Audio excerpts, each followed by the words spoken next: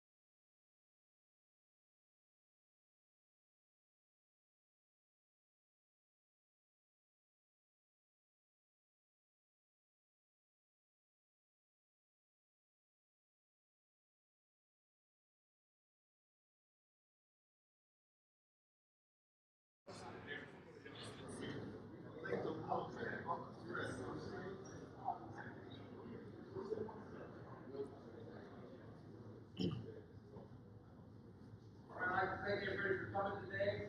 My name is Ken Lamberville, so I'm ETMC. I'm here because my friend Sean and I lost the family, so I'm doing my deal now today. It's a great opportunity, great lineup today. These are always hard to come by. It's good to see people live instead of doing these virtually. I think this is amazing, your program. I've been involved in this area for 42 years. So, there was a saying I heard there used to be a coach at football coach at the University of Bama. And he would always say every offseason he was a classic car enthusiast. He said every year I would use that analogy when we look at our team and what we do in terms of teaching or practice. He says every offseason we take our program down to the frame. In every aspect of the program they would analyze, is there a better way to teach this drill? Is there a better drill to do this particular aspect of the program? So they would analyze every aspect. So if you add something to do, you think's better, because you already got so much time to have to get this done. That was the big think tank going into the office, taking their program down to the frame. I always like that analogy because they're always trying to figure out what we can do better, teach something better, and I think that's if you get input from the staff. Some of the times when I go around to teams, it's like I wouldn't do something different, but I would teach it different. So you pick something up from the program. I think this is an opportunity where you can do that, not only listen to the lectures today, but just the networking that takes place during the conference. Another bit of when I was just starting in the into this profession, there was a guy I met when I was at Ohio State University that owned the Pittsburgh Pirates, John Gower. So I was 20 years old. I said, Mr. Gower, what advice can you give a 20-year-old being successful in their profession? And he was in his 80s at the time. He said, whoever's the top in your profession, befriend them right now. He says it could be somebody in their 50s, somebody in their 60s. Befriend them and learn from them. He says, and then when you get to be 50 or 60, befriend somebody that's your age. He says, because as you get older, you want to make sure that you have young people around you that have new ideas and have a really strong passion. He says, because what I've noticed is when people get further along in their careers, they lose that passion to a certain degree. He says, so my advice is to you, when you're done, have older friends, and when you're older, have younger friends. So that's all you heard from me, but looking forward to our first speaker is Alan Bishop, Director of Basketball Performance from the University of Houston, a native of the state of Alabama, so he's close nearby. He was a 4-year Letterman defensive lineman, Utah State. He was also a 4-time academic All-American. So we're getting somebody smart today, which is good. He did his master's degree in exercise science at Southern Utah. He was also an assistant strength coach there during that time. When he finished that up, he was director of the basketball program at University of Texas Arlington. There, he went to Utah State, was an assistant there for several years before taking over the program, and now in his 6th season at University of Houston. Done a phenomenal job there. A friend of mine runs the football program at Houston, Carol Bauer, and he said, "Hey, this guy's really good." So I've known Carol a number of years, when he can say that, that speaks volumes. So without further ado, I'll hand this over to Alan. He's going to do a great job. And make sure you got your notepads out. Thank you.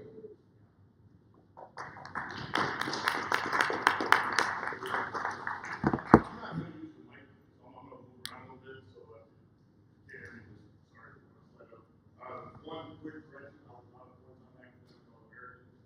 I was back then in conference, but the school had a 98% acceptance rate, so I think that's what that was. But no, so what I want to do is, I want to really lay out what we're going to do for our 8 weeks. You know, if we get the 8 weeks in the summer, we get June, we get July, we get everybody on campus. I really want to dive into this. This is what we're doing. It's not going to be the 100% A1, A2, B1, 2, 3 for every single day for 8 weeks. But it's going to really dive into what we do, and I really want to touch and kind of explain what my mindset is on everything. But the big thing is, just real quick, show of hands, has anybody ever heard of omni contraction? That is a method, a couple here and there. So omni contraction, it is not something that I came up with. It's not something I invented. I think it's like many other things. It's just a system.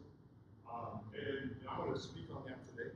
A little bit of the evolution of how I got to where I'm at on this. I am a big fan of eccentrics, overloaded eccentrics, accentuated eccentrics.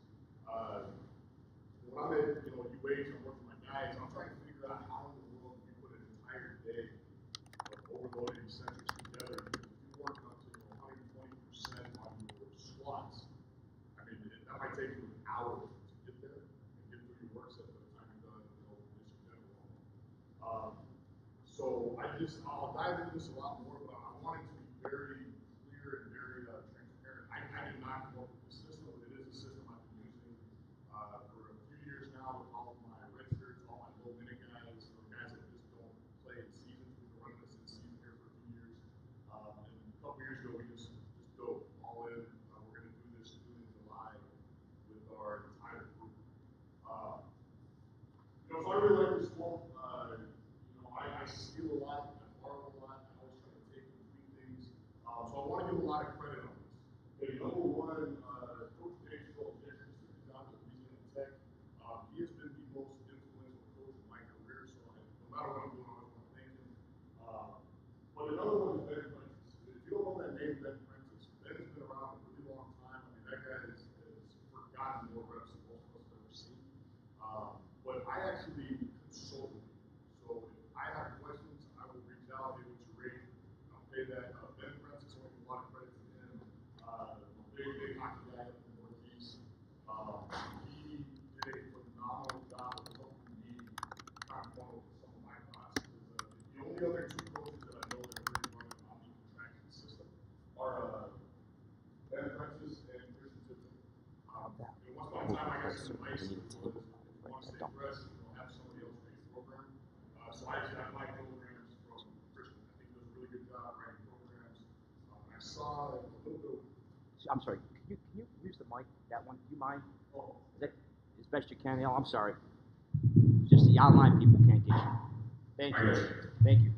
So what I was saying was Christian took out some of my programs from, and I think that if you buy programs from other coaches, it doesn't mean you're gonna run like a recipe, but at the same time you just see what other people have. And so to me, there was actually something I picked up in one of Christian's programs that actually lined up to the problem I was having, which is how do I get a lot of work done if it's gonna take me an hour to just get through 5 sets of squat. Okay, so and I'll dive into that a whole lot more. And then another thing, I want to speak very heavily on time of detection, because I think it's a very misunderstood, but very important part of how I progress in the world. And the numbering system you're going to see is what I learned from Charles. But I want to give a lot of credit. Ian King is actually the first person I'm aware of. I feel like, just kind of with the internet age, and then when Charles was putting out his information versus when Ian King was, I feel like Charles gets kind of lion's share of the credit. But I'll dive into what Ian King contributed to. As far as I know, he's really the first one that every program had a free number temple system on.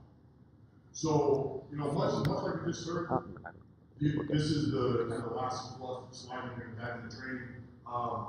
I always want to include this slide because I feel like there's that cliche of everybody knows that coach. I've always done it this way. I'm always going to do it this way. This is my way or the highway. Okay, that guy does exist, but I think a bigger problem is, oh man, did you hear what Matt Albert said? This changes everything. We're going to throw the baby out with the bathwater. We're starting over, and on Monday we're doing something we've never done. I think that's a bigger problem. I don't think we're rooted in anything. So my advice is continuing education. I mean, everybody here is real people, it's real time, real money. Just try to take one thing. If there's nothing else, just take one thing that made this worth your time and just try to apply that on Monday. But yeah, let's get to the good stuff, right? So Omni contraction, biggest thing, this is just an organization of training. Okay? This is something, for example, we get in season, if anybody's familiar with Joe Ken tier system, my in-season training looks a whole lot more like the Joe Ken tier system than it does probably anything else. Okay? But in an off-season, June and July, we're always going to start the first Monday of June. The way our academic calendar lines up, we're going to go 4 weeks. We get the entire team gets a week off for the 4th of July. We go 4 more weeks in July. We get 2 weeks off in August. And now we've got summer off-season. June and July on campus, with no distractions. Just really get after it. Okay, so how do we organize training?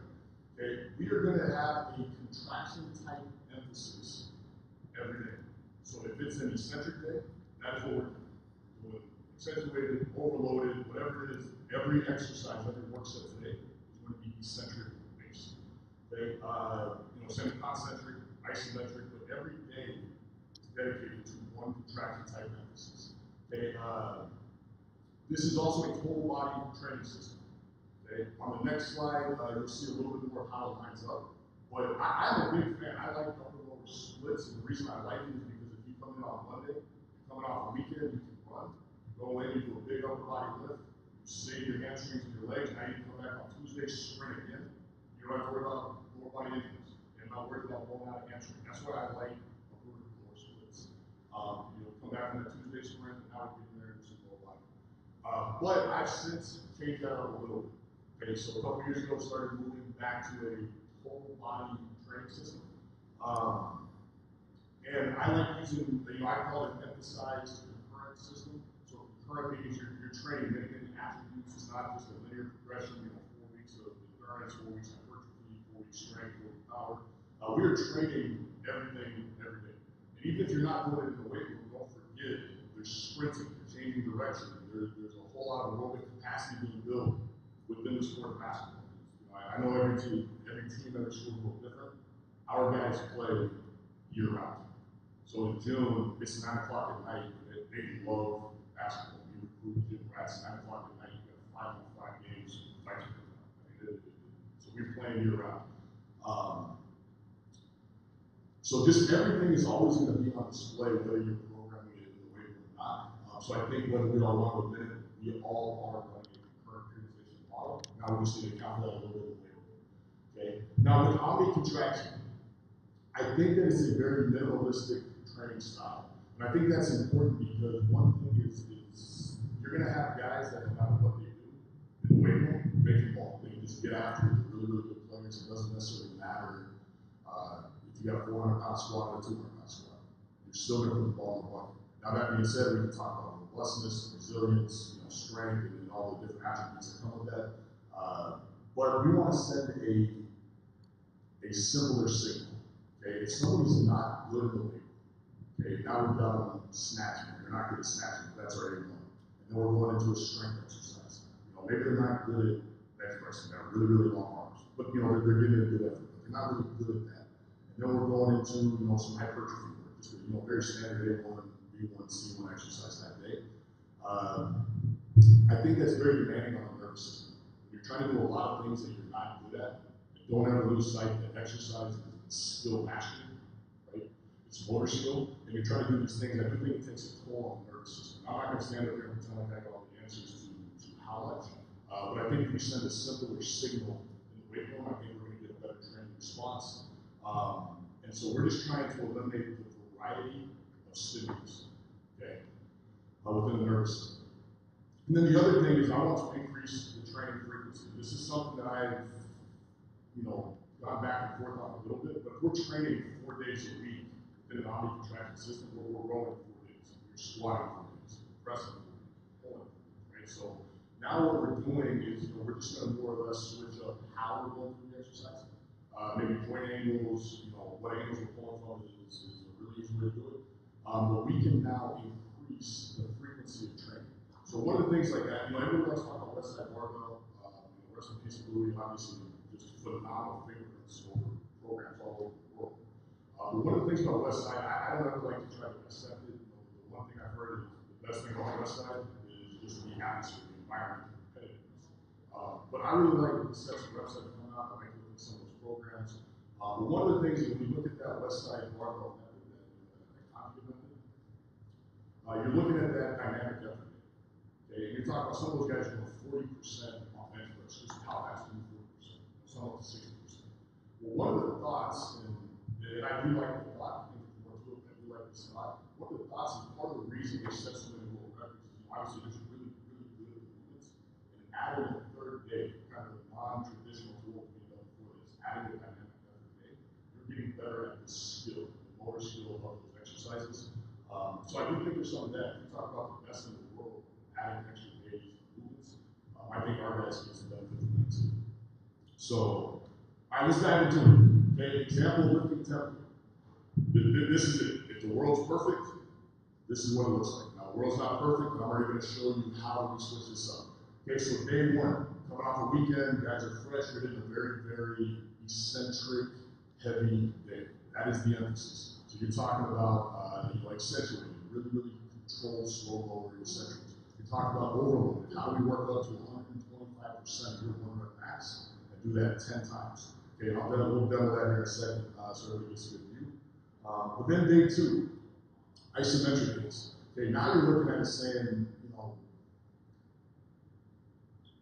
we got the big bulk of our nervous system, fried out of the way on day one. But now we're going to come in and do some isometrics on day two. If you look at isometrics, we're not just talking about, doing Copenhagen planks or Chinese planks or anything like that. We're talking about is how do you, if you're trying to pack on muscle mass, how do we put on 3 pauses for 3 seconds each on each rep? How are we able to put a 20-second pause as a pre-exhaust? So now you're feeling where you're trying to target and going from there. Okay, or maybe we're coming off of the season right now, right? We're going to want to do some regenerative things. Maybe we're doing 5 straight reps and then we're trying to hold the bottom for a 30-second hold, kind of doing a QSI, right? Quasi semi-isometric, nothing to do with the eccentric isometrics that are going around anyway. Okay, and then day 4. I like day 4, it's an optional day. Okay, maybe that's when we want to throw in your strongman training. Something that doesn't necessarily fit into this would be gaps. So maybe you went through the whole day or the whole week and you're saying, hey, we missed something. That's what's going into day 4. Or maybe you got your prehab and structural balance if you think there's a lot of value in comparing rotator cuff strength to 1 rep max press or Y raising to overhead press, and you have some structural balance numbers you're working with. That would be a day we go real heavy on that. So again, perfect world. This is the summer. Okay? Maybe you go out on day 1 and you do a lot of velocity. Maybe you're running through your wickets. You're really trying to get your top end speed up, so you got better speed reserve when you're doing your acceleration. Okay? We come in and we're doing our eccentrics in the weight room. Okay, day 2, we're going to come back. That's your acceleration work. Maybe we're doing resistant sprinting by dragging chains. Maybe we're doing hill sprints. Maybe we're doing sled sprints. Okay? And then we're going to come in, yielding isometrics, overcoming isometrics, statodynamic reps, etc. There's a lot of variety that we can throw in with these isometrics. And if any of this terminology is new to anybody, we're going to demo over everything here in a couple minutes. But one thing as well with day two, the term yielding versus overcoming isometric, I think that's another big one, because if you're looking at hypertrophy and just building time under tension, okay, I really like yielding isometrics. Yielding isometrics means you're lowering and then stopping a movable object. And overcoming isometric means you are pressing to something immovable. So if I were to be pressing into this wall, no matter how hard I press, the joint angle is not changing, but the wall's not going to move. Whereas if I stop this microphone, I can hold this here for a long time. This would be a yielding, that would be an overcoming isometric. Statodynamic means that you are essentially emphasizing a isometric contraction within the rep itself. At the front end, like a pre-exhaust, at the back end of the set is a post-exhaust, or you can literally do it at joint angles within the rep if you're trying to specifically target strength at a specific joint angle. Okay, and then day three, aerobic emphasis. I am a huge tempo run guy. I think there's been a lot of negativity towards some of the old quote unquote football survival runs where you're doing these 110 survival runs. I want to be at 70%, do that for 80 or 18, 20 reps. We've done tempo runs for 150 yards. We've done pull to pull. I love tempo runs for building aerobic capacity. Don't let it turn into a survival run, okay? But that would be day three. Come out here, your aerobic work, and then concentric emphasis. I mean, let the dog off the chain and let the big dog eat, right? You want to move some weight, that's when you do it. You do it on your concentric emphasis day. Or maybe we're doing true concentric only. Maybe we're doing dead stop rows and we're dropping it. We're doing deadlifts, pick it up and drop it. All you're doing is a concentric. Floor press lockouts, etc. And then day four for me is strongman. Okay, come in, we're doing loaded carries, overhead carries, yoke carries, farmer walks, things like that. And then I am a big elbow dominant guy. Okay, so I'm going to give you my thought on this. I think it's a really good training nugget. It doesn't really have anything to do with this presentation. But if you're training athletes that have really, really long limbs, okay, the biggest example I have is we recruited a center that is only 6'7", only 6'7". He's got a 7'5" wingspan. Okay, pretty good. But that's how we recruit. If we have a 6'1" guard, he's got a 6'6" wingspan. We do not bring in guys that they put a quarter in their pocket they can't get out wherever we want. Right? So with that being said, let's think about that for a second. You are not built to be advantageous in a press, for example. It's got to go really, really far away from you. But you are built to be advantageous in a row. Now, if we're looking at this and we're saying we're going to line up our exercises to match body type, I think there's a lot of value to stabilizing at the shoulders. I'd say 90% of the work we do in the weight room at UH is dumbbell, cable stacks. I do not think cable stacks qualify as a machine. I think they're redirected free weights. But it's going to be dumbbells, it's going to be cable stacks, and it's going to be pull-up bars. Do we bench press? Absolutely. Do we do barbell work? Absolutely. That's probably about 10% of what we're doing. 90% is how we stabilize with dumbbells at the top. And we'll get into that with the tempo system as well. But the other big one, elbow dominant. Okay? If you want to get really good at a chin-up and you have really long arms and you think there's value to saturating the ability to be good at chin-ups and do heavy chin-ups, you better do some elbow dominant work with guys who have long arms. Okay? Same thing as if you think there's value to getting strong in whatever range of motion you're trying to go, but with pressing, you better do some elbow dominant tricep work with guys who have really, really long arms. Obviously, the world's not going to fall apart if you don't, but you're going to get a lot better results if you do. I am a firm believer in that. Now, with this said, again, this is perfect. I'm already going to tell you when the world's not perfect. Okay, so if you just have a starting point, and then how do I build out from this? Where the world is not perfect. Okay, we give our guys Friday, we do a team practice in the summer. Okay, so we wake up, we do strongman, we do elbow dominant. We have a big team practice, we eat breakfast, and they go home. We'll see you Monday. So there's probably two extremes, and then what's happening somewhere in the middle. Extreme number one is they do everything the right way. You get up off your feet, you hydrate, you get a lot of sleep, you get a lot of food in your system. Maybe you wake up and take a couple walks, you do some stretching.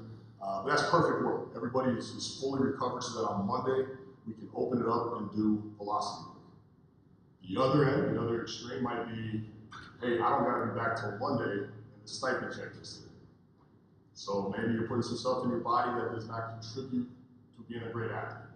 And maybe, you know, whatever part of the country you're in, it's legal now, it's just part of the culture. Maybe you're putting a lot of smoking in your house. Maybe you're putting a lot of alcohol in your system. Maybe you're not sleeping. Maybe you're up on your phone looking for things. So if that's the case, you're not sleeping, you're not eating the right way, you're not hydrating, and then we're gonna come in on Monday and open it up and sprint, you might be asking for a problem, okay? But even if you do everything the right way, and you just sat around all weekend, the first thing you're gonna do on Monday morning is sprint, you might be asking for a problem. So one thing that I do is I actually switch it up, and again, I am a huge tempo run fan, because it never goes above 70%. It is not a survival run, it is aerobic capacity. So I do my tempo run on day one. So again, perfect world, now let's live in the real world. I'm not gonna have the weekend that went really well, really bad, just something I have no control over, derail our training with injury. So again, perfect world might look like this. We're switching it up and we're doing our tempo runs. The very first thing we do, just, you know, liver functions is important. Let's try to get the body back a little bit, okay? Now again, getting organized, and we're gonna dive into all this. Talk about Ian King, Charles Poliquin, talking about a tempo system. Okay, there are pros and cons to everything. Percentage-based is not perfect. Okay, time under tension is not perfect. RPE is not perfect. Okay, but what you see up top, you know, relative strength, functional hypertrophy, which is more that, you know, myofibrillar, you're trying to, you know, increase the size and strength of myofibrils. You know, traditional hypertrophy, you know, just kind of more the fluid increase. And then I apologize, you can't see it, but the end is just endurance. Okay.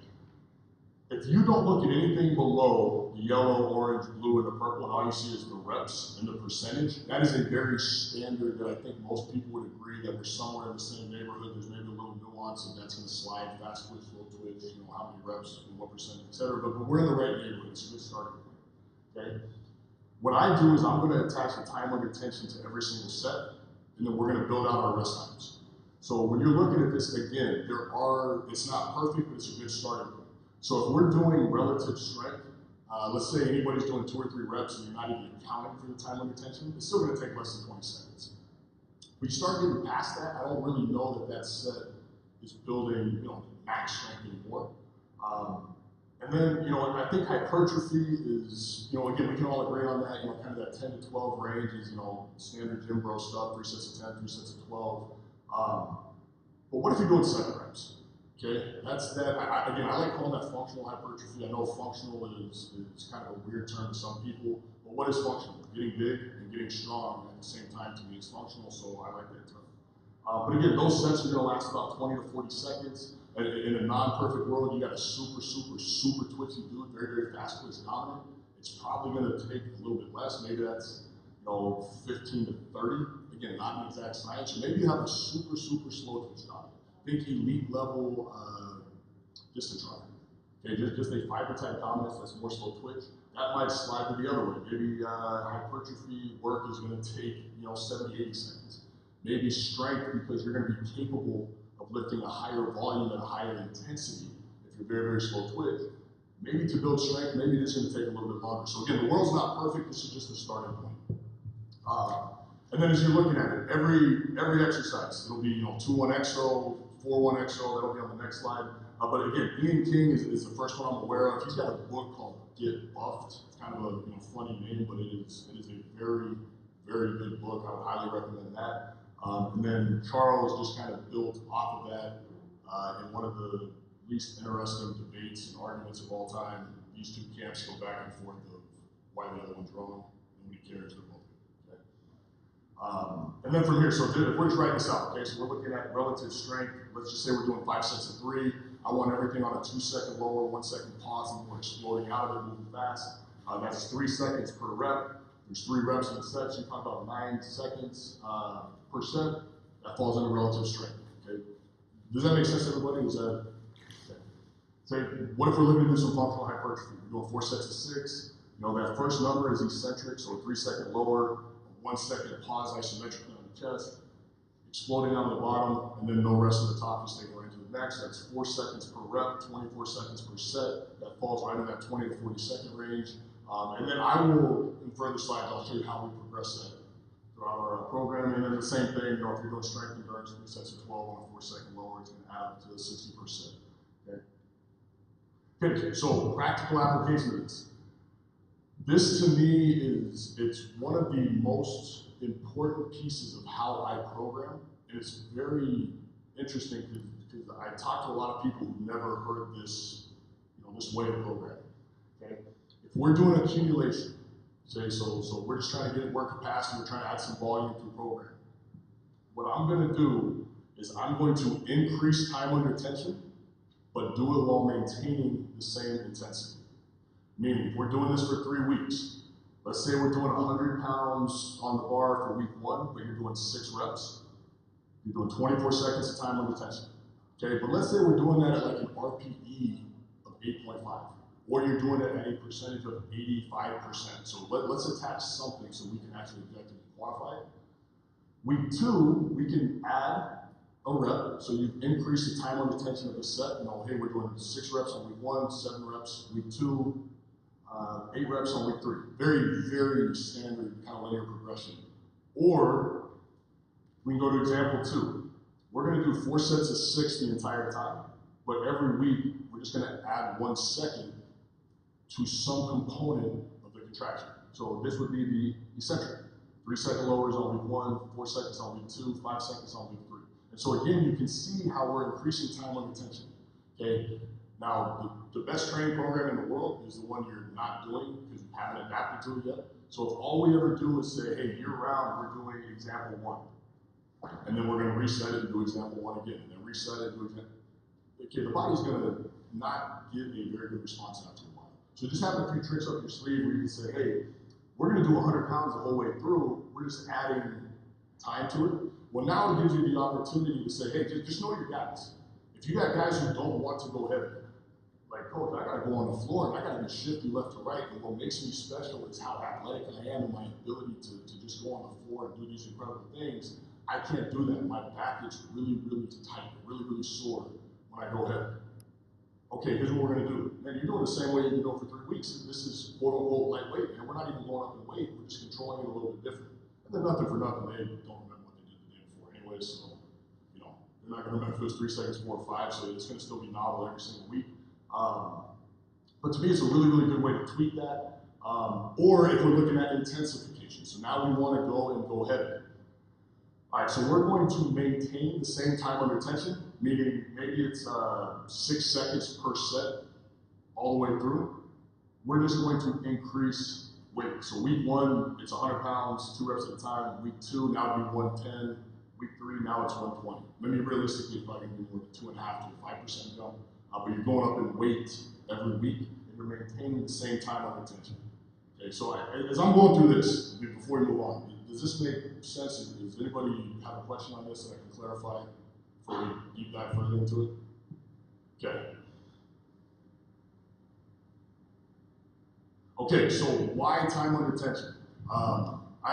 One of the great things about the internet, I love sharing information. I'm sure as soon as I'm done coaching, I'm going to go teach somewhere. And I really like the internet for that. If I have a thought, if I have an idea, if I think something's cool that I think is good stuff, I'll film it. I'll try to give an explanation, just put out a little quick deal. And the reason I do that is because I remember when I was first getting started, I just couldn't find good information that, or maybe I couldn't find great information from practitioners in our field. Great information on TNH, great information on Elite FTS, great information coming out from Westside. But there wasn't necessarily a lot of guys, a lot of coaches showing what they were doing in our line of work. So I like doing that. I just like kind of trying to explain little things we're doing. One of the best comments of all time is I'm explaining time under tension. I said, hey, this is a 4.0 exo tempo. Here's why I'm using it. And someone said, I counted 3.5. Put it on the clock. 3.5 seconds time under tension, not 4. All right, cool. It's not perfect, right? But that 85% that you have on the bar, what if he just asked out the girl of his dreams, she said yes, and the 85% is probably closer to 75%. He's going to set the world on fire with new records. Or what if it went the other way?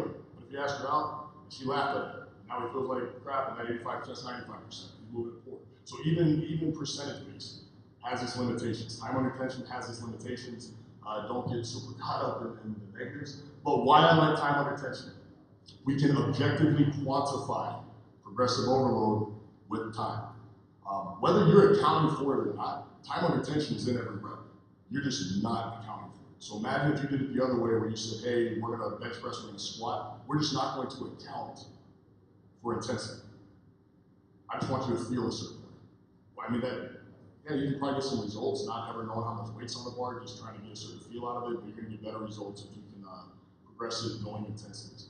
Okay, but this is really important, and I'm going to send the study to Sean. I apologize, I realized I did not make this. Really, really good study that came out a couple years ago. What equated for volume load. Okay, volume load, total tonnage, I think those are interchangeable terms. I actually asked a good buddy of mine, why are we using different terminology? I think volume load is maybe a little more clinical. Total tonnage is kind of what we all use though. So if there is more nuance and difference, I apologize. I don't know what it is. I just think volume load, total tonnage, same thing.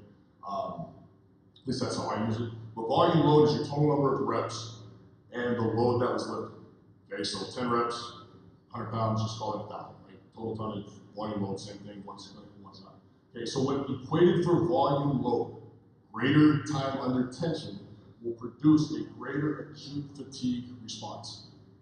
Meaning, if you're doing 100 pounds and I'm doing 100 pounds and I'm doing 3-second lowers, you're doing 2-second lowers, a study proved that the 3-second lower will create more fatigue. Okay, but for everybody who's like, I need a double-blind peer-reviewed study to bring a parachute when I jump out of an airplane, like that, there's a good study out there where they actually equated for volume load, time under tension, and they showed that you are going to get a greater acute fatigue response. Okay, again, they work together. If all you do is track your total tonnage, these two things work together whether or not you are accounting for it. Okay, and then greatest quote of all time. This muscle fiber that is recruited but not fatigued is not being trained, and does not mean you're laying in a puddle of sweat, or puking your guts out. But if you do not create a demand that requires an adaptation, we're just making time.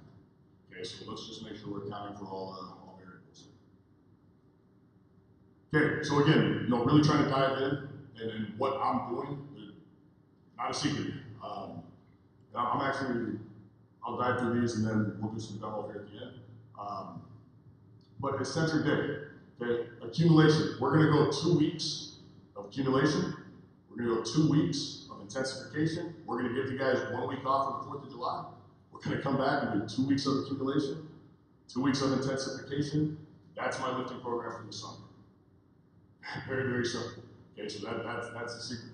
Okay, this right here, A1, A2, A3, A4. We'll call it an RPE of 8.5. This is, again, another little, Mr. Miyagi trick. I want 3 sets of 5. I want 3 good work sets. But that 4th one is kind of a, let's see where we're at on this. We'll warm up, we'll work to it. I want that first set is something we're going to adjust off of.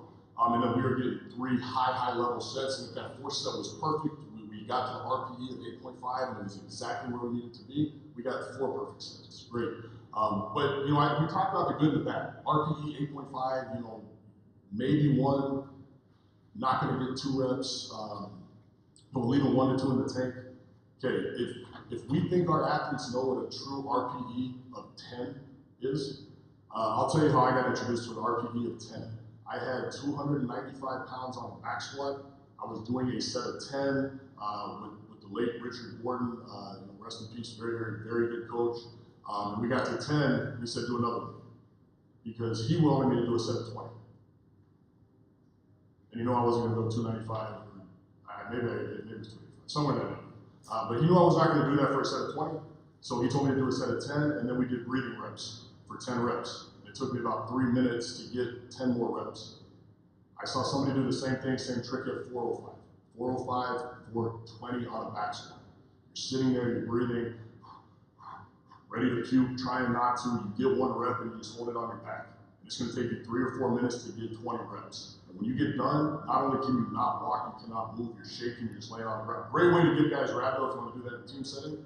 But if you're looking to, mess with one of your clients or somebody you're training and you built up to that and you have that in mind, that is an RPE of 10. You cannot move. None of our guys have ever felt it, right? I mean, that's just not the way we train guys. So if you think that you know how to make that be a 10 by thinking what that is and having never felt that, that's the limitation of RPE. I love RPE, but that's why I think we need the one extra set to try to get them to that 8.5. Okay. But there it is on the bottom. Week 1, we're doing 4-0-XO. Week 2, 6-0-XO. Week 3, 8-0-XO. So we're gonna do the same weight for 3 weeks, or it's gonna be 2 weeks. This is an example if we built it out to 3, so you can see the progression. We're gonna go 2 weeks of it, keeping the same weight, just extending out our time on intensity. Okay, we'll come back, we'll do intensification. We're gonna do introduction to weight releasers. And to me, again, this is where this all makes sense to me, is that's how important I think these overloaded eccentrics are. We're 70% on the bar, 30% on the weight releasers. Week 2, 70% on the bar, 35% on the weight releasers. That's percent of your 1 rep max. And then we're only doing 2 exercises. Bench press, half field squat, a 3+2 cluster. So you're gonna have that weight releaser on for the first rep. You'll take 2 more, racket, weight releaser right back on, fall off after the first, do a second, racket. We're doing 10 work sets. That's it. Come in the weight room, and it's been an hour to work up to 10 work sets on our intensification day. Okay, isometric day. Same thing. Accumulation, RPE 8.5. And I want to show you this. If you look, we're doing incline dumbbell press, then we're going to a flat dumbbell press. We're doing high cable pull down, we're doing mid cable row. We're doing a cyclist front squat, high heel, really high chest, quad emphasis. And we're going to a Zercher squat. We're doing knee dominant, we're doing glute ham raises. We're going to inverse leg curls. One of the best machines out there. I wish I had 10 of them. I wish I'd have got them sooner. The inverse leg curl is one of those things where if you feel like if you have the money and the space, I need to have a glute ham raise. I am of the mindset now that you need to have an inverse leg curl. It's a game changer for us. We got a Nord board in, and then we got an inverse leg curl in, and we watched, I mean, just numbers go through the roof from guys who've been doing glute ham raises for 4 years. Okay, so that's a really, really good machine. So great job there, Louis. But again, so here's what we're doing. Weight is going to stay the same on your isometric day. We are going to hold a pause at the midpoint. So if we're doing a row, 5, 4, 3, 2, 1, let it out. 5, 4, 3, 2, 1, let it out. So we're going to do that as an isometric emphasis. When we're doing our iso, we coach it that your body should be shaking. You're trying to squeeze as hard as you can squeeze. You're not just stopping the bar from moving. Okay. Now I'll get into this a little bit more at the end, but I want to say a lot of times this gets misconstrued as bodybuilding when you do these isometrics, these statodynamic reps. But I'm going to steal a concept from bodybuilding. If you have somebody who's not very good, bicep hypertrophy, they just, they're lagging. One of the biggest things you can do, get them to do a pre-exhaust so they actually feel that mind-muscle connection. And they're saying, oh, okay, that's how I'm trying to contract it. You're actually trying to get them to feel it. Well, the same thing, if we're doing, is it Jay Schrader, the extreme isometrics, it's the same exact thing. You're sitting there holding these isos and you're trying to squeeze and feel. So that's what we're doing right here is we're doing the same thing we do ours. But every single exercise is going to have that iso at the midpoint. So when you look at it, that's why there's so few exercises in the day. And then we'll go to our intensification. Maybe we'll do isos at the end range of every rep. We want to get strong at end ranges. So now let's look at this one too. I'm going to go back. Eccentric. We moved from dumbbells to a barbell, and our summary, these 8 weeks, there's going to be 4 weeks essentially where we're going to bench press, and then we're going back to dumbbells, dang near throughout the entire year, unless there's guys who need to use weight releases again. But then we're going to do the same thing. So we're sending, like we said, that minimalistic training style. We're trying to send a signal that is very similar so we can be good at lifting. Barbell incline press, front squat, chin up, hip lift to curl. So we just went from going dumbbells and cables to now we're doing chin ups and we're doing barbells, right? So we're switching up the stimulus during our intensification for accumulation. But if you're only looking at the accumulation on the left, those are very, very similar. And then a concentric day. Okay, so dumbbell press, we're literally just repping things out, and this is where we're going to increase our time on intention week to week by just adding reps. Okay, and then we're going to look at intensification. Okay, floor pressing. So we're going to just truly only work the concentric. Floor pressing, Pendlay rows or dead stop rows. where every time you go back to the floor. Backward sled dragging, I think, has a whole lot of value. Again, Westside Barbell guy was way ahead of his time, and it's really, really made a resurgence. I'm sure all of you have been asked, hey, coach, what do you think about the knees over toes guy? Big thing he's doing is he's dragging his legs backward. It's awesome. I hope that is not a trend that goes away. That is phenomenal. I'm glad people are doing that again. If you got guys with tendonitis issues, just do 25 yards backward sled drags before you do anything lower body, and they will think you're yoga. You just got back tricks. No, you're just sending blood and fluid down to the joint. It really works well. But then RDLs or deadlifts. Okay. Now we're just doing it by adding the percentage, keeping the reps the same. All right. Now again, here's the secret. If anybody's ever been in the room with me, we do a lot of stuff. Hey, ones are up. Now, why do we do that? Because you're not going to skip reps. If your group's going, everybody's got the exact same time under tension. If everybody's lowering for 3 seconds, 1 second pause, punching it up fast, and you got 5 reps. When everybody starts, everybody's also finishing at the same time. So no one's ever skipped the reps. But here is the secret. Okay, no matter what you do, no matter what any of us do, is it really, really well thought out? Okay, is it highly organized? Is there tremendous effort on display? Are you being consistent? Okay? Is it technically sound? And are you coaching your face off? I want to touch on a few of these. Number 1, is it consistent? The very best training program in the world. I'm talking about you found the magic formula. You have the best training program in the world. You're not going to get any better if you don't actually consistently do it. Hey, coach, I got a dentist appointment. Cool. Go after this. We're going to work, right? Consistency is key on this. Okay? And I'll even go further. I think the greatest program in the world ran poorly is a whole lot worse than a very, very poor program ran great. Okay? You can make art out of anything. Okay? If you're a coach and you have mastered your craft and you are an artist of what you do on the floor, you can get people better with a lackluster program, just with everything else that's on display, be it technically sound, effort, things like that. But if it's a great program, it's just implemented poorly, I don't think it's very good. Is it technically sound? Show me somebody who cheats technique, I will show you somebody who's going to get hurt. I don't care if you're 19, 29, 39, or 59. It's not a matter of if, it's a matter of when. I'll use myself as an example. I was very much, believe it or not, a meathead back when I played jockey. I just wanted to put as much weight as possible on my back, in my hands, and movement.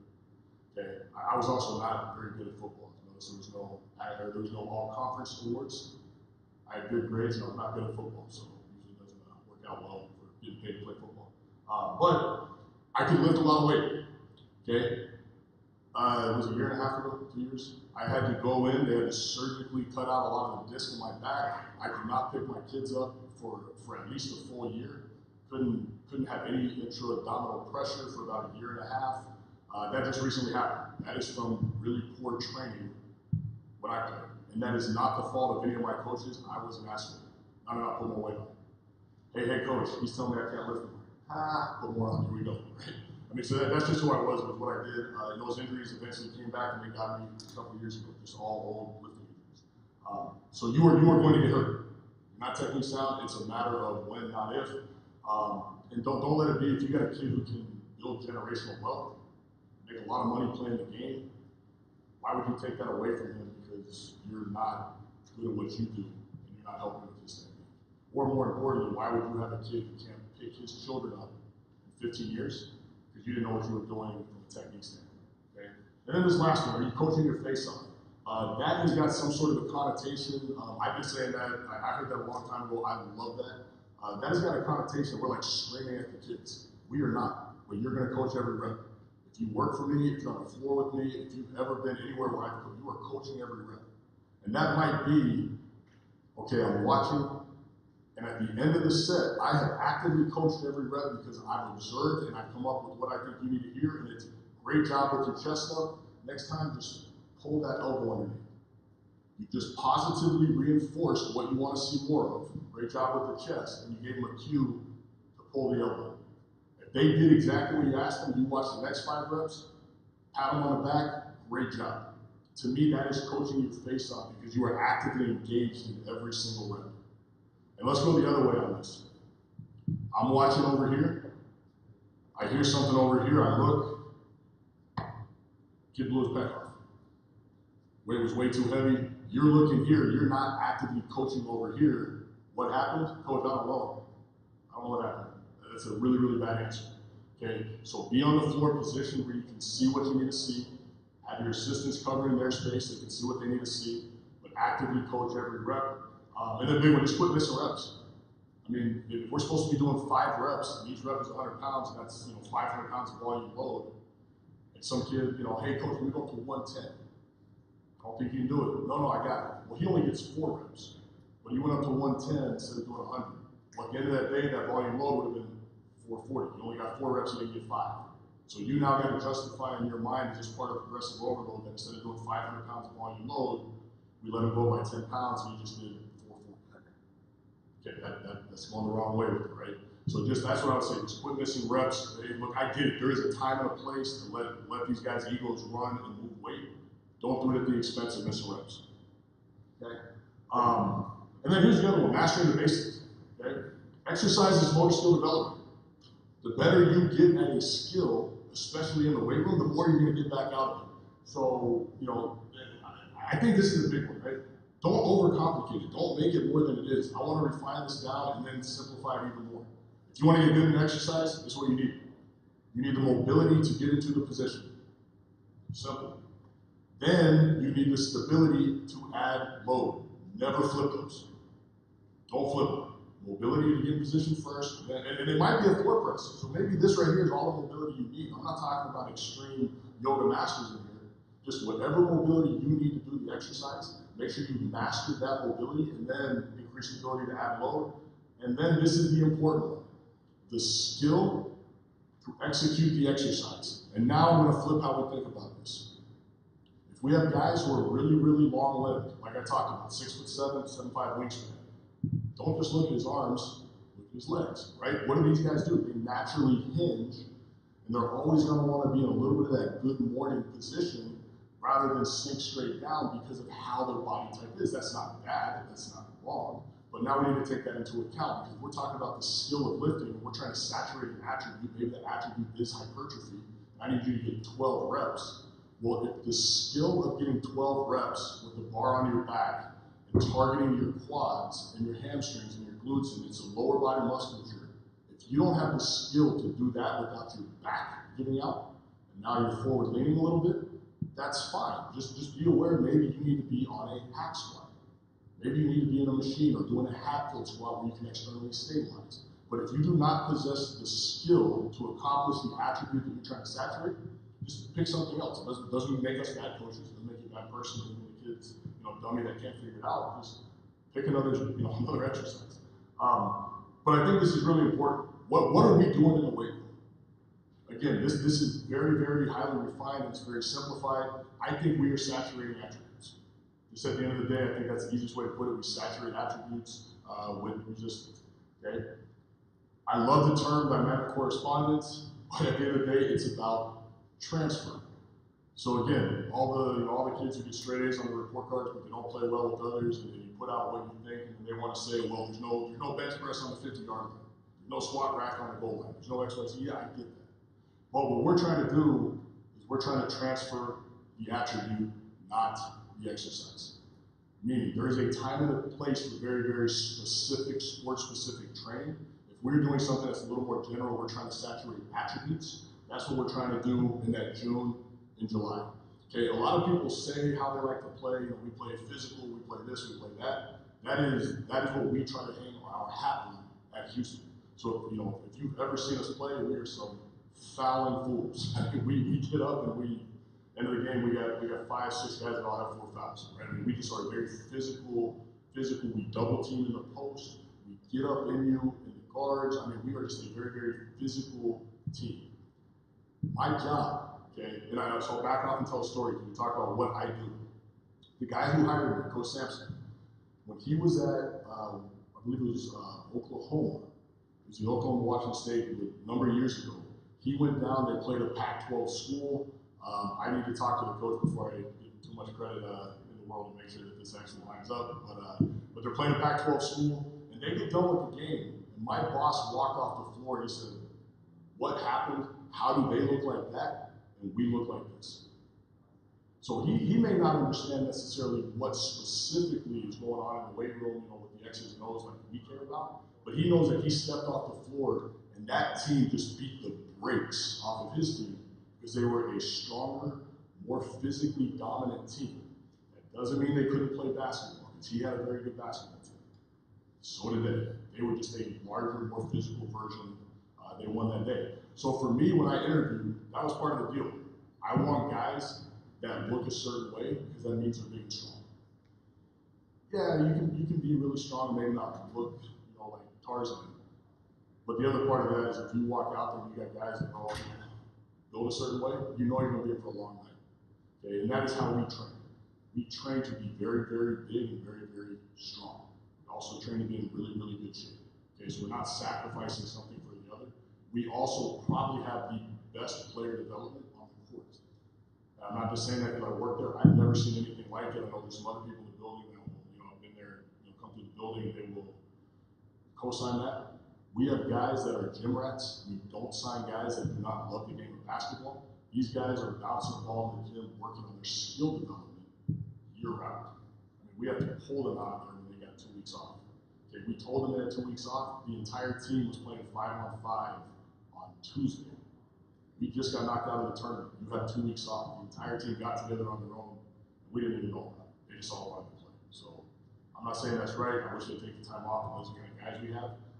So again, now we talk going back to this, transfer the attribute. Transferring strength, power, speed, etc. Just do it in a very, very intelligent way. And then I want to talk about this, okay? A lot of schools coach, we teach. Okay, that is a big thing within our program, is our head coach is probably the best pedagogy person I've ever seen in my life. He is a teacher, but he wants the same for us. He wants me teaching in the weight room, okay? So with eccentrics, own the entire range. If you're doing an 8-second lower and the athlete feels that, oh, right here I dip, because that's my weak point, well, now we can own it. We can work on it. We've slowed it down, and they are learning to own their range of motion. Teaching with isometrics, I talked about a little bit, but that mind-muscle connection. If you're not doing something right, and I can get you to pause, squeeze, and feel it, now you can probably correct it. Okay, so same thing there. And then I think strength in disadvantageous positions. Okay, if you're really, really weak in your end range of motion, your body is going to be inhibitory by nature. It is a very good self-defense mechanism. If you're weak here, your body doesn't want to be here. So you're not going to be able to drive up strength in the bottom of the press and the bottom of the squat. So maybe we can reduce the load and pause. Okay, pause in disadvantageous position. Teach your body to be strong and comfortable in those positions. And teaching with concentric. Okay, compensatory acceleration. There's a book called Power by Dr. Hatfield. It's one of my favorite books of all time. But he's got an entire chapter dedicated to compensatory acceleration. Just move the bar fast. Tap into those high threshold motor units and get them fatigued and trained. Okay. Okay. Now I want to do this. I wrestled a little bit of time there. Sean. Yeah, you're fine. Good. Okay. So here's what I'm gonna do. Feel free if anybody wants to get up and come over here so you can see. I don't know how we're doing this filming for the internet. But I'm going to show you how we utilize these weight releasers.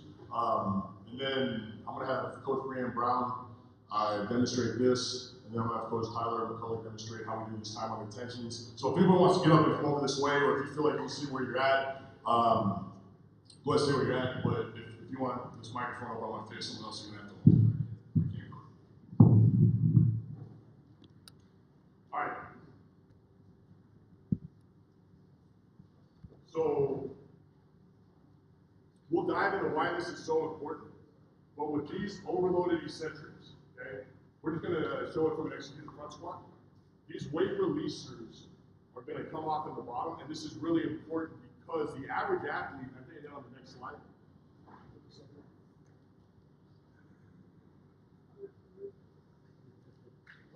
All right, so the average athlete is going to be about 40% greater eccentric load that they can move than a concentric load. So what I want to do right here is I want to show how this looks, and then I'll explain why this is so important. Okay? So if we're going to come out right here, these weight releases are great. Take your squat, control it in the bottom. You know, let's just do like a 5 exo. So 5 seconds. 5, 4, 3, 2, 1. Weight releaser comes off. That's it. Okay, simple tools, very complex results. Okay, and then Tyler, can I have you pop down on the bench real quick?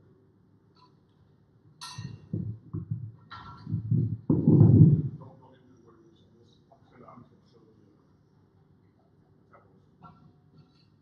Okay. All right.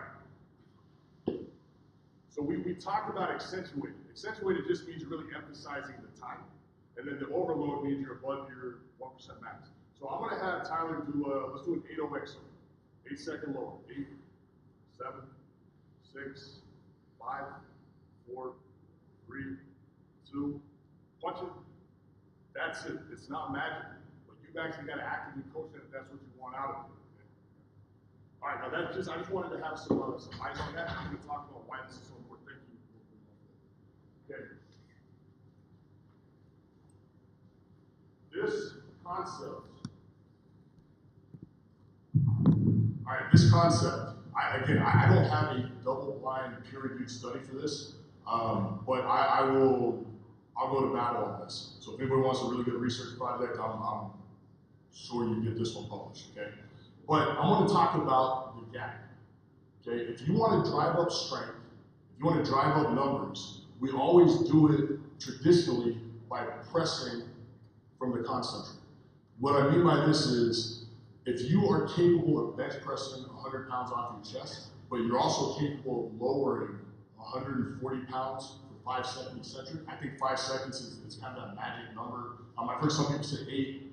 I think 5 is good. But if you can lower 5 seconds, 140 pounds, that to me is your eccentric 1 rep max. Okay, so that gap, 71.5% of 140 is 100. Okay? Now, if we are going to say my goal is to get that 140 to 160, why? Because then it will pull the concentric with it. So rather than trying to drive concentric strength only to get the weight up, because now you're limited on every single eccentric exercise you do to a very, very sub-maximal stimulus. Okay, now what we're going to do is we're going to say, hey, we're going to do these weight releases.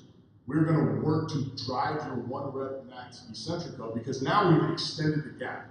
So we've taken that to a 160 pound 1 rep max. And these adaptations are quick. If you've never done this, you will see that maybe in 2 or 3 weeks, you'll put 40, 60 pounds on the bar from week 1 to week 3.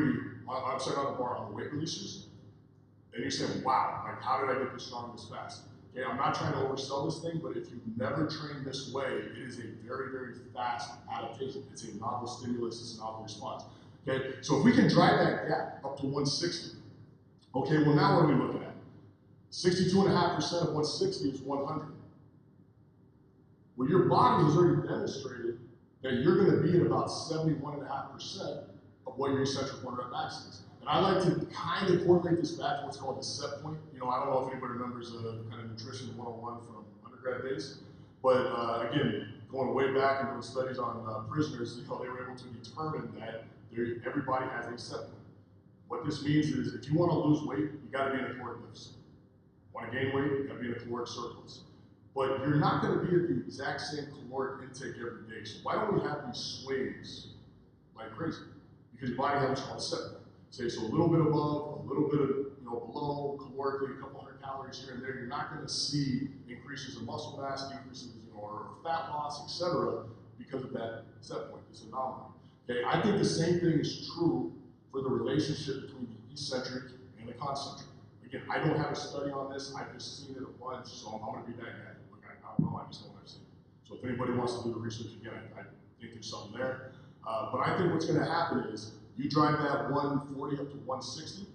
That is going to be the easiest 15 pounds you've ever put on your 1 rep max because your body's trying to get back to where you already were, which is at that 71.5%. Okay, so again, I've seen this plenty of times. I like it. I'm a big fan of it. I'm sure there's a better term for it, but I like that term, the gap, because we're just trying to drive the gap further apart. Okay, and then again, if you're trying to figure out, okay, who's going to benefit from this? If you got a kid who does not have a very large gap, okay, it's probably going to be a really, really big benefit, because the body will always be stronger eccentrically than concentrically.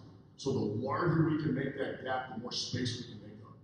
But if you've got someone who's already got a really big gap, let's say, someone who's 30 to 50% stronger, eccentrically, there's still going to be a benefit, but it's probably not as much. And then what if we go to the other end? I've heard about this, I've only seen it one time, but somebody who's literally 100% stronger eccentrically than concentrically. Again, I've heard of it, I've only seen it, it's out of this. Only seen it one time. Okay, not gonna call anybody out. But it was not it. But that being said, you could say there's little benefit. What benefit is there to driving the gap? Very, very little. But what if there's a lot of benefit to driving up your total tonnage, your volume load, by hanging weight releasers, knowing that if you can lower 200 pounds, you can only press up 100? Well, what if every single rep, we just add 50 pounds to the weight releasers? So you might still only be pressing 100, but you're adding volume load because every eccentric rep has got more load to it. Okay, so now you can think, oh, okay, that makes sense, and you can drive that 100 pound number up. Okay, so does that make sense at that point? All right. Okay, so here's what I'd say. If you want to work up and figure out what these numbers are, take your time, because your nervous system will be able to do this, especially if you're really well trained. But if you've not prepped the tissue for it, you might be in for a rough day. Okay? So what I would say is warm up to 70% of your 1 rep max on the bar. Why only 70? Because it's not a concentric exercise. Okay? You don't need to have 400 pounds, 500 pounds swinging on the hooks, but you also need to burn out on the way up. So just something very light, 70% on the way down. Okay? And I like to then start warming up to 30% of your 1 rep max on the hooks. Whatever that looks like, could be 5-10% at a time. And then every single rep has a 5-second control moment. What I mean by that is, if you're going 1, 2, 3, 4, 5, that's not your eccentric 1 rep max. You do not control it at the same bar speed all the way down to your chest. Okay, so right at the top, the mid, the end has got to be moving at the same speed. You do that for 5 seconds. That's your eccentric 1 rep max. And then from there, we will add weights to the hooks until we get filled. Okay, and like I said, a lot of times that might be about 40%. It's kind of a common area we wind up in. Sometimes a little bit more, sometimes a little bit less, but there's going to be values to that. And again, so now I want to talk about this one more time, circling this whole thing back. This omni-contraction method that we are using, June, July, this whole thing to me grew and expanded out of these weight releases, trying to get to these set rep schemes, and me taking a full hour to try to get this working. Okay, well, what are we going to do the next day? What are we doing the day after that? So to me, it's just a way to organize training. Okay, there's pros and cons to everything. I will say this, I have a very big Olympic weightlifting background. I really have to come to Jesus on this in June and July. We're not doing a lot of snatching, we're not doing a lot of things.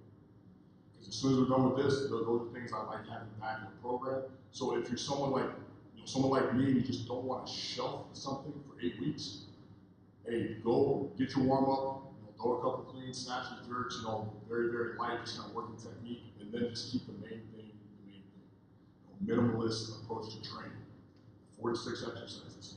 Okay, if you have an emphasis, maybe we're going A1 through A4, and then we have a B1 and a B2 for a set of maybe some curls and triceps if that's an emphasis. Maybe doing some shoulder work if that's an emphasis. But just keep the main thing the main thing. Eliminate the signaling that you're sending. Try to eliminate some of that added nervous system stress, because we already talked about it. Weight room and running is only a part of it. They're still playing ball, they're still going to school, they still have family to manage. A lot of nervous system stress on these guys. How can we try to minimize or reduce that in the weight room if we're looking for a very, very, I want to say a narrow attribute that we're trying to saturate for us in the summer. We're trying to get big and we're trying to get strong. Okay? So again, that's kind of how I circle the whole thing back. I know that's a lot of ranting, a lot of no pictures and videos, and there's a lot of time to roaming on that. But if anybody here's got some questions, I'd love to take you up on them before they move me off. On your accumulation phase, the example you had 3 weeks. Week 1 was 4 seconds.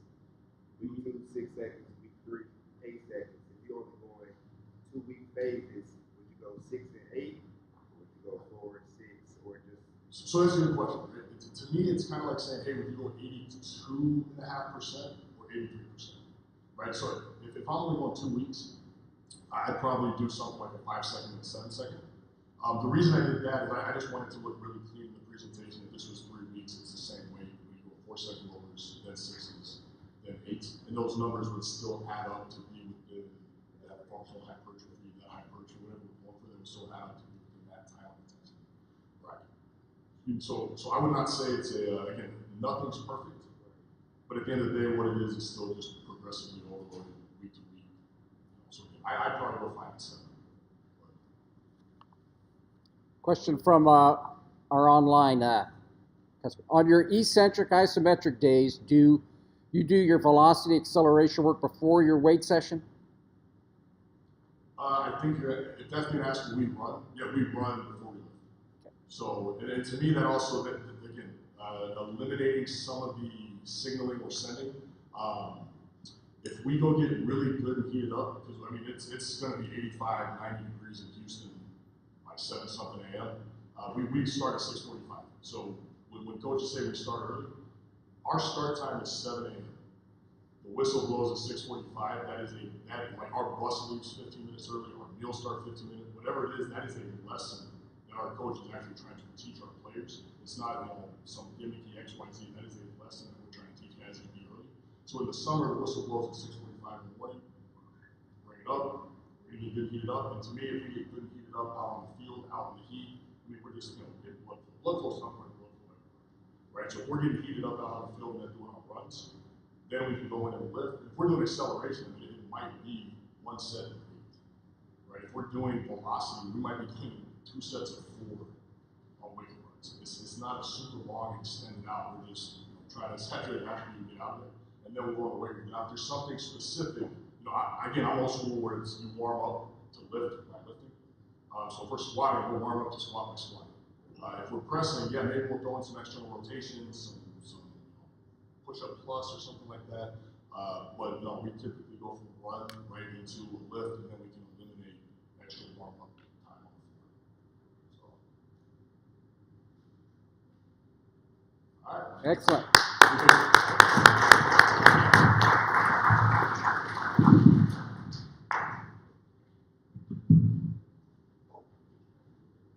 Hey, I apologize. One thing real quick. I know, Sean does a great job lining this up. Designs for Sport is involved this year, and they personally wanted to sponsor the event, and as part of the speaking, they sponsored me as a speaker. I really want to give a shout out to Designs for Sports guys in the back. I'll give you a 2-minute spiel on these guys. Okay, I have completely changed up my entire philosophy on nutrition. I think that if you look where I'm at Houston, Texas. We have surpassed Biloxi, Mississippi. We are the fattest city in America. America has surpassed Mexico, so we are the fattest city in the fattest country in the world. Okay? I do not think calories are a problem if we're trying to get guys big and strong. There's calories everywhere. Okay? So that being said, why does everybody in Houston, Texas not look like Adonis, look like Tarzan? Okay, again, caloric intake is not the problem. I think for our guys, you look around college sports, a lot of really, really good studies coming out on omega-3 index, on nutrient vitamin D deficiencies for years, etc. If you look at, let's simplify this down. You look at a plant, look at a house plant. It needs 3 things. It needs nutrients in the soil, it needs sunlight, it needs water. Well, whatever you want to say those calories are, maybe that's the nutrients in the soil, and you've got it in the window, so it's got plenty of sunlight. You're not going to get that plant to grow with more nutrients and more sunlight if it's lacking water. And so to me, that has been the biggest paradigm shift that I've had, really over the last, I'd say about 7 years, is if we know, University of Houston, we test, for certain nutrients from guys right, doing some blood work from guys. Every single one of our guys, every single 100%, vitamin D deficient or insufficient, 100%. Okay, great study that was just done in the G League that I think it came out in July, where it was roughly like 120 players tested. One was in range, One was insufficient, all the rest were deficient in their omega-3 index. We're not talking about, Timmy and Tommy up at the rec. We're talking about professional basketball players. Okay, so if we know that omega-3 index is really, really poor, if we know that 100% of our guys are vitamin D deficient, the other study that just recently came out was they did the 30 combine. These are invited combine athletes from last year's combine.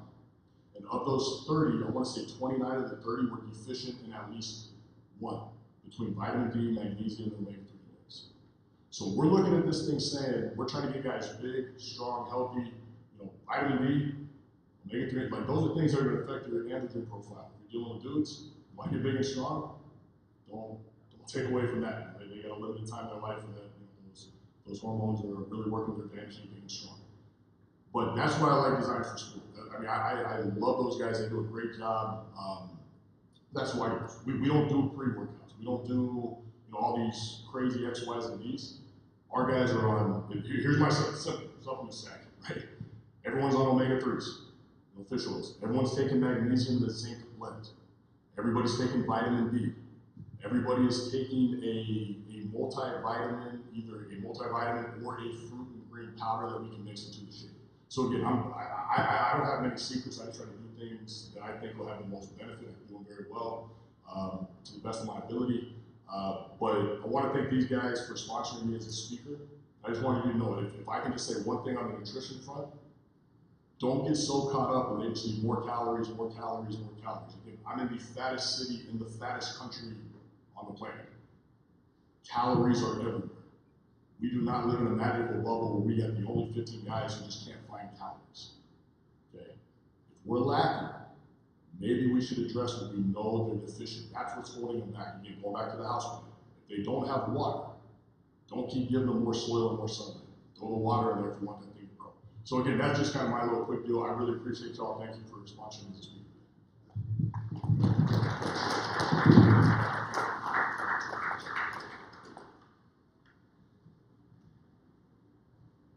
Yeah, our next speaker, Matt Aldred from Furman. I think he's just gotten over a conference tournament disappointment, but that was a hell of a game, and they probably didn't want me to bring that up. But we had to go across the pond to get to bring Matt over. He's a native of England. Did his bachelor's degree over across the pond.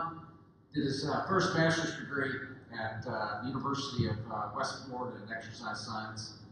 And then he went to University of Alabama, Huntsville, did a bachelor's degree in human resources. And while he was at University of Alabama, Huntsville, he was also a strength coach there, coordinating several of the programs. And then from there, he went to work at the University of Florida with Preston, helping with men's and women's basketball, and then also trained tennis team there. Now he just finished his third season at Furman. And they've really done a great job if you look at the progression of how that program has become really, really good. So without further ado, Matt Aldred.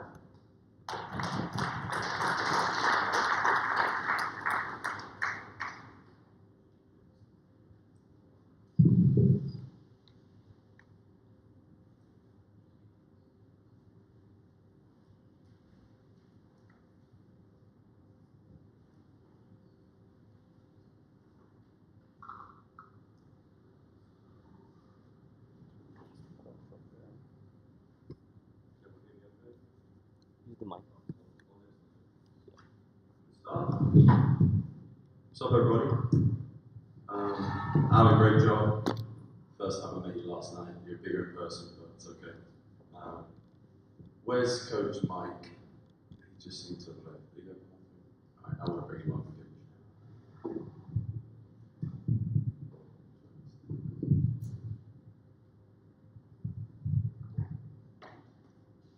Alright, first slide. Need to give a shout out and thank you to a few people.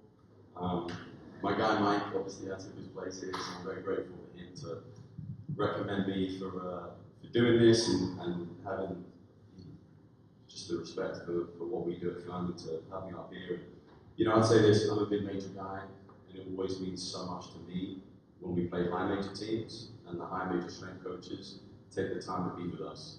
So, you know, if it's shoot around, like I text Jones UNC the morning of the game. And he's like, oh yeah, man. And I had an hour with him in the weight room. Like that to me as a young coach, you know, I've heard it twice today. Like that is so important and so cool, you know, in an environment where we're all trying to be our best and we're trying to learn as much as we can to have that peer-to-peer time. And even last night I did it, you know, Matt Johnson, Alan, you know, getting to meet Bree, haven't talked so much, but love the stuff she does. And, you know, sitting next to Jonas for an hour in Science for Sport, like, it's just awesome. Mike, come in. He doesn't know I'm doing this, so just bear with me. This is Mike Bumai, he's our intern. I call him my assistant. He's been here for 3 months with us in our program. When I talk about our technology, I'm going to use the word we a lot. And a lot of it is Mike and sending him down rabbit holes. Hey man, look at this for me. Hey, message Drake. Hey, look at the Connexon stuff.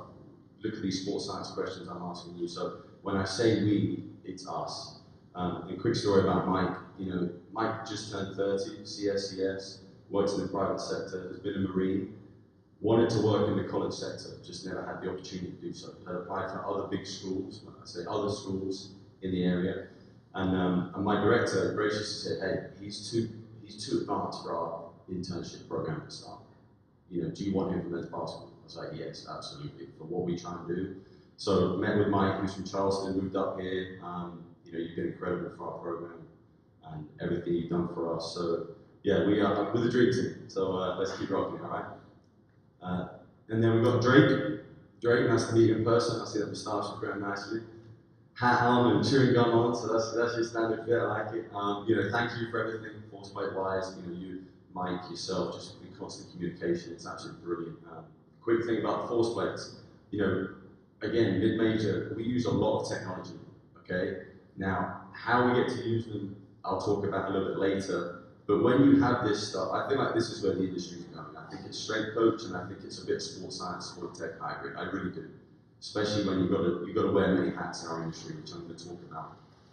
But you know, having experts that are easy to get on the call with and text and set up Zoom is just brilliant. The customer service you have, Drake, is fantastic, and that bleeds into Connexon with Greg. I haven't met him yet today, but you know the stuff they do, and obviously it's the NBA accelerometer, and again we're fortunate to have it here. But his impact on our program, I think, has been unbelievable. And I can go into detail with that. And then Ryan, thanks for dinner last night. Great to meet you in person. Jordan, obviously Preston, my old mentor, Florida, had a say in kind of the design of the Designs for Sport. He's the most knowledgeable person about nutrition. When he said, hey, look at this company, I was like, yes, absolutely. And the two things I like about it are, you know, we use the previous company that's NSF certified. Well, I never had someone to text or call and ask about it. And I always have you to ask that. You send me way more information than I ever need. You send me a PDF about everything. I never read it. I just say, hey, you think it will work on you? So just give you a heads up on that.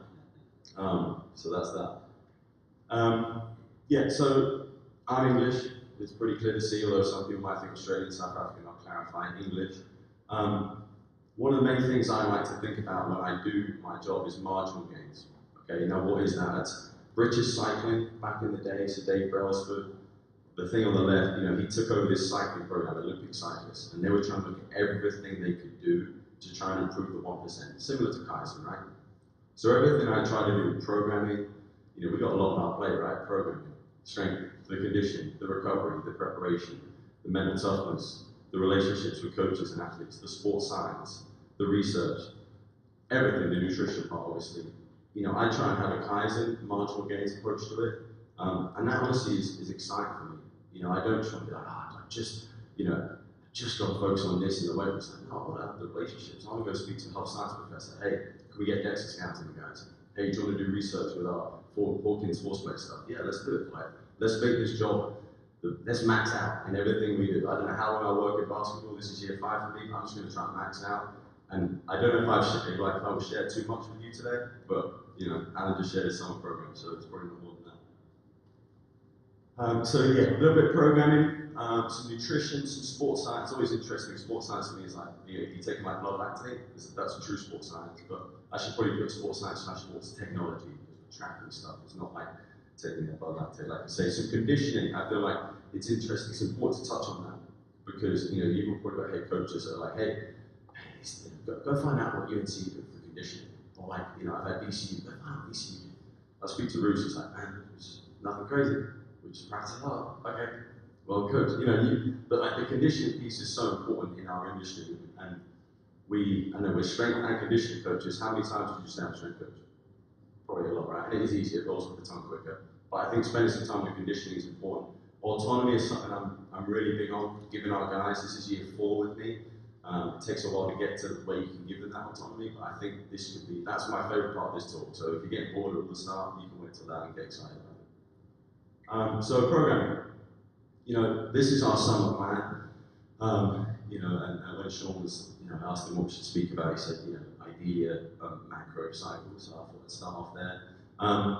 You know, in the spring, you know, a lot of it is these guys have, and Al did a good job in the presentation, you know, my starters specifically, they're not doing anything over like a 3-7 tempo at all.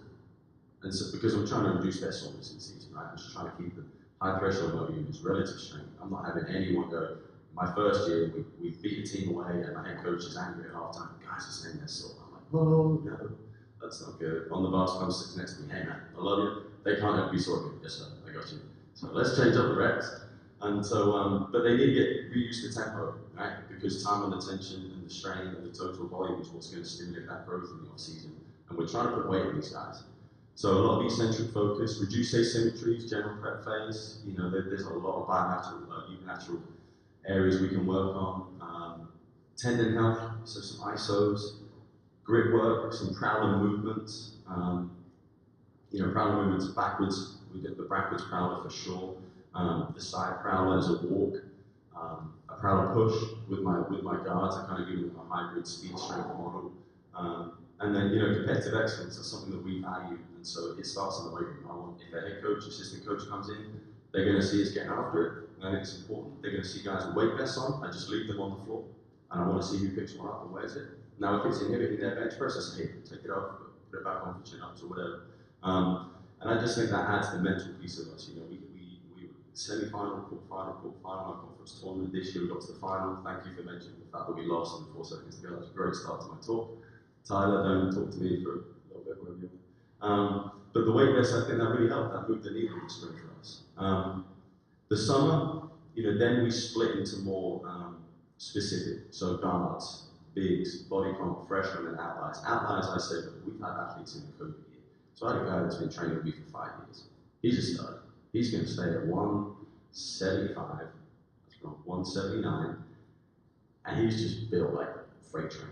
But head coach wanted, hey man, he needs to improve his verticality, he needs to improve his power. Okay, well let's do our power progression way earlier than I ever had before. Because again, it's every year I'm in this thing, I'm trying to do new stuff, right? That's the best thing about this job, is the trial and error and the experimentation. No one's got all the answers, but if you keep trying out new stuff, something's going to stick. And oftentimes I found a good way to do that is with my walk-ons in season. I see them the most. All right, let's try some Jabora barbell complexes. Let's see how that goes. Let's try some block-off squats. Let's try it. Let's just see. Because all they want to do is train, and they're a good little, let's say, guinea pig for that.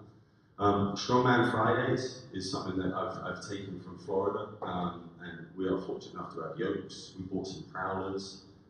That's a good thing about working for a school that is turning things around. I'm able to get a lot of stuff. I'd rather be told, whoa, than go. So I'm just going to hey, coach and all this. Yep. All we need to be is championship level ball club. I got you.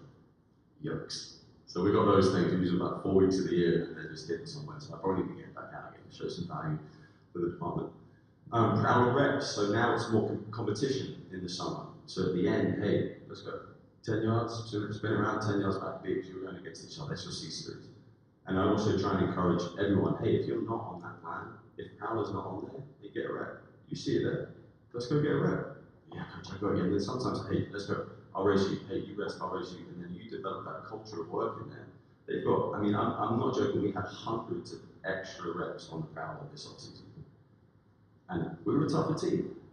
Now, there's no direct correlation. It's not like you can be super tough in the way, you've got to be super tough on the court, but it might move the needle a little bit, and I'm definitely going to try it. And you know what, this is a tough exercise. It was very proud of it. These guys are like, yes, I want to do it. When I show you the autonomy video later, they're doing it on autonomy sessions. That's great. And again, the weight vest we leave out. Pre-season, you know, we've got conditioning in September. Our better together battles. It's an interesting one to show coaches, isn't it, when you do the mental toughness stuff. It's like, okay, you know, it's like a Wednesday. Hey, we're going to do a team stuff on Friday. I want 2 teams. They've got to be competing.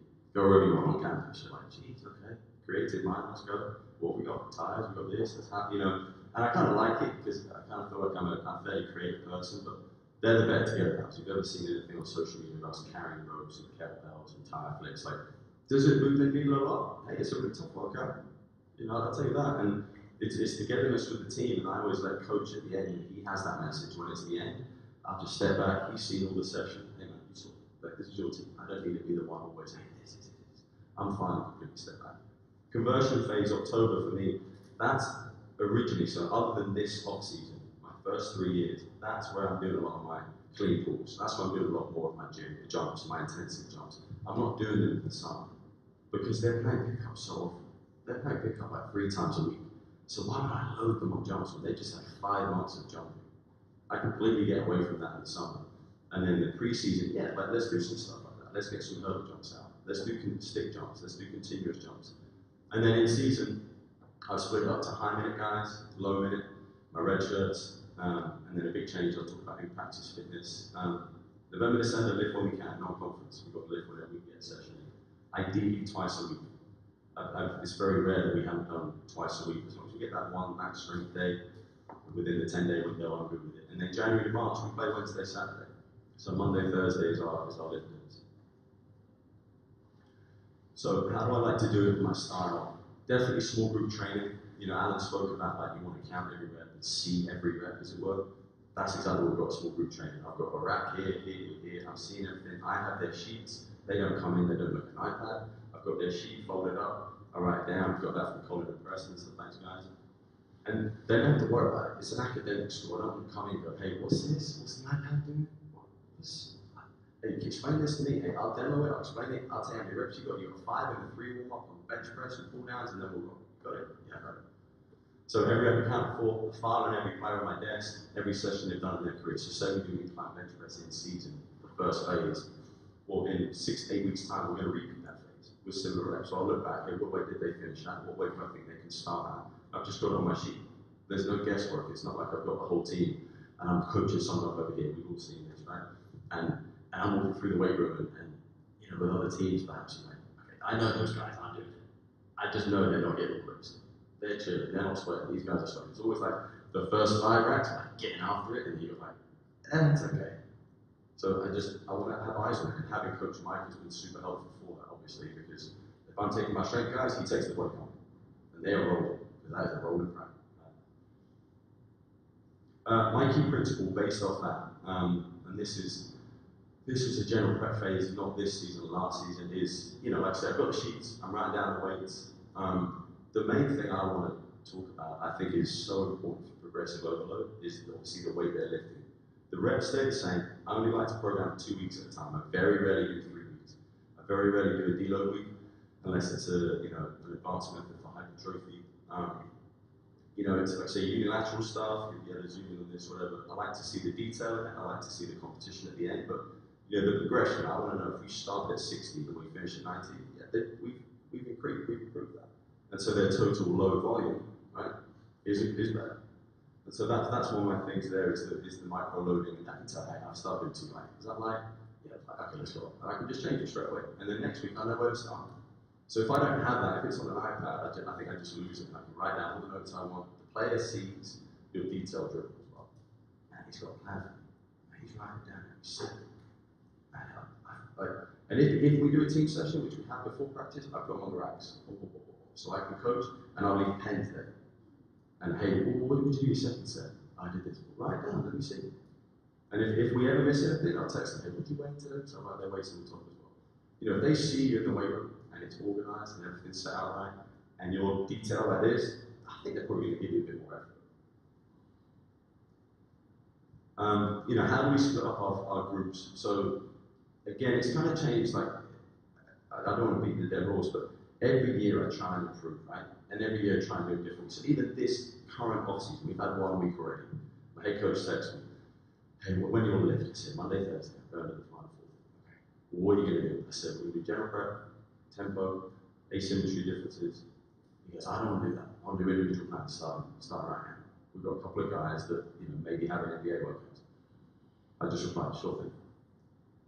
And so I was like, you know what? Like, that's great. If we can start it earlier. So if I can do my summer one plan in March with these guys, I get basically an extra 2 months of work in there. But all that to say, before this off season, this is what we would do. They come in, especially for freshmen in the summer, we'll get body fat scan. I want everyone below 10%. I want to be a lean team. I want to look out there, I want body comp to be right. You've got to carry all that weight up and down the court. And we can assess that with the health science professor. And so if your body comp's below 10%, so if you're lean, obviously you're not going to go crazy low. 6 to 8, probably a sweet spot. Yeah, you're being a strength group. You've got all these hypertrophy methods we're going to try and gain. If you're not, we're just going to be a body comp. So, like I said, Coach Mike with body comp guys, it's similar exercises. This is probably a bad example with the similar exercises, but it's just a circuit, A1 to A7. You've got 6 rounds of it. We'll warm up on the main exercises, you're rolling. As soon as you finish A7, you go get a quick drink, you're back up to the top. Cool? Awesome. Now, the weight doesn't need to fluctuate that much, because obviously you're going to accumulate a little bit of fatigue. Whereas if you can keep a good weight, barbell push press, whatever you want to call that, lat pull down, there's tempo on some of those exercises that we try and keep, you're still going to get some hypertrophy gains. You're doing 6 sets of 6 with a 4-second tempo, right? But you're also getting the jump rope, you're also getting some core, some metabolic stuff at the end. You can add ski, you can add rower, you can add prowler, you can add stair runs, you can do whatever. Body comp for me is huge, and I think that's been a real big emphasis point for us, is trying to get these guys body comp better. Okay, in season. My last year, guys got a little bit sloppy, and we knew because we did the DEXA scans. And it was a couple of freshmen putting a little bit of weight. Not crazy now, but what's your weight on the scale? That only tells you one thing, right? If it keeps going up in season, it's probably not muscular hypertrophy. If they're playing a lot, that's probably the food. And so, in season, the big change for me was making my reserves work harder and having more frequent sessions. So I split the in-season program. Starters, so it's my 5 guys. Everything relative strength work. Sorry, I kind of went off track there, but you'll understand when I talk about the reserves in a second. Starters right here. Everything was relative strength for 5 months. Right? I wasn't hitting anything over 5, like I just said earlier about that story. Monday, I want to do some overcoming ISOs, just to get them warm primed on the A series. All relative strength. You see 3 reps, 3 or 3 reps. Upper push, upper pull, lower quad, hamstring movement. Roll that if we can. I mean, it's in between classes. You guys are coming to see me. Like, I've got to keep the main thing. Like, I don't know if we ever did the lax ball rollouts and the green band stretch. I don't care. It's all good. They'll get that before practice. But, as you look at the non-conference going into conference, and then, we played on Wednesday. So Thursday, I was like, I can't make it exactly the same. I need to get them a little warm-up series. So for the A series on a Thursday, I would do a warm-up full body. And you still get some posture training, right? But dumbbell press, getting a sweat. I just want them moving. That's their warm-up for me again. They're going to roll out for 3 to 5 minutes. They're coming in. I need to get them moving. And then I also just do a couple of warm-up sets because I just need to hit some really good weight. So I've got 3 sets of 3. That's my main focus on that. 4-range of motion, RDL, Arnold press, chin-ups. Like, we can load that up. And I want them feeling better when they left than when they come in. Because they go, man, if the home game, away game, they're going to be tired. Hey, we need to feel better because you're going straight to practice. I need you feeling good. And I need to also make sure I've got some good work in there. Now, obviously the bottom bit, look, we're not miracle workers, but if you progress and you overload correctly, I think you can absolutely have a soft tissue injury. I think if you are giving them the right micronutrients and you're making sure they get enough sleep and they're hydrated, I think absolutely we can hang our hat as a strength coach on, we've got all these hamstring injuries, or we've got these quad pulls. I think that's not work to rest, that's chronic work, acute chronic. And so I think we should look at that. And I'm just, is anyone else when it gets into the season and you have that many injuries, you're just like, whew, just give the athletic trainer a fist bump, like, we did it, okay, great. That's just me. And obviously Greg's capability and availability. So this is the main difference I had with my in-season guys. If you play 20 minutes or left, but 20 minutes or more, you're lifting twice a week. You're not doing any jumps. You're doing nothing over 5 reps in 5 months. The new additions we tried with the overcoming ISOs, with the barbell trap bar ISO pull. We've also do a split squat or we'll do it regular. And then distinct Monday, Thursday difference. That in my mind is saying, how can we improve on last year's in-season model? And then for the reserves, okay, like, I'm going to lift you more. I'm going to train you more, just period. I'm I'm going to see them twice a week because they learn that and they've got to keep the main thing. My reserves, there's still aspects of your physical development we need to work on. So I'll see you 4 to 6 times a week. Now I'll see my bodycomp guys 6 days a week. Yeah, I'm going to see you every day, Monday to Saturday, when we have mandatory activity, I'm seeing you. Because you need to trim up. And there's no excuse, especially because when it gets to practice, when you play 1v2s in season, I got some guys that really ain't doing much. So I can't have them just start to get bigger. That's not going to work for us. And then, yeah, I do jumps with them in season, all times. Vertical, horizontal, single leg plyos, depth jumps, raptors, everything. Because they need to keep that exposure to those jumps. So if they suddenly then play 3 minutes and then now they're playing 15, 20, well, they've had the extensive, intensive. And also, I want to keep them springy. They want to feel good, right? And when they go on their force plates, which we'll show later, like, I'm going to see that train as a team because my stars are probably going to be here. Well, the other guys, you've got to keep developing. And practices are shorter, so there's no reason why their power can't develop in season. And their program, undulate periodizations, Alan did a great job of accumulation, intensification. One of the big things we worked on this year, where it was like early February, was I did some, let's say 3, 2, 2, 1, 1 with my reserves. And they loved it. They loved maxing out. And I was like, I haven't maxed out with them for a while. I say maxed out, obviously that's the daily max that we do. It's not like a legit test, but let's hit some heavy singles. And they loved it. So the week of the conference tournament, I planned it, so we did it again, because I need them up, I need their spirits high. If you're not playing, and you're not doing anything for 4 or 5 months, I can't have you just struggle on the bench. I need you fired up. If you're fired up because you've got a good weight session, and you're at practice, hey, that helps the team. And also, yeah, let's see how we're developing our max strength. We don't often hit heavy singles, so let's try and do it in season. So that was a big thing for us there with the undulating. And most of the time, it's going to be a body comp, it's going to be functional hypertrophy rep range. So the biggest thing was the frequency of training and the in-practice activity. Like I said, when we went to 1v2s, I've got these guys just like standing around, like, joking around, getting cold. And they're guys that need to still be leaning out and losing weight. So hey guys, come with me, let's go to the practice court. And did they enjoy it some days? Yeah. Did they get this run? Yeah. But at that point, it doesn't really matter. Like, you're going to train, you're going to sweat, because I'm not getting called out for you not doing anything. If anything's frustrating coaches, like, we're going to do our work. When I'm at practice, I'm going to try and be active in practice, if it's technology or if it's coaching players, because I also find more enjoyment than myself. I don't want to just stand there and play. It's nice to shoot breeze with the athletic trainer. I do that frequently, but it's nice to be like that. We're getting this special work. And it got to the point where my 2 guys that were doing the autonomy, hey, can you bring down the run machine? Sure. Can you bring down the ski machine? Sure. Probably because they're tired of running. But also, if they knew I was with athletic training talking about something, they would just start running themselves. Okay, cool. 1 to 3 works for us ratio, real simple. All right, I'm going to go here, cool. Hey, do whatever moves you want. Do a side shuffle, touch the backboard, do some jumps. We want to add some jumps in there. Let's do some point touch drills, whatever. And it's fun, because now they're not getting workout in. They're not getting cold, and they're actually like, you know what, I've done something today. I think that's what athletes want sometimes in practice, especially walk-on guys that don't play. They just want to do something. And they want to have someone that is actively helping them and caring for them. So I'm like, yeah, man, I'll be right there with you. And we can shoot a breeze. It can be a fun environment. I'm by no means being a hard ass over there. If they're giving me some poor body language, we can have a conversation about it. But I just want to see you work and sweat, and surely you want to, rather than just watch practice. And the main answer to the fact is yes. So, game day training as well. Right, my first 2 years, I would just wait for the players to text me, especially on the road. Hey, can we work out after this meal? We just finished bringing them. Hey, can we go work out now? And I'm like, oh, I just want to do that. Or, oh, I just want to have a little breathe for a little bit. It's like, so I've changed that completely. So everyone on the road, if we have breakfast at 9, which is pretty common, we're in the fitness center. However small it is, you'll see top right, and you'll see that video on the left where I show. However small it is, we're in there at 8:30. In there at 8:30. My big dudes get some fasted cardio. I can have them from 8:30 to 9, so that when my starters come in and come down for breakfast, I give them the vitamins, and I can make sure they eat enough, because some of these guys just don't eat. But it's fun, and it's become like a cool culture. And it depends on the time of the year, it depends on the game. But I generally want to give them autonomy of that as well.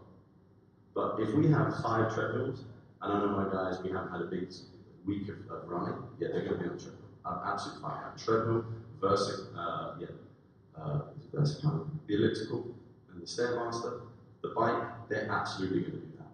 Now, I do have guys in there that play, and they want to train on game days. I say, hey, you sure you want to train? Yeah, just Like, I feel like I played that when I get a good pump.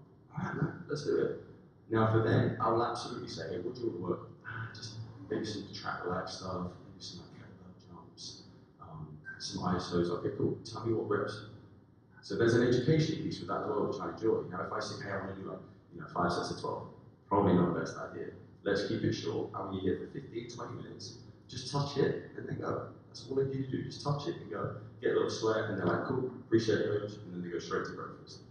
Now my other guys, yeah, like it can be more systematic and especially we've got some guys that are willing to work and some guys that need a little push. So they need me to direct them and say, hey man, we're doing this. And we'll talk about a bit later with the heart rates, but we bring the heart rate monitors on the road with them so I know how hard they're working the gym. And it's not me, it's the data. I'm not saying, hey man, you just don't look like you're working hard. I'll just put the iPad there, I'll have a conversation and they can see if they're blue, if they're green, if they're orange or they're red. And depending on the day, hey, make sure you get in the red, I want intervals today, or hey, we're staying in the green. So it's objective. Hope the volume's okay on this, nothing too crazy, but I'll move on from that. You're welcome. Treadmills, and then they did like a little workout there. TC, I thought you said you had it. It's alright, it's all good. It's all good. Nutrition. So I'm not going to go through all these, but we have one-on-one meetings with players, and the nutrition, obviously, and their body comp is really important to us. So I kind of run through this list. I asked them what their ideal plan is. I asked the coach, say, hey coach, what do you want these guys to have? I meet with the coach at the end of every season. Hey coach, what do you want from these players? I'll write it down. I'll have my input. I'll give it to the player. But I always ask them, hey, what's your ideal plan? What do you think you need to work on? Because when you have that intrinsic motivation aspect to it, it's really not coach-led, it's player-led.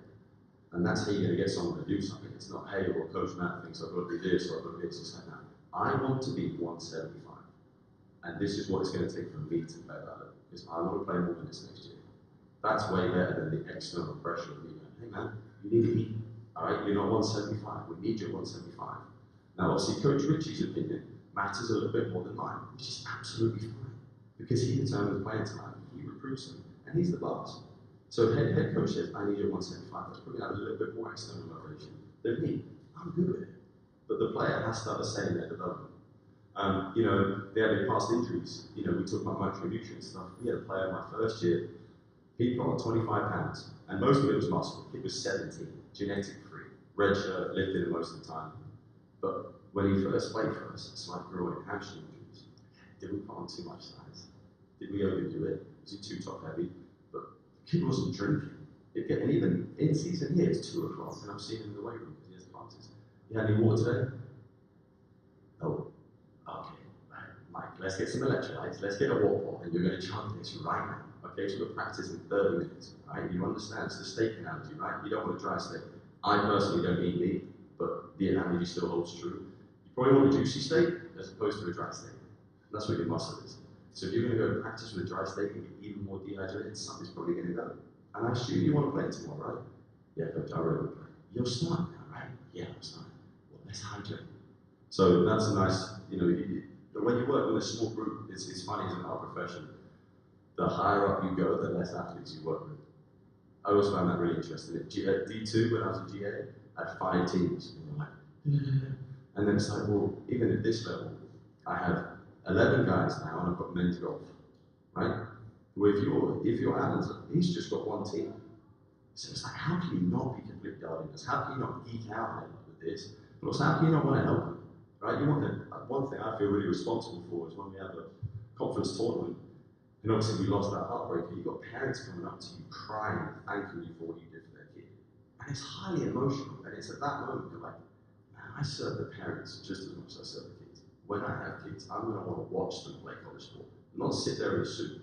I'm going to want to watch them every game. Like, I don't know why they do. I want to watch them. So if you have a responsibility to the parents, and if it's nutritional stuff, I think we can absolutely help them out because they don't know. There's not the knowledge piece. We have the knowledge piece. These are a few things.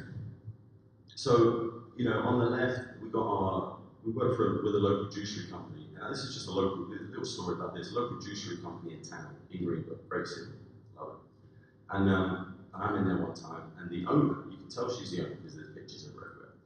So we start chatting. Okay, cool, yeah, I work for Furman.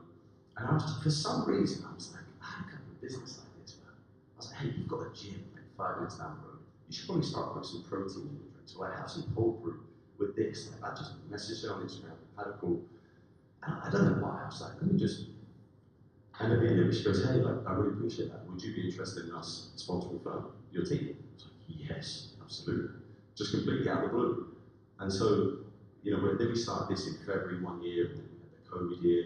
But in this off season, I said to her, and my head coach was now interested because he starts going there. He's like, man, this stuff's really good. So that always helps, right? When you get the head coach behind things like honey stinger waffles at halftime, he starts having them. Oh, these are really good. Okay, I know I can buy these from now on, and just give him one. Cinnamon flavor, gluten free. And so when we met with this the juicery lady, I said, she goes, what do you want? I said, well, we've done cherry juice in the past, but it's really expensive. You know, cherry brandy or country almonds, like it's expensive. And the most expensive thing is to ship it. I don't get it. It just costs so much to ship. But I want to do it, especially when we're playing Thursday, Saturday. I think it was really important after the Thursday game. In the locker room, cherry juice, maybe an RTD protein shake. You've got to start that recovery ASAP.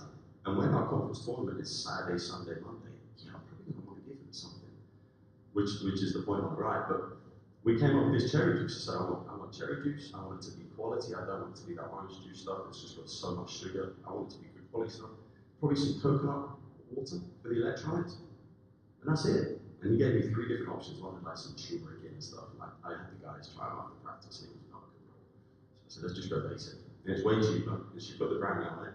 And now a few other teams around campus have used it, and parents have bought it from the soccer team for their kids after like a soccer scrimmage. So I'm like, okay, cool. Like, this is kind of a cool deal.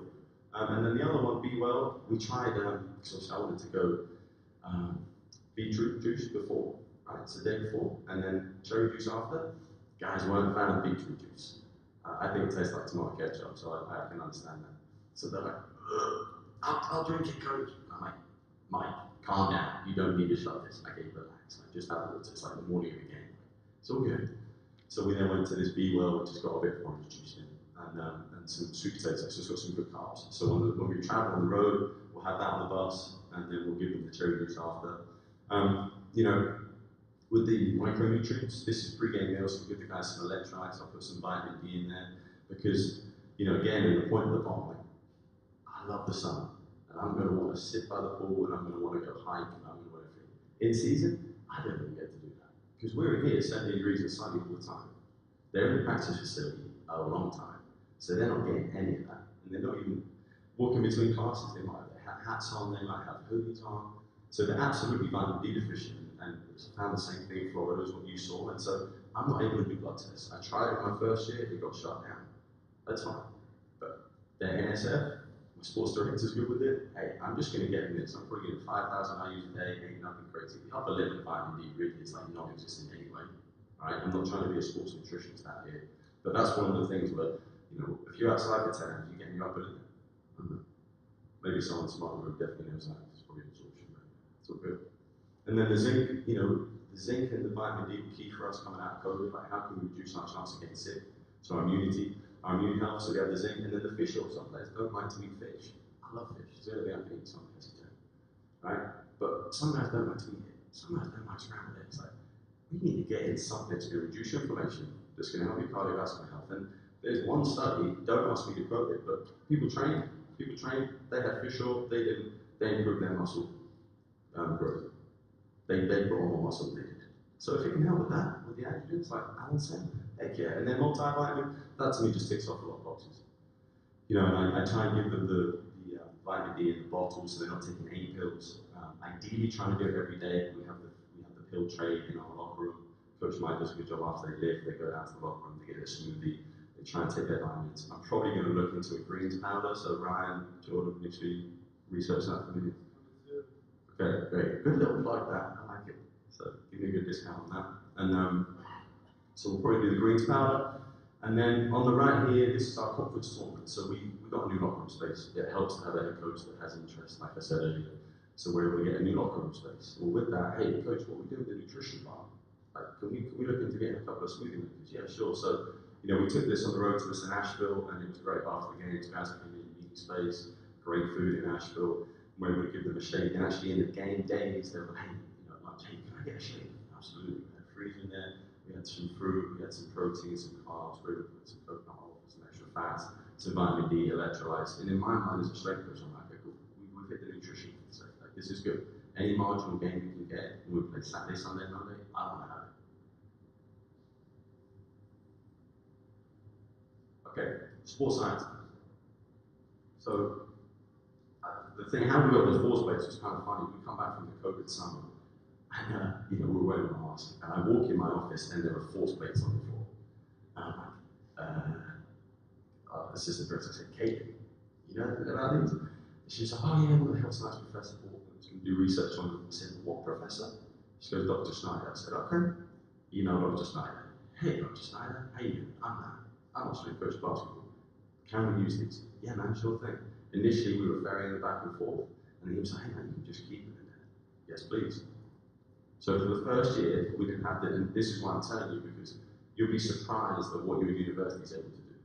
You might not be able to afford them outright, but go speak to health sciences, because they have some incredible technology. Like we've got, I think Carl Vail, right, he told me one time, we've got like this 360, like, biomechanics lab, there's only one in the country, it's at Furman or something.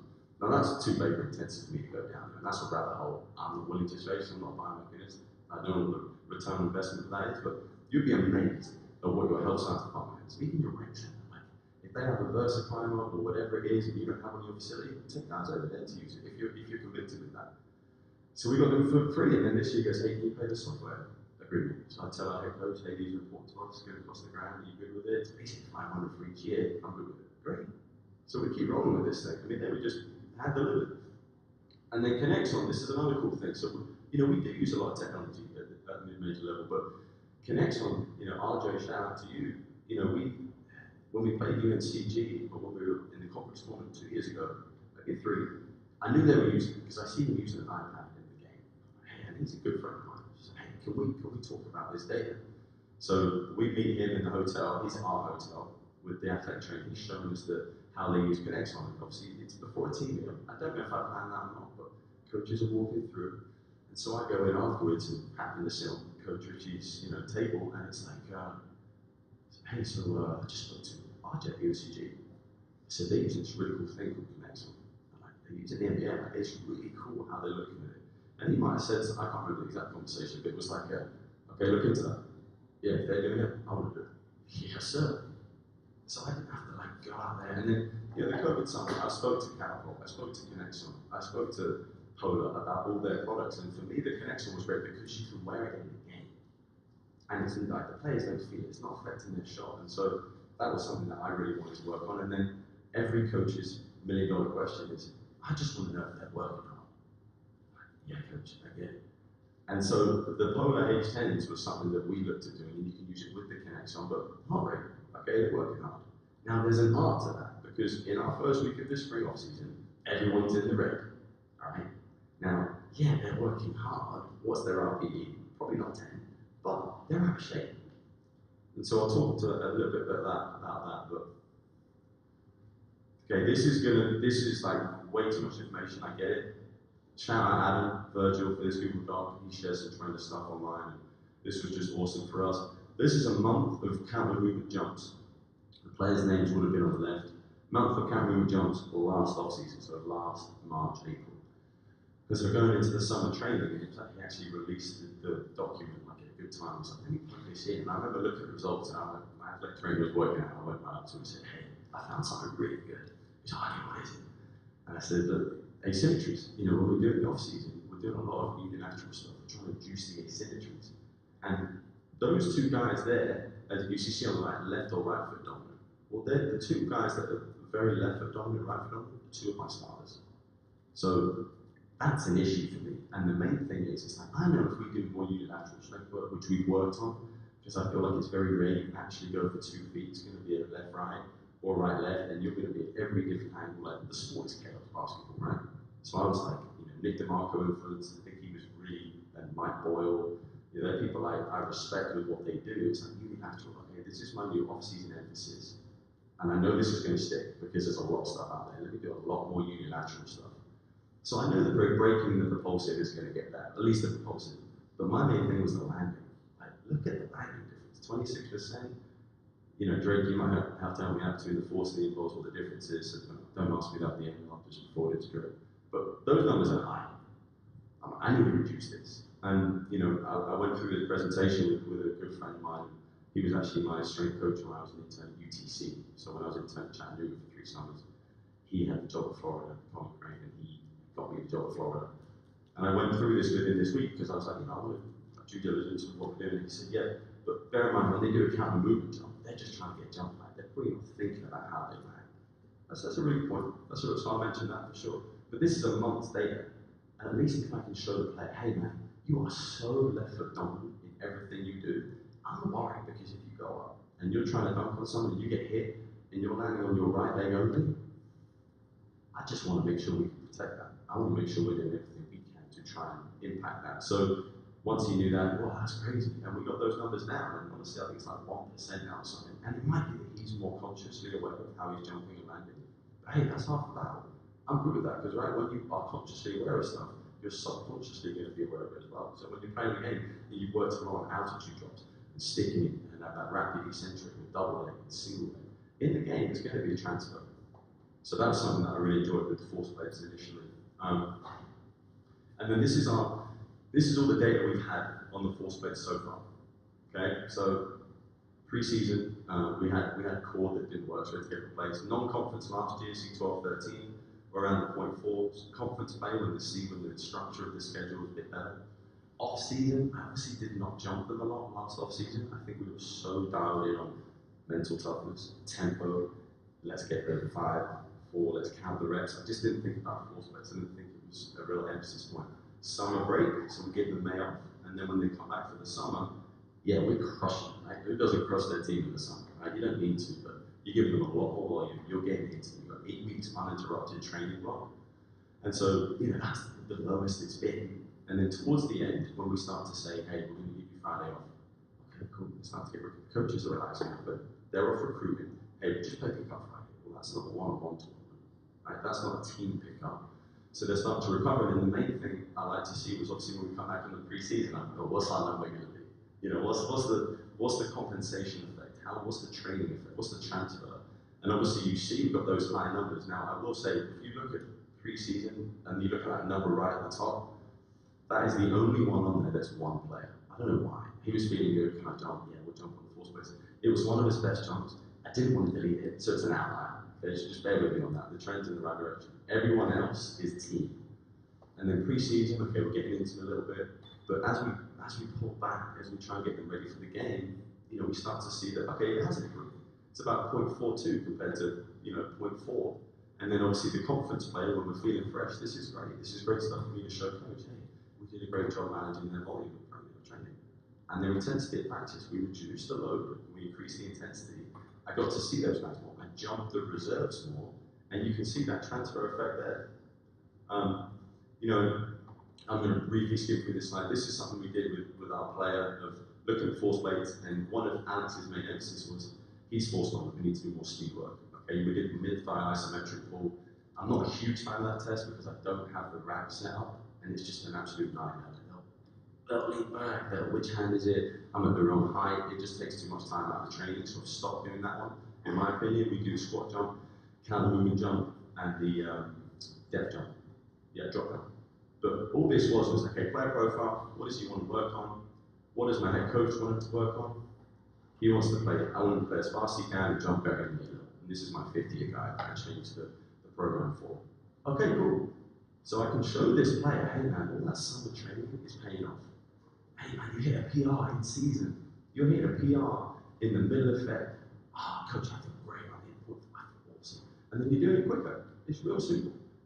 You know, and it was a light bulb moment for me when it must have been in the last summer. A player goes, hey, Coach Matt, do you think we're ever going to get to see this player? I was like, that's a really good point.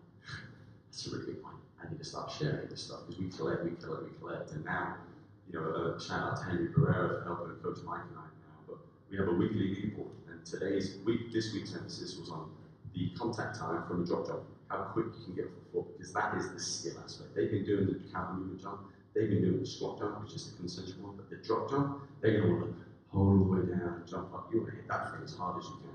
And And so to emphasize that, we just give a top 5. We don't do 6, 7, 8, 9, 10, just do the top 5. Because again, if you're doing like, if your best players are freaking 10 out of 11, you might lose a bit of buy-in. So just do top 5, just have the account honesty and make it a positive thing they're aiming for, not, oh, well, I don't need to do this test because this is rubbish.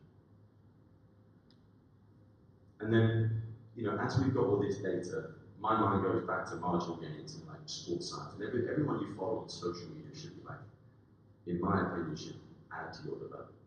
Right? Alan, you've done a tremendous job sharing everything. I think you are front runner in what we do, and I love it. I think it's absolutely brilliant because it gives people awareness. It gives basketball coaches awareness. Man, it's actually some pretty intense stuff.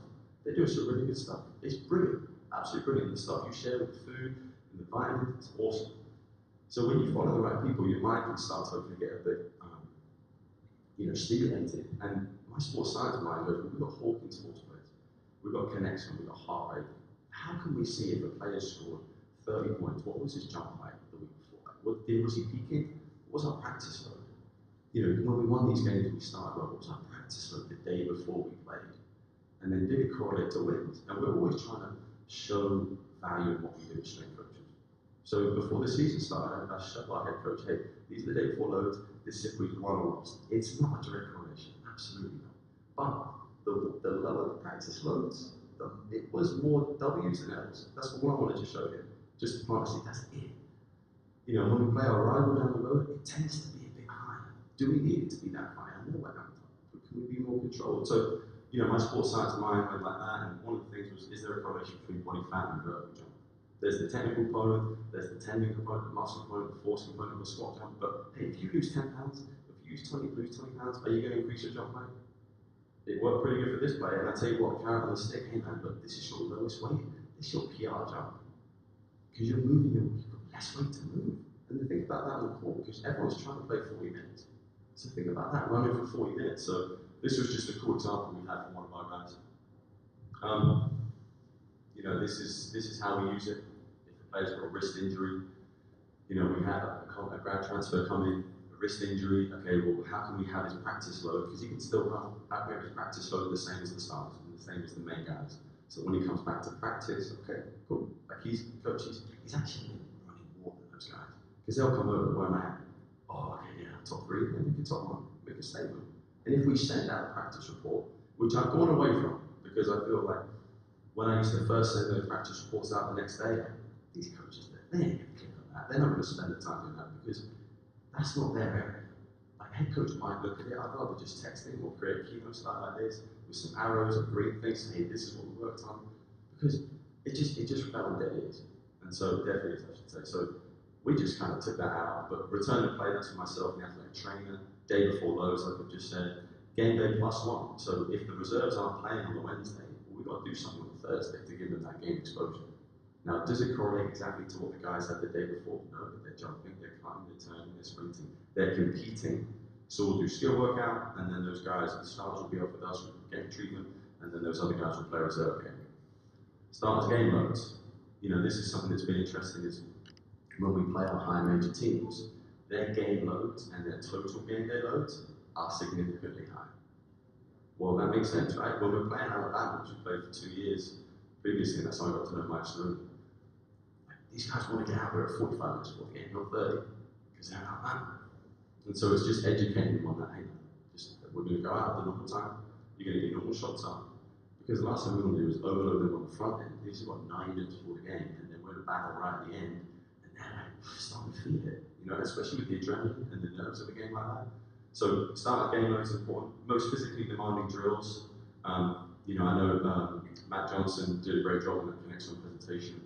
The drill index. You know, his head coach has been brought to hate red drills. This is a red game. This is an orange game this week. I think that's awesome. For us, we looked at like 8-minute game, 4-minute game, reserve game, Phoenix drill. We looked at war rebounding, and all of those drills didn't hit the game load. So they were like, let's say 11, and the game load's 13, which I'll show you on another slide. So okay, well, I need to change up the conditioning plan, and I need to speak to the coach about intensity of practice rather than volume. And he's open to it, because if you give him the numbers like this, hey, we're tracking the hardest drill, you think it's the hardest drill, and it's actually not, and we take out the outlines of walk-ons that aren't doing anything, it's important. Individual season player reports, you know, I'll give a shout out again to Greg. brilliant, absolutely brilliant. We can see, hey, what's the game loads like? What's the practice load like? So games, practice. Okay, well, what do we have a bit there? Why do we have a really hard practice there? What was going on? Oh, we lost 2 games in a row. Okay, we can't do much about that as a strength coach, but how can we help things in the weight room? Stretch them more, hey, emphasize the sleep more, because you can't determine practice load fully when your head coach is going to do what head coach is going to do for the most part. But the individual season reports were great, absolutely brilliant. And we changed our conditioning plan for that. We changed our weekly prep before the conference tournament because of that. And just a shout out there, and then, like I said, plan the preseason conditioning drills. So this is something I feel like has been so important for us. Because you can have a data system, you can have a heart rate, you can have catapult, but if you're not using it in the game, I don't know how much it's giving you. Yeah, it's going to help you prepare for the game. If you don't know the demands of the game, then what everyone here is working towards winning games. Okay? So if you don't know how hard the guys are working in the game, but you do everything up into the game, hey, we're prepared, how the game goes, did we start well, we looked all right, we went up 5 points. Like, I want to try and use it in the game, and we can do that with Connect Zone. And it was perfect timing. We had the COVID year, everyone had to be seated separately, and I'm sitting there, and when the game starts, I'm benching players, first media, boom, stop that. So we can see accumulated load per minute. And then we can see, hey, how do we start the second half? Hey, how many points did we score? Hey, coach, like it's been shown that when we are above 17, 16, which is an arbitrary number, when we're working really hard, we go on big runs. So if that's you keeping them fresh, it's not just us motivating them to be ready to go, I think that's so important. And before anyone, hands me into the NCAA, it's an accumulated load you see on the screen. So I can't go, hey coach, he needs to get out of here because he's struggling. It's just a number. I don't even look at the number, I go tag, boom, start the game, and I want to enjoy the game as well now. But at least I feel like we collected some data of the game, which to me is the most important thing to look at. Football, as in the real football, soccer, right? You look at that, they're doing all the stuff in game. Yeah, I had to slip that one in there. You're looking at rugby, you're looking at all these sports, like they're doing stuff in the game. Why doesn't basketball do that? And then this is the starts of every game we've had. So I took the teams out on the side, like, hey, what was our start, what was our intensity, what was the point differential? We made it, okay, 40, let's do that, moderate intensity, high effort. And that's just important for us to know. It's like, hey, we didn't start well against so-and-so. Coach, actually, the guys worked hard. And I get it, it's scheme. If you're playing a high press team, it's probably going to be high. If you're playing a team that likes to slow it down, it's probably going to be lower. So there's that tactical aspect to it. But from my angle as a strength coach, what can I provide? What can we provide? Coach Mike and I to give feedback. And it was great. We played in the conference tournament, and one of the games we started really well. And I texted him about half an hour before we had a team meeting for the next game. And he mentioned it. Guys, the start we had there was one of the top 5 starts we've had all year. And so you're just sitting in the back room like, cool. That's all I need. I just want to win the game. Everyone here wants to win the game. So if I can do something to try and help that and use our technology, I'm absolutely going to do that. And this is, it worked out well at the conference tournament. This is Mike at the game. He's sitting there. He's having his water, enjoying the view. Great game. He's tagging it. So we got it for all the games.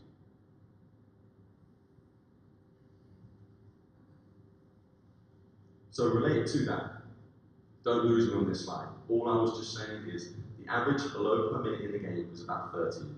The highest loads we had in practice were about 11. So in my mind, I said, what is conditioning for? Conditioning is getting you ready for practices. It's not getting ready for a game, because you've got a month until your game. So how can we get ready to practice for 90 minutes and 2 hours at the level that he wants? Well, they're going to be playing pickup in that time. So in my mind, they're getting the longer stuff. It might not be the intensity, but they're getting the load, they're getting the volume there. I think we need to do more intense movements. Half court, full court. We need to make it more intense because the accumulated load per minute, as we see on the bottom one, high, very high, can be high. So let's change this thing around. Let's add the competitive excellence into it, where I'm on the baseline, and I've got 3 rows behind me, and I'm going to sprint to that line, and I'm going to come back, and I'm going to get a point. If I win, I've got a manager there saying, Alex, 1, yeah, okay, cool. We have to tally it up every rep you do. If you win, at the end of the session, coach hits the clipboard, he does his thing. All right, let's have a look. Man, heck of a day, blah, blah, blah. Cool. We count every rep in conditioning as we do in the weight room, and that's important to me. Now this one is just, again, full transparency, this is one of the sessions we did. bit of speed development at the start, different groups, competition reps, 1 to 3 work rest ratio, forward sprint, backward sprint, forward sprint, backward sprint times 2, they get plenty of rest in there. And then a mirror drill. Like, I think doing an American football drill in a warm-up is great. If I'm running at you and you've got to try and block me off, like, that's no different transition in my opinion. And I even tried to work on doing backwards running better.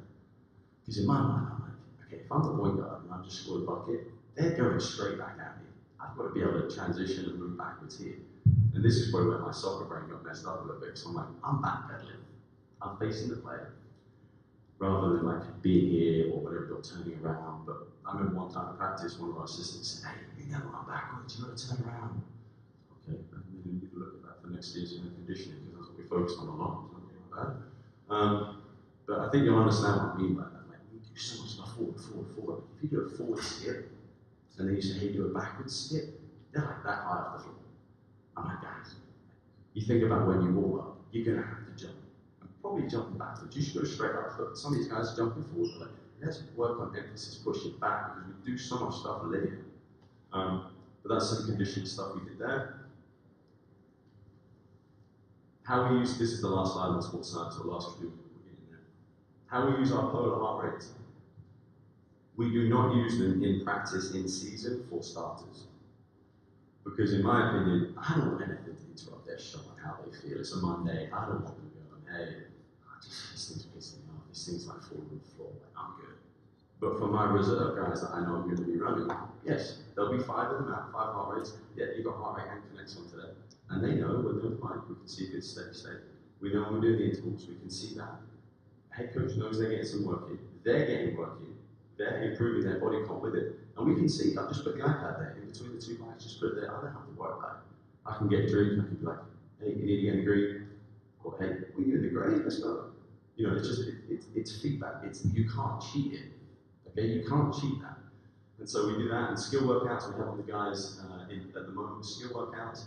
It's, you know, I want to see, we've also been trying to give coaches feedback. So after the first day, you know, my head coach comes over and says, hey, seriously, I said, coach, you've got to understand, every assistant coach is going to do a bit different. This coach likes to talk a bit more. This coach just wants to get into the big time. This one's kind of beat him, so that might replicate the heart rate. He said, hey, I want you to tell the staff about this. I was like, oh, it's going to be awkward. Okay, well, I'll try my best. And so you try and tell them, hey, like when you're doing the coaching, like let's make it, like I like to, in the weight room, you don't just coach for 2 minutes. You're probably going to go like, time out on my head, hey, when you're squatting, push your weight back. And you're leaning far too far away in the hips. And then you look at it, yeah, much better. You don't go, hey, so when you squat, you need to have your weight on your heels, because that's going to activate this, all right?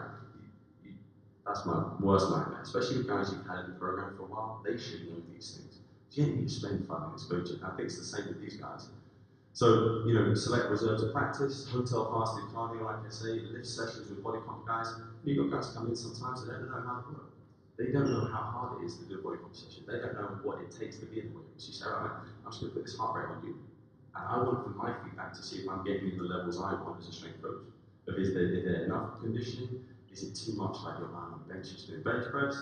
I'm going to look at that. And they can see it. It's on the rack. They're working at it. So I'm with other people. I look at it. It's in the red. It's just come off the ski machine. Great. That's what we want. If it's in the blue and he's just come off the ski machine, I can say, hey, man, let's look at this iPad real quick. You see these lines? Yeah. When you play the game, you're in the red. So we're trying to play the game. All right, coach, I got it. It's all about the transfer. It's the transfer of training. It's the transfer of mindset, right? And then in conjunction with Connection. One thing, if people have got heart rate stuff in here, the head coaches want to look at that pretty frequently. Assistants, yeah, they do. They want to look at that non-stop. So it's, again, trying to strategically, especially in season, I want to just take it. He says to us, he said, I want to be the head coach of your area. Get in your lane and run as fast as you can in your lane.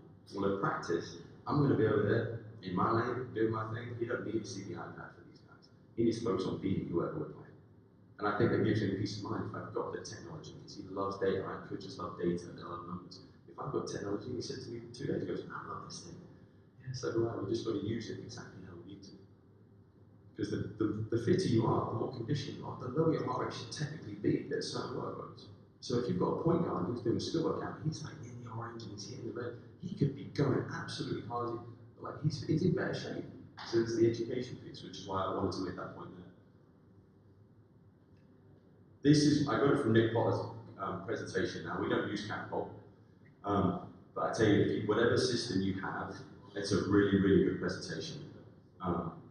Obviously, anything from Duke, in my eyes, it's like, let me see that, I want to see that. It's like a secret, right? So let me see what Nick's doing at Catapult with Duke. But he said, you know, they were doing pickup by themselves. They weren't working at the level they needed to when it was with coaches. Well, all we want is to win games. And so when we got pick up with coaches, we've got some guys in the heart rate zones that are red, red, red. Okay? You got some guys here that, and you know, don't worry about those numbers, they're fine. They're okay. And then you got the pickup games with coaches. Well, they're hardly getting it, and I know it's longer. Well, technically, if it's longer, you should see more in the red. So that to me was just a lesson of guys like, let's just look at this. Coaches, I want to make you aware of it. When we're playing pickup by themselves, they're not going to time. Now, I reckon everyone in the room would say, yeah, it's kind of human nature, right? I'll play for a bit. Ah, man, just beat you. I'm going to go take have a drink.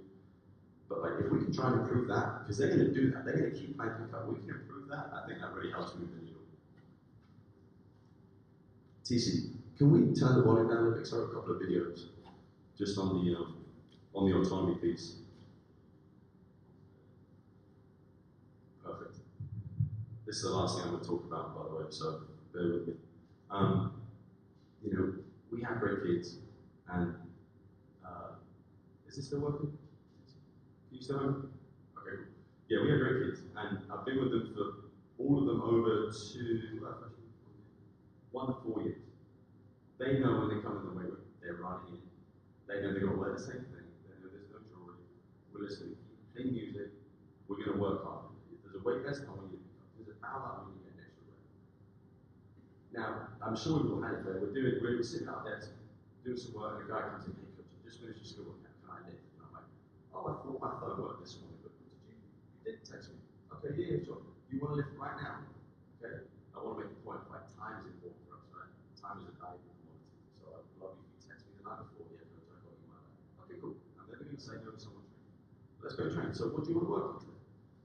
I don't know. Just, you know, what have you got for me? Well, no, you came in the weight room with an idea of what you wanted to do. Now, obviously, I'm bringing everything up for you. So please tell me what you want to do. And it's probably less condescending. So tell me what you want. I was thinking about push press, jump and chin ups. No, just pounds. Okay, so what's your favorite exercise? Those questions. Okay, cool. Let's do that. Alright, now I'll tell you the reps. Let's do like 5 by 3, and then do this and that. Do that for 4 rounds. I'll be right out in a second. It's going to get really cool. So now they've like had the same exercise they do. Again, the intrinsic motivation, they're now not in there going, I'm a robot. Where you off? They're like, okay, cool. Right, this is my favorite exercise. Some of those guys love doing Olympic lifting. I haven't read that one yet. Really look forward to reading it. But some of them might do it. I'm not a big Olympic guy. I played soccer. I sucked at Olympic lifting in West Florida. I hated it. So guess what? My bias is saying, I want to go all over jumps. If I still see the return on investment with the force plate stuff, I'm going to do that. I'm not going to try and do a USA weightlifting. That's just not me. We all have our biases. I think it's important to recognize that. Some guys like it. Okay, cool. Do your hacking. That's fine. Do you want to do hacking box jumps? Yeah. So I try and give them autonomy when it's a session that hasn't been planned. So we write up our programs as detailed as we can. Or if we come in, if it's a Monday, Tuesday, Thursday, Friday, they've got a Wednesday session, you know, I might do some more structural balance stuff. I might do a lateral raise, I might do a calf raise, I might do some double external rotation, maybe some jump rope, something low key to try and recover them because we've still got 2 more days of work. But, you know, unfortunately, my fiance works at Cycle Park, and on Saturday mornings in the summer, she would teach. So I'm not just going to go chill, like I'm like, you know, I might get workout. So I said to you guys, hey, optional workout tomorrow, 9 to 10, I'll be in the weight room, because I want to get workout before we do. So I'll come in there, and every team was like, you know, you guys, and towards the end of the summer, we had 95% of the team turn up. So I know I'm seeing them 6 days a week in the summer. And I was like, you know what? And obviously, you know, someone I really respect in this field, Travis Knight, Gonzaga, connected with him, a lot of autonomy, a lot of communication with the skill coach. Hey, this is what I want to work on. Let's try that in the weight room. So we had a whiteboard in there. I said, I had a pen here. I said, hey, write your name up, write what you want to do. And like at first it was a bit weird for them, and then they started writing it down. And I don't really care what they do. I don't. We've had 5 intense days. If they said, coach, I want to foam roll and lie on the floor and fall asleep, okay. If you feel that's the best thing for you, then obviously I'll probably wake you up because you want to sleep for long. Touch on the next time. I'm good. Because they also might be filling a bucket you're not filling with your training. And that for me was this perfect example of these guys. I say, I don't do the elliptic. He wants to lift on a Saturday. He's 15, but he wants to still do elliptic. Cool. He's going to go there with a better mindset for an optional session. And we're going to get a good return on investment. If we add up all those extra sessions we did, all those extra crowd reps, all those extra reps of the weight test, that's going to move the needle. I don't know what percent, I don't have to study, but that's going to move the needle in toughness. And I tell you what, when coaches might walk in on the side and they see the team get after it, I'm doing this. And one of my things I would do if they were, I'd try and do one exercise. I don't want to program myself. So I don't know what you guys like. I'll do crowd reps. Who's doing abs? Where's the abs? I'm doing abs. Where are the arms? Then keep doing the arms. I didn't see the leg workouts. I don't like doing the legs. Go for a run instead. But for me, it's fun, and you get the skin of the game because you get to train with your athletes in that sense as well. So this is just a short video. I posted it a while ago, but you'll just see. And the biggest misconception I think when you give guys autonomy is that they won't work hard.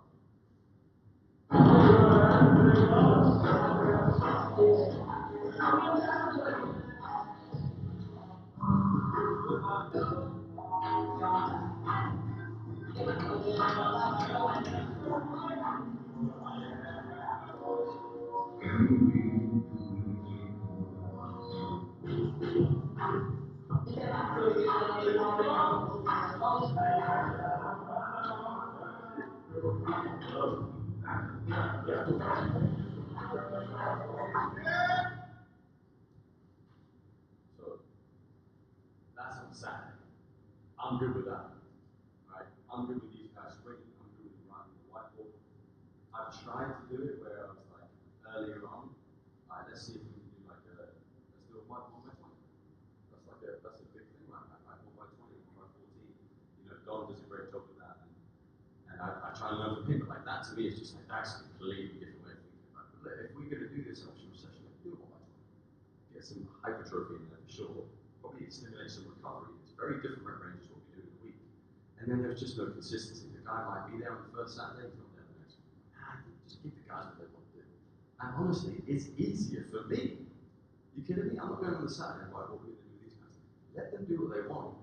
Just they're not picking their nose, they're not having a chit chat, they're getting after it. And one of the best things I'd say as well is I tell the staff, I tell the leadership council, I say, hey, you doing all right? Just good. Oh yeah, coach, just great. Say, hey, I'm good. When you guys want to start, I'm good. Like, we did 20 minutes each. But you're going to tell me.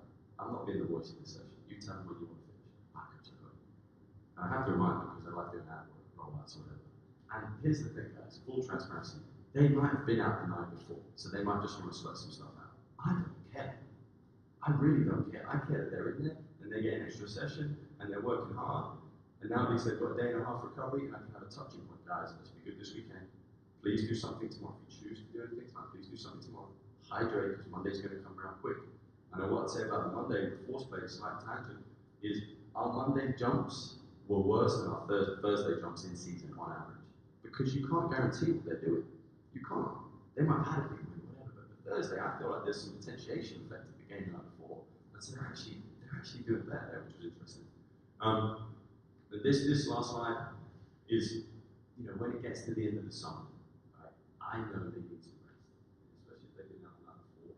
Hey, let's try and give them some rest. We'll do the workout. Let's do some foam roll stuff. Let's do some lacrosse ball, rebound stretch for 5-10 minutes, and then let's just relax a little bit. Like shut your mind off. We'll do a little bit of active recovery, and then I'll bring you in a little bit of time, fresh, great. And at least we're trying to educate them. Hey, it's going to really help you in the season. If in the middle of the day, on mindfulness, whatever, if you just want to do a bit of this, it's going to help you recover.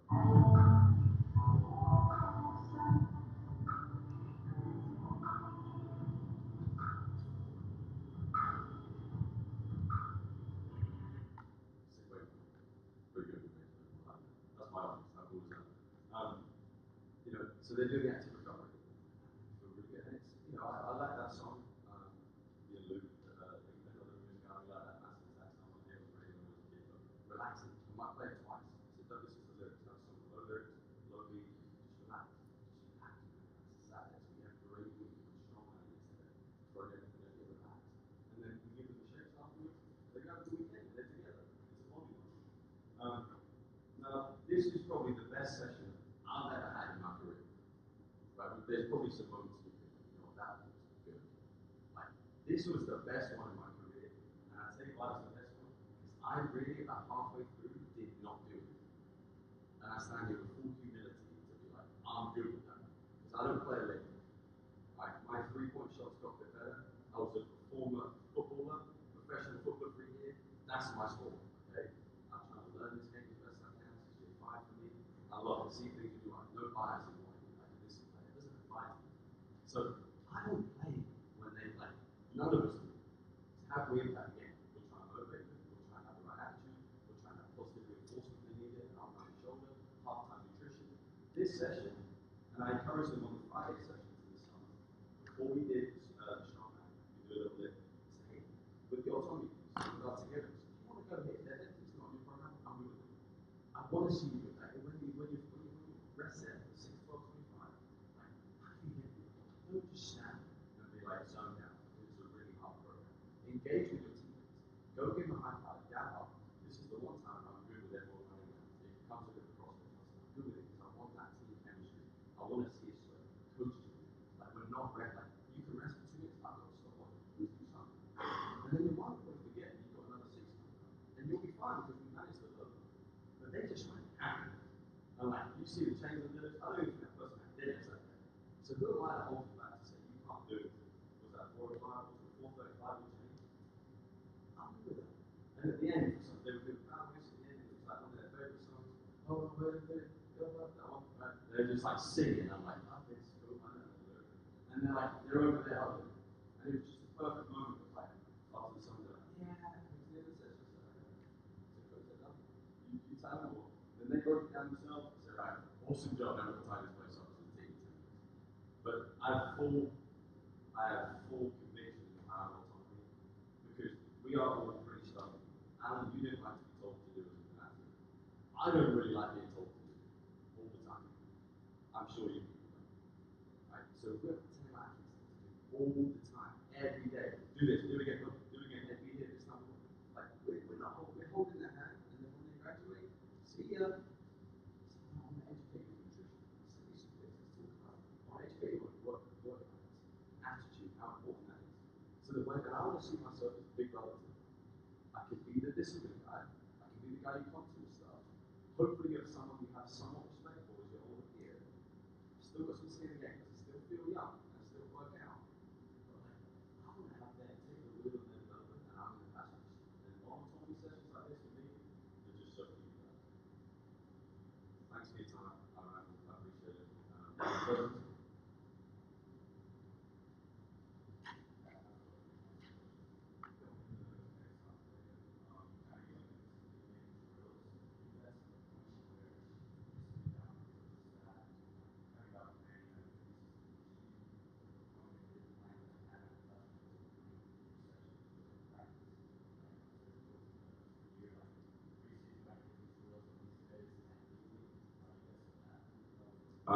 The point we're at with it is, the answer to that is no. I don't sit down with my head coach and do like, hey, these are the drills we'll look at. There's been one time actually where, I said, coach, like, and this was from Greg, we have those 1,600 load games, right? And I know they're coming again this season. And so in the preseason thing, I'm like, we've been hitting 1,100 or 1,000, 1,200. And I'm messaging Greg, how can we prepare for these games? Because they come and say, hey, look at your most intense drills and say, coach, this is the day we want to hit this drill and this drill. Give them a little rest in between, like a half-time interval, so you accumulate loads up. And then, then do your normal practice. But these are the intense ones. So if you're going to have practice for 45 minutes, coach, if you want to get into them, you need to use wall rebounding. It's sky high on the go. So they're the conversations we have in that aspect. And it's brilliant. I think we have like the most overtime games in freaking college history. There's like Louisville, we play Belmont back to back, and it's like, and we play High Point. I might be missing some, but like, we were fortunate enough, it's like a strength coach is like worst nightmare, isn't it? Losing in overtime. Whereas if you win, you're like, okay, go, yeah, good. It really has nothing to do with us, it's all about the guys and different plays or not. But yeah, in terms of looking at the loads, I think it's important for him to know what the most intense ones are. Because when he's like, we just want to be in and out, we're going to hit this drill, and I use it, like I said, keynote slide, I'm happy to share them with you. Because it's like arrows, green, tick, X, red. Like you want to make it 2 slides, I print it out, I put on the coach's desk. I don't need a text from my head coach back. I text him so many things, there's no reply, and then he'll mention it in the staff meeting or whatever. I'm good with that. And the assistants, that might be the one. We got, assistant, hey, did you see Honestly, I think I've got to do it. It makes sense, right? The harder we play, like, we can go on those runs. So we've got to keep it nice fresh and get cool. Sounds good. If not, we can talk. Awesome. Thank you. Good job.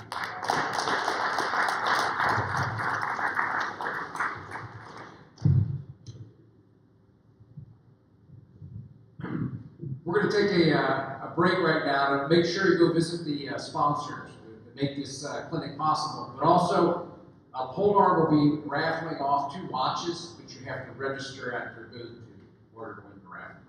So we'll take about a 10-minute break and we'll reconvene.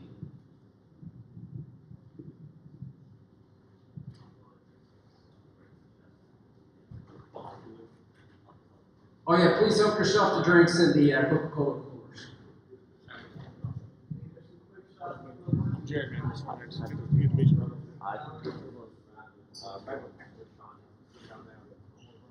Alright.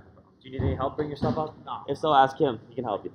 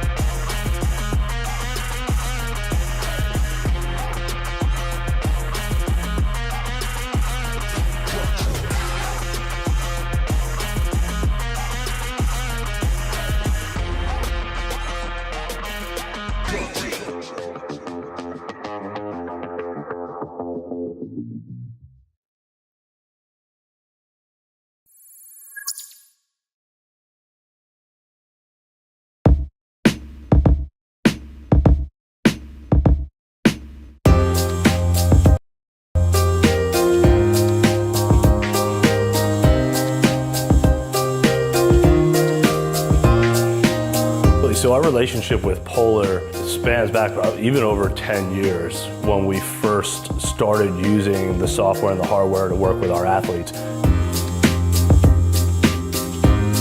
During the off-season, we use Polar Team Pro to have our conditioning complement what we're doing during the season.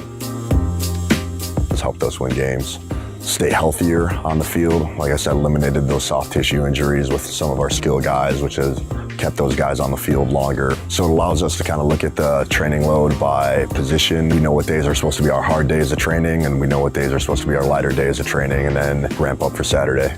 As a coach, you're trying to organize the perfect practice. And after every Tuesday, Wednesday, Thursday, I will look and see, did the structure of the athlete meet what we wanted in that practice? I can call Jason or one of our other strength staff members and find out what period was the disconnect. And I think that's so huge. And I think for our players, it became a source of pride, where I'm looking at the heart rate, the workload, the distance covered, really tangible things to make sure our practices are as good as possible.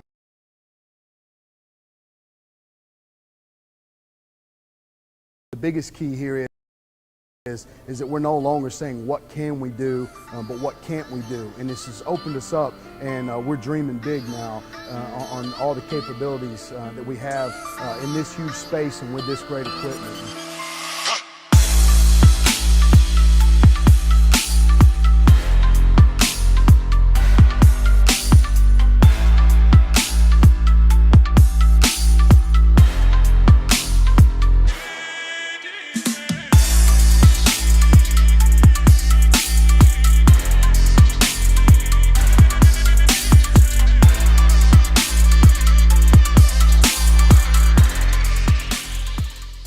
we just jumped into a situation where growth is sort of the mindset. And now we have this great facility where only 5 years ago, the team was training in a tent outside of their locker room, to where now we have one of the top facilities in the nation, in our opinion, which is only going to continue to grow. And so with that growth comes responsibility, and that kind of excites us.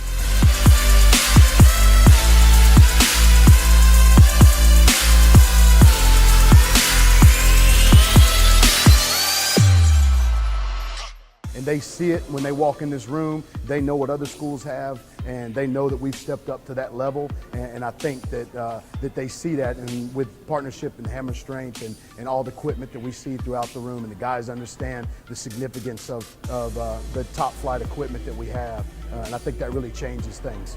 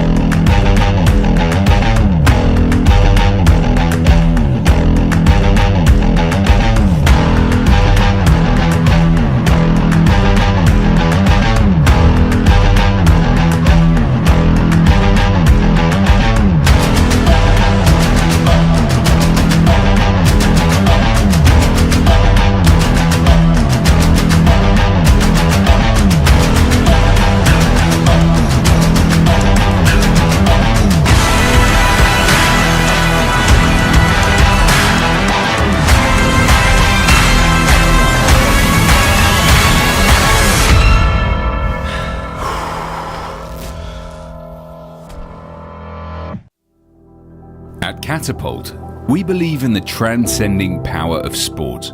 Sport is about a promise that no matter your background, when the whistle blows, we all start on a level playing field.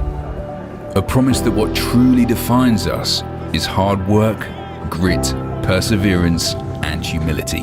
On any pitch, field, court, or track, we see this promise on display and observe the most fundamental of human emotions. It is this promise that fuels our vision to unleash the potential of every athlete and team on Earth. At Catapult, we are a global team of sports scientists, engineers, and visionaries focused on building the next generation of sports technology. Through comprehensive data and scientific insights, we strive to give athletes and teams around the world a personalized performance blueprint, honed through our work with over 3,200 teams across 150 leagues and federations and 40 different sports around the world. Our technology is impacting the future of sports and athletic performance. Our mission is to build the most comprehensive view of sports performance to unleash the potential of every athlete and team on Earth. Catapult. Unleash potential.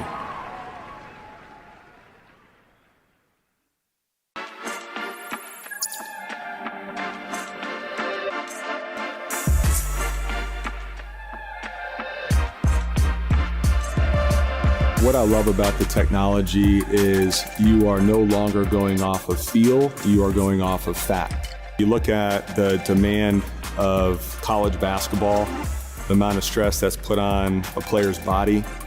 You have 100 practices, 40 games, just an unbelievable amount of stress. Kinexon helps us quantify that. The information that we receive helps us drive us in terms of how we practice in season, in between games, how we prepare, and also how we train. If there's different things we could do in the weight room to mitigate stress and make those really important and timely decisions.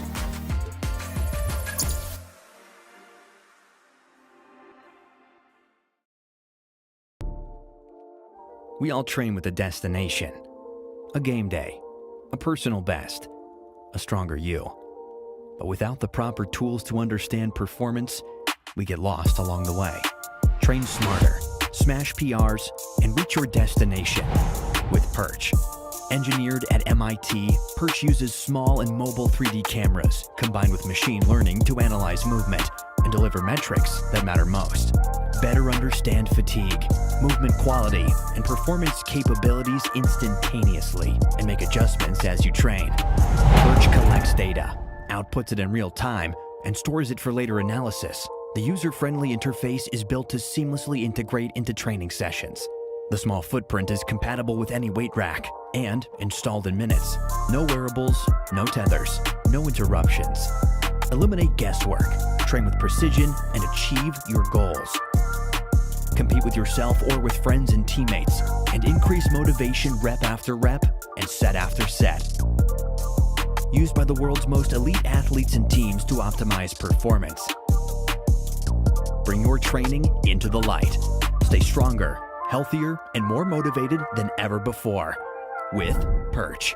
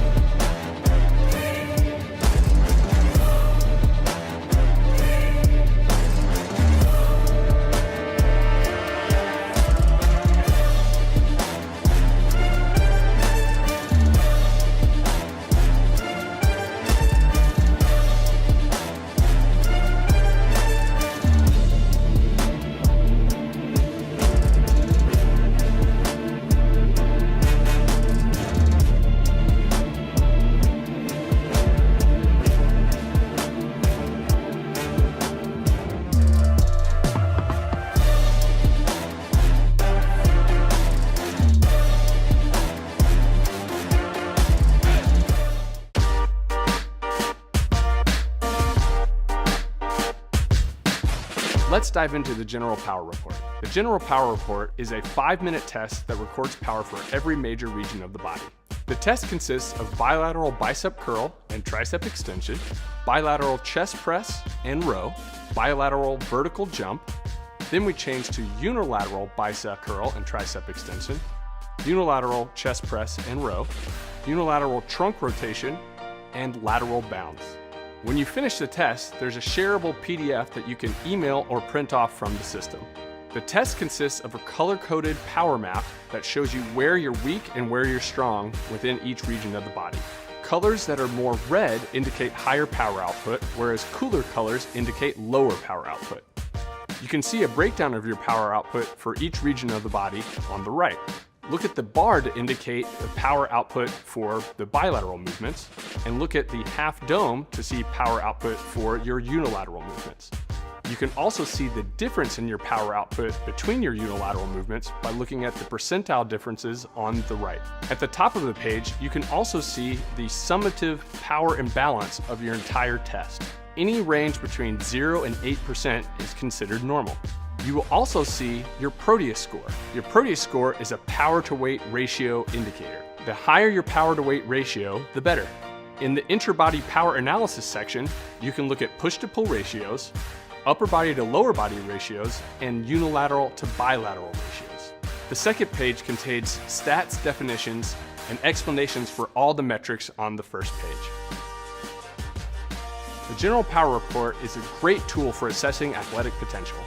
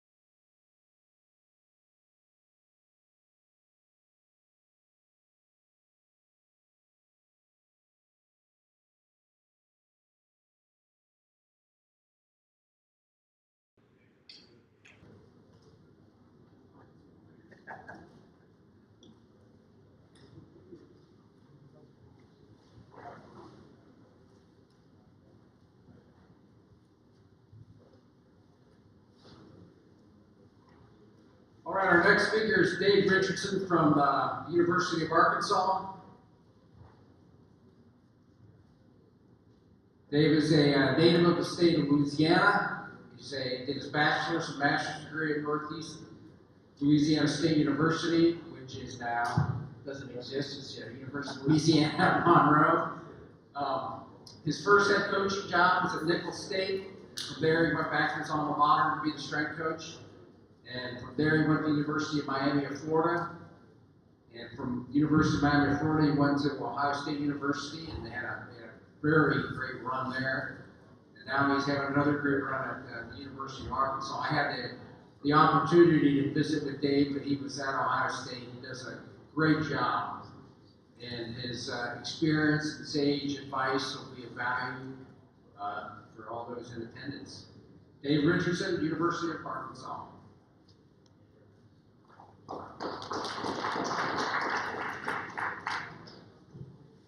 Thank you, Ted, for that. It has been a good career. It's been a long one. But, a lot of success we have is we don't get to choose the players that we get to coach. So we rely on basketball staffs to bring us great players. And I've been fortunate with a lot of the coaches that I've worked with to bring really, not only good athletes, but good people for us to train. I really liked Alan and Matt's presentations. I'm probably going to back up for a little bit more of a 1,000-foot view on a phase that I call my blueprint.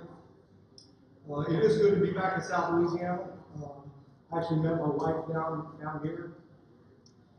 I kind of like to tell people this. My dad was a retired military colonel, so I grew up in the military. Then I spent 5 years active duty myself.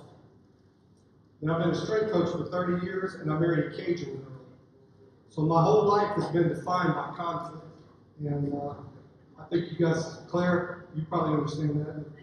If the shoe fits, right?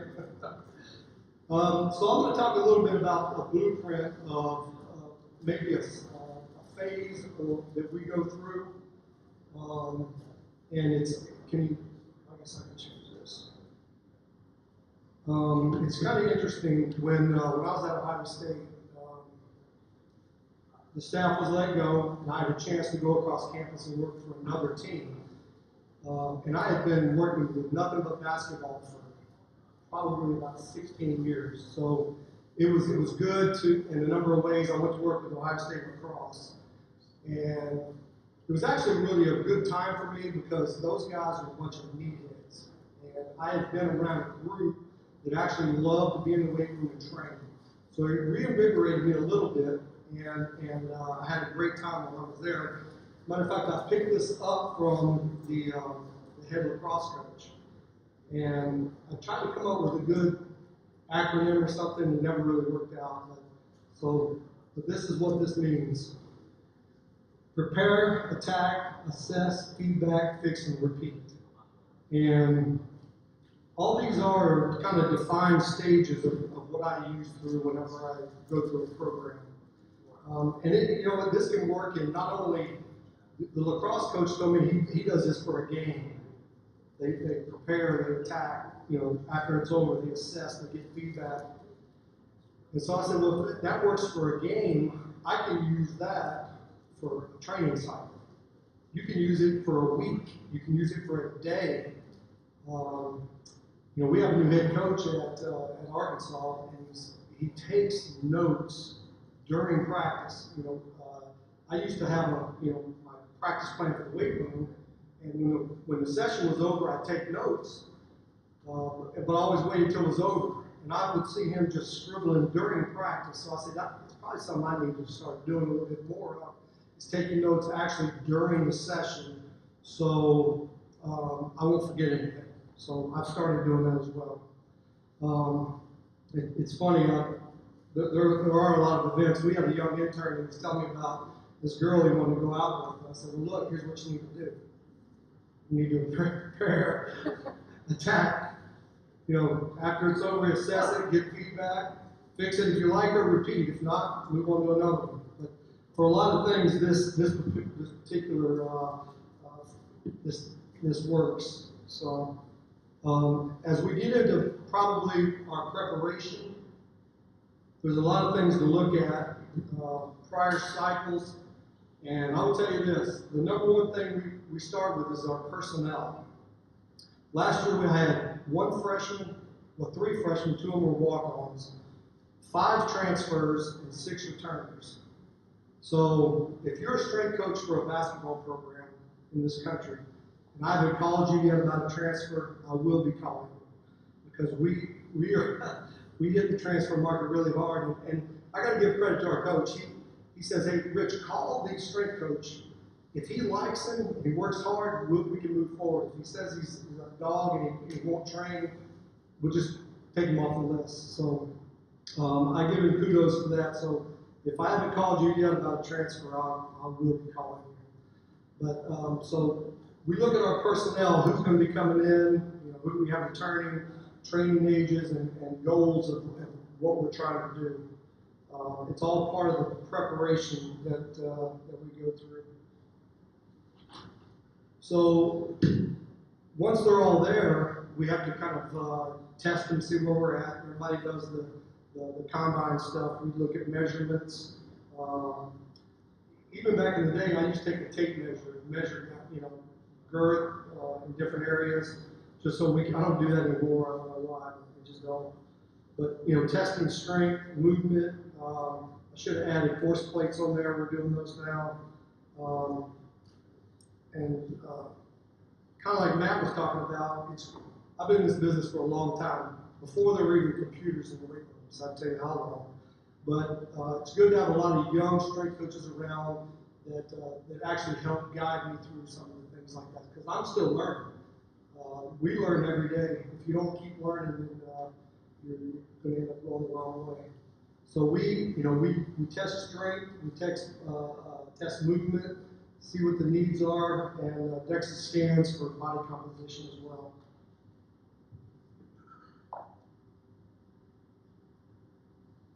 Once we kind of get into our attack, and I'm not going to be real long, I kind of wanted to just give you an overview of what we look at. Our preparation phase is just to see, what do we have coming in, what are our needs, let's test them to see where we're at, and then we're going to start our attack phase. And this is kind of the way it comes out. How many days a week do you need to train? If you're a walk-on or you're a low-minute guy, you're going to get at least 4 days a week. If you're mid-minutes, you're going to get 3 days a week. I have gone 2 days a week with a lot of guys that play high minutes. One of the things that Coach Wilson does, he plays about 6 guys. So a lot of times it's damage control, and you have to find good ways to train those guys that is not going to go against trying to continue to gain strength during the season. So determining how many days a week you need, and that's a lot of times predicated on how many minutes that you're going to be playing. I have a group called the Lift Mob. These are guys that are sit-outs, they're walk-ons, they're low-minute guys. It's really fun. A lot of these guys, they end up being guinea pigs, depending on what kind of training sessions you want to do with them. I don't want to really talk about a lot of the programming. I've done a little bit of everything. When it comes to programming, I think you got to really find out what you're comfortable coaching. Like they say, there's 100 ways to skin a cat. You can, there's hundreds of different ways to do that. I'm real comfortable with training 4 days a week, doing split programming. You do a platform day and a strength day. A lot of Gail Hatch type stuff that I got from back in the day. So, anybody wants to talk about that later, I can. Still, as part of our attack, once you get later into the season, a lot of our lifts we have mobility built into them. I think everybody's probably doing that now. Instead of standing around after a set of squats, you're doing some sort of mobility. So we also have some Fusionetics. We work with athletic trainers. We do some bilateral testing to see where guys' needs are as far as mobility is concerned. We're able to put this together. A lot of this stuff is used for recruiting as well. I mean, we'll put together a program like this to show recruits and testing while while they're even on campus, maybe taking a look at their mobility if they have questions about that. So, collaboration with the ATs, they really help us out a lot. We have a good, these guys are right next door to us, so we're able to sit down with them and go back and forth. Continuing on with our assessment is how do their athletes respond kind of physically? We have the DEXA scans that we're able to do multiple times during the year. We can find out how our training is going. And we do the same thing with force plates.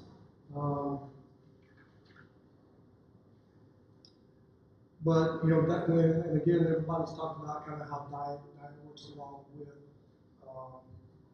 with the training.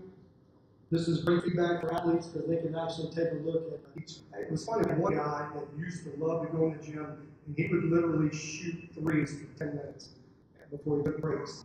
That's very hard to do. When we did his DEXA scan, he had gained strength and muscle on his right side and lost it on his left side just a little bit. Just being able to show the guys that even their individual data on this has been really important for us.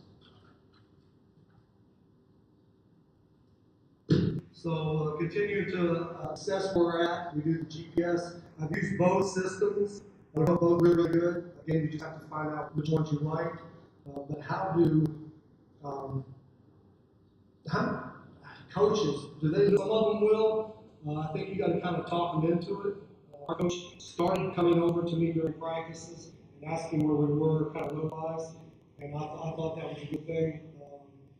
We have high-intense practices, and they start around 2 and 2.5 hours, and even have gone a little harder than that, all the way down to we never probably went less than an hour and a half this year. And so being able to track that data is a really good thing. Assessing daily holistic information, we'll have hot meetings during the season with everybody involved from all over the staff. So stress levels, sleep, energy level, and soreness, participation, and the RPE.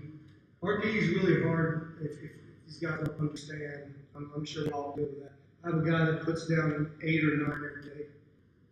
And we try to educate these guys on that, but continue to get these surveys as part of our assessment has been really good for us to talk to.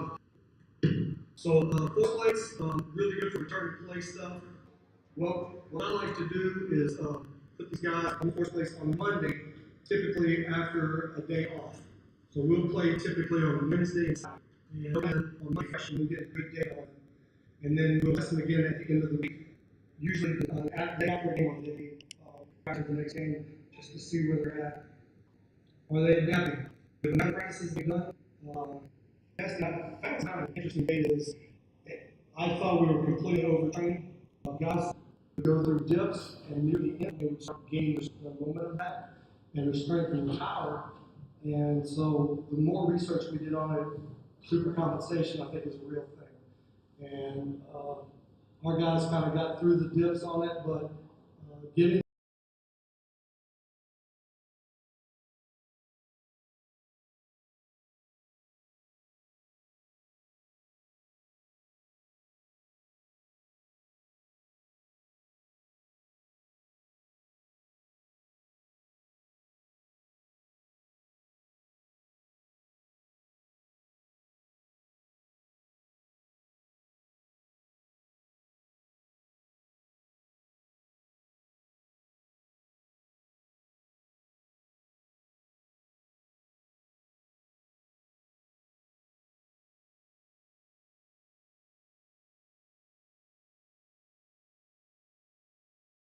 the jump twice a week, before and after, during games, after games, and things like that, and showing us some pretty good data for that. Another thing we assess at the end of the season was lost minutes. Was very lucky this year. We lost 2 guys for about 40 minutes, 2 40-minute games, and 1 guy for 3 40-minute games.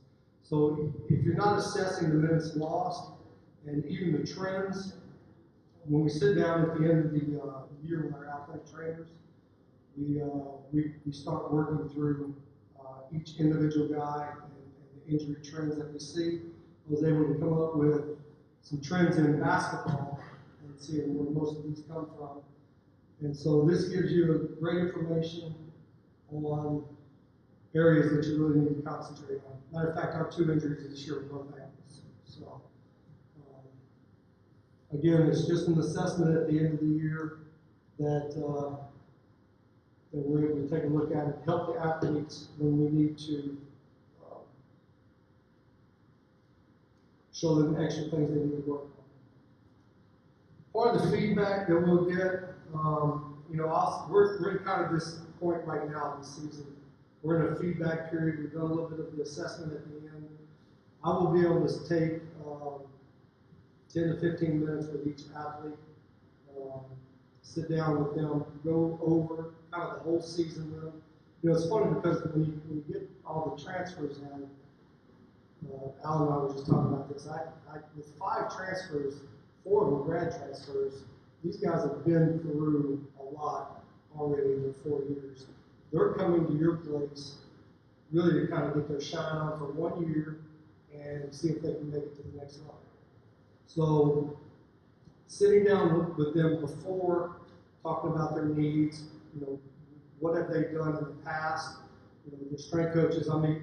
Talk to a lot of the strength coaches that those guys came from, what type of programming have you done, what's worked for you, what has not worked for you.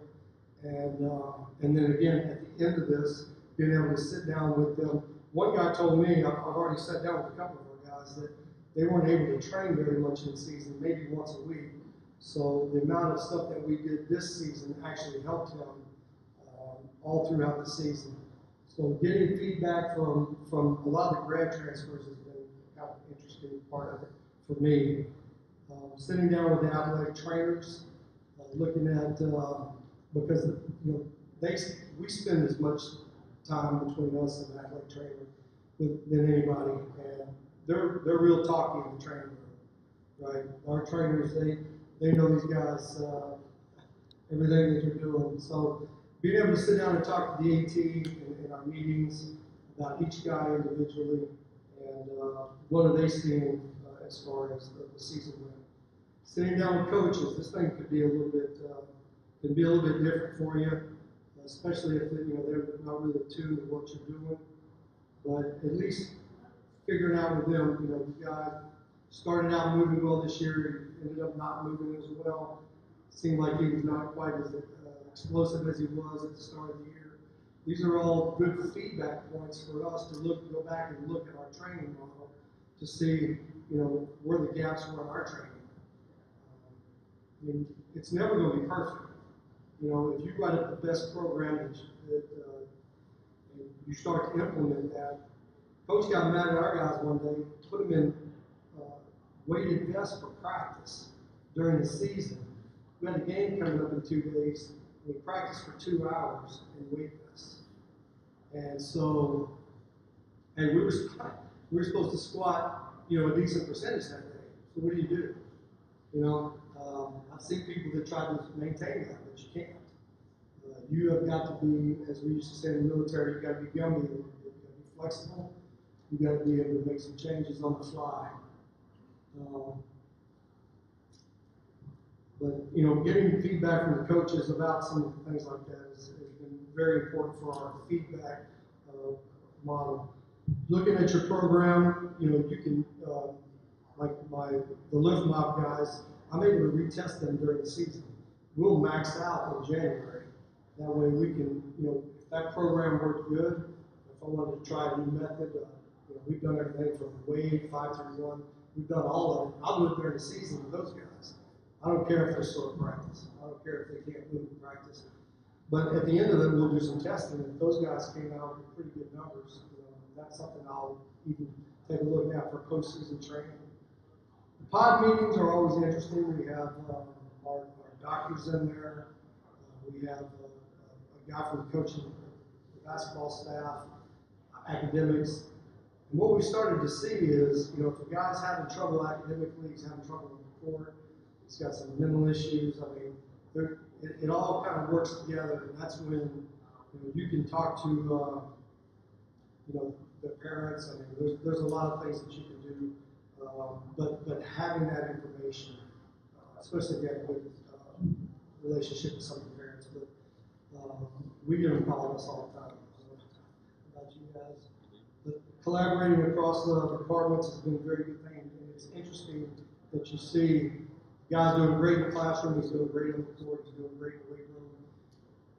Very seldom do you have guys dipping in particular areas and being great in other areas. So it's always good to keep an eye on that.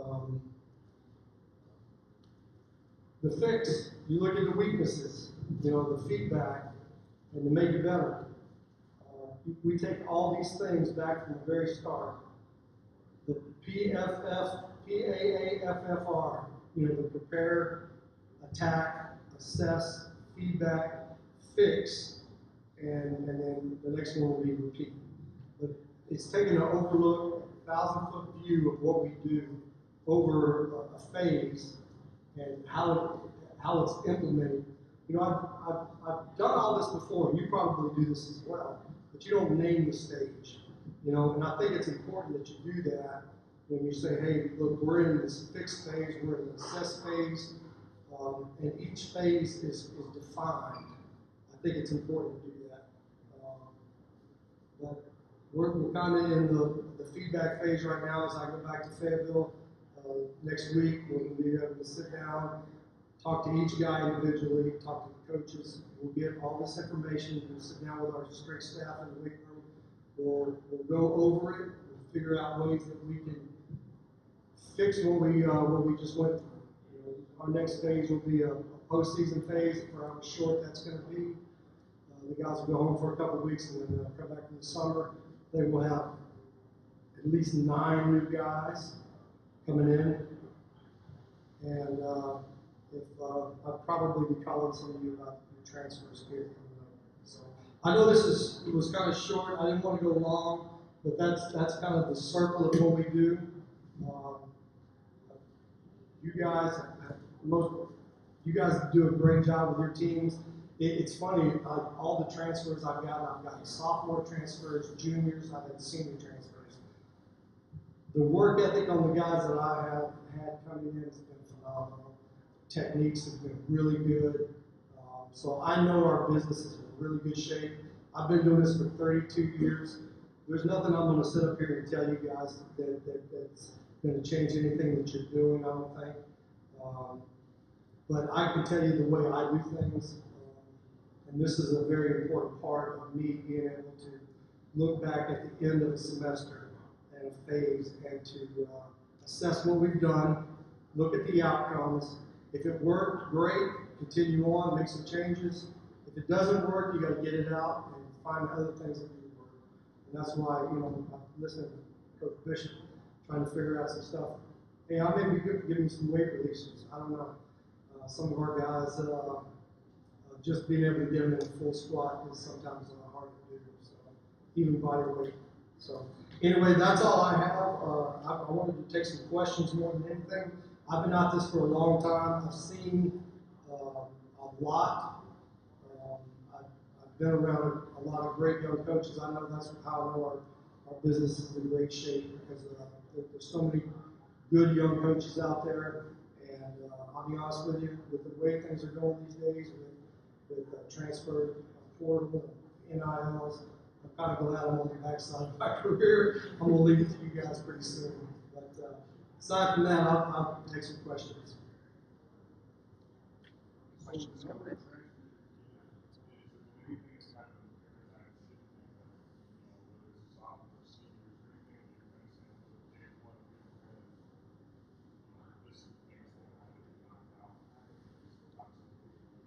So the differences I'm seeing in transfers kind of by year, it really just depends. I mean, some guys are having trouble with, I do a basic programming. I do Olympic lifts, I do hip hinge, pressing, we do those sort of things. Getting guys in full squats has been a little bit difficult in some instances. Loading. Been lucky not to have a whole lot of injuries going on, so we start back from the basics. But I'm not seeing a whole lot of differences depending on what year class that they are. They come in, the first thing we do is we assess their movement. Are you the Fusion X things is good because it's bilateral. If we look at left and right, things like that, we put them in squat holds, even just body weight. I had a kid that transferred in 2 or 3 years ago, who was 7'3". He was 210 pounds. Coach wants him to be a beast. Okay? So, when I started with him squatting just to a box with his hands across his and body weight, and he was having a hard time. He would shift forward just to get up.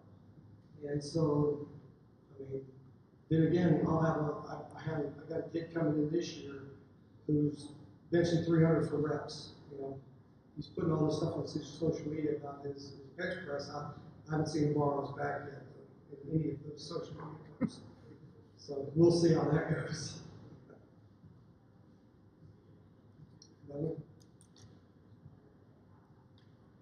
All right, I know it's very basic, and that's, to me, I don't try to reinvent the wheel. I really don't. My programming is very basic.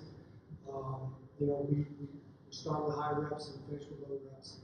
We stay in the mid-range a lot, working on great technique when we can do it. If you can't have the weight, you back the weight up. But to me, it's very simple. I think this is a very simple job to do. It's more dealing with people. It's like anything else. If you can talk them into believing in you and what you're doing, then you have a lot easier time being a strength and conditioning coach. Okay? All right.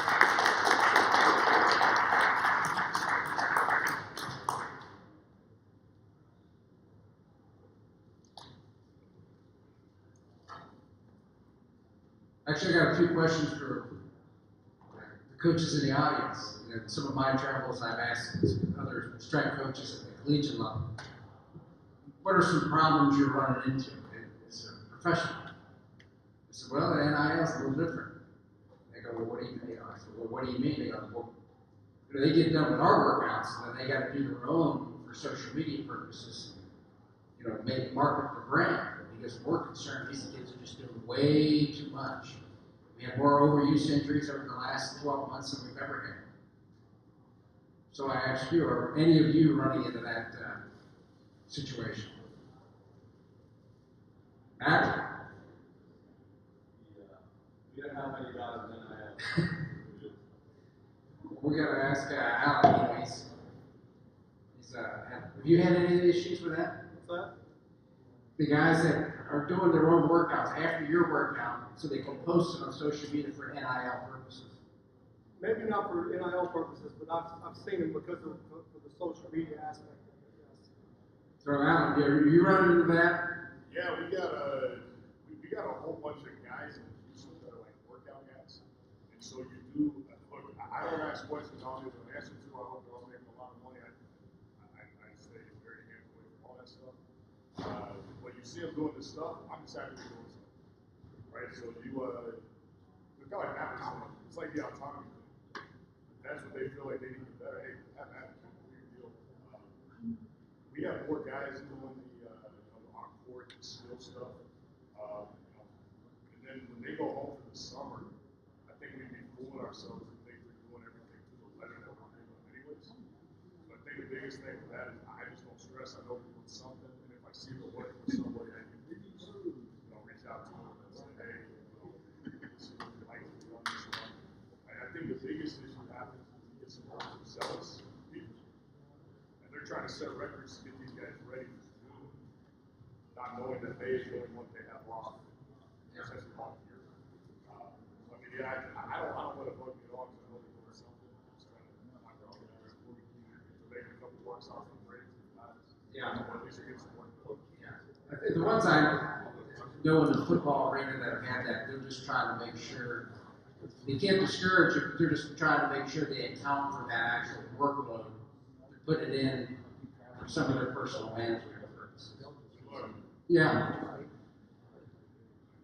All right, our next speaker from the state of Louisiana, David. So he was happy to come back for this. So Stephen Engelhardt is a graduate of Southeast Louisiana State University for his undergraduate. Was at the University of Hawaii for his master's degree in exercise science and rehabilitation. There he was also a graduate assistant strength coach, working with many of the programs there. And their team there, that was the Sugar Bowl team from the University of Hawaii. There he had his first head strength coaching job at Portland State. And from Portland State, he went to SMU as an assistant. From SMU, he went to the University of Colorado.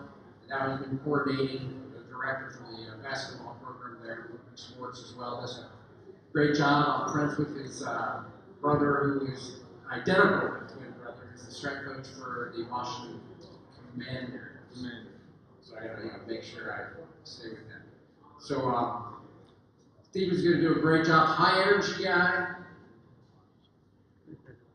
High energy guy. So when you go into that room, you know you gotta feel that energy, and he's gonna do a great job.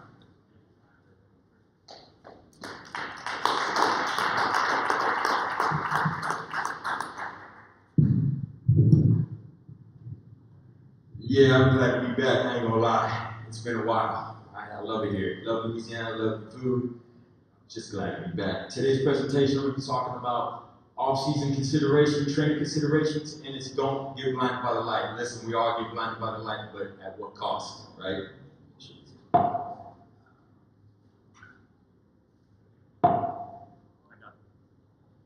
Wrong clicker. Just joking. User error. Okay, so how to get this side don't get blinded by the light.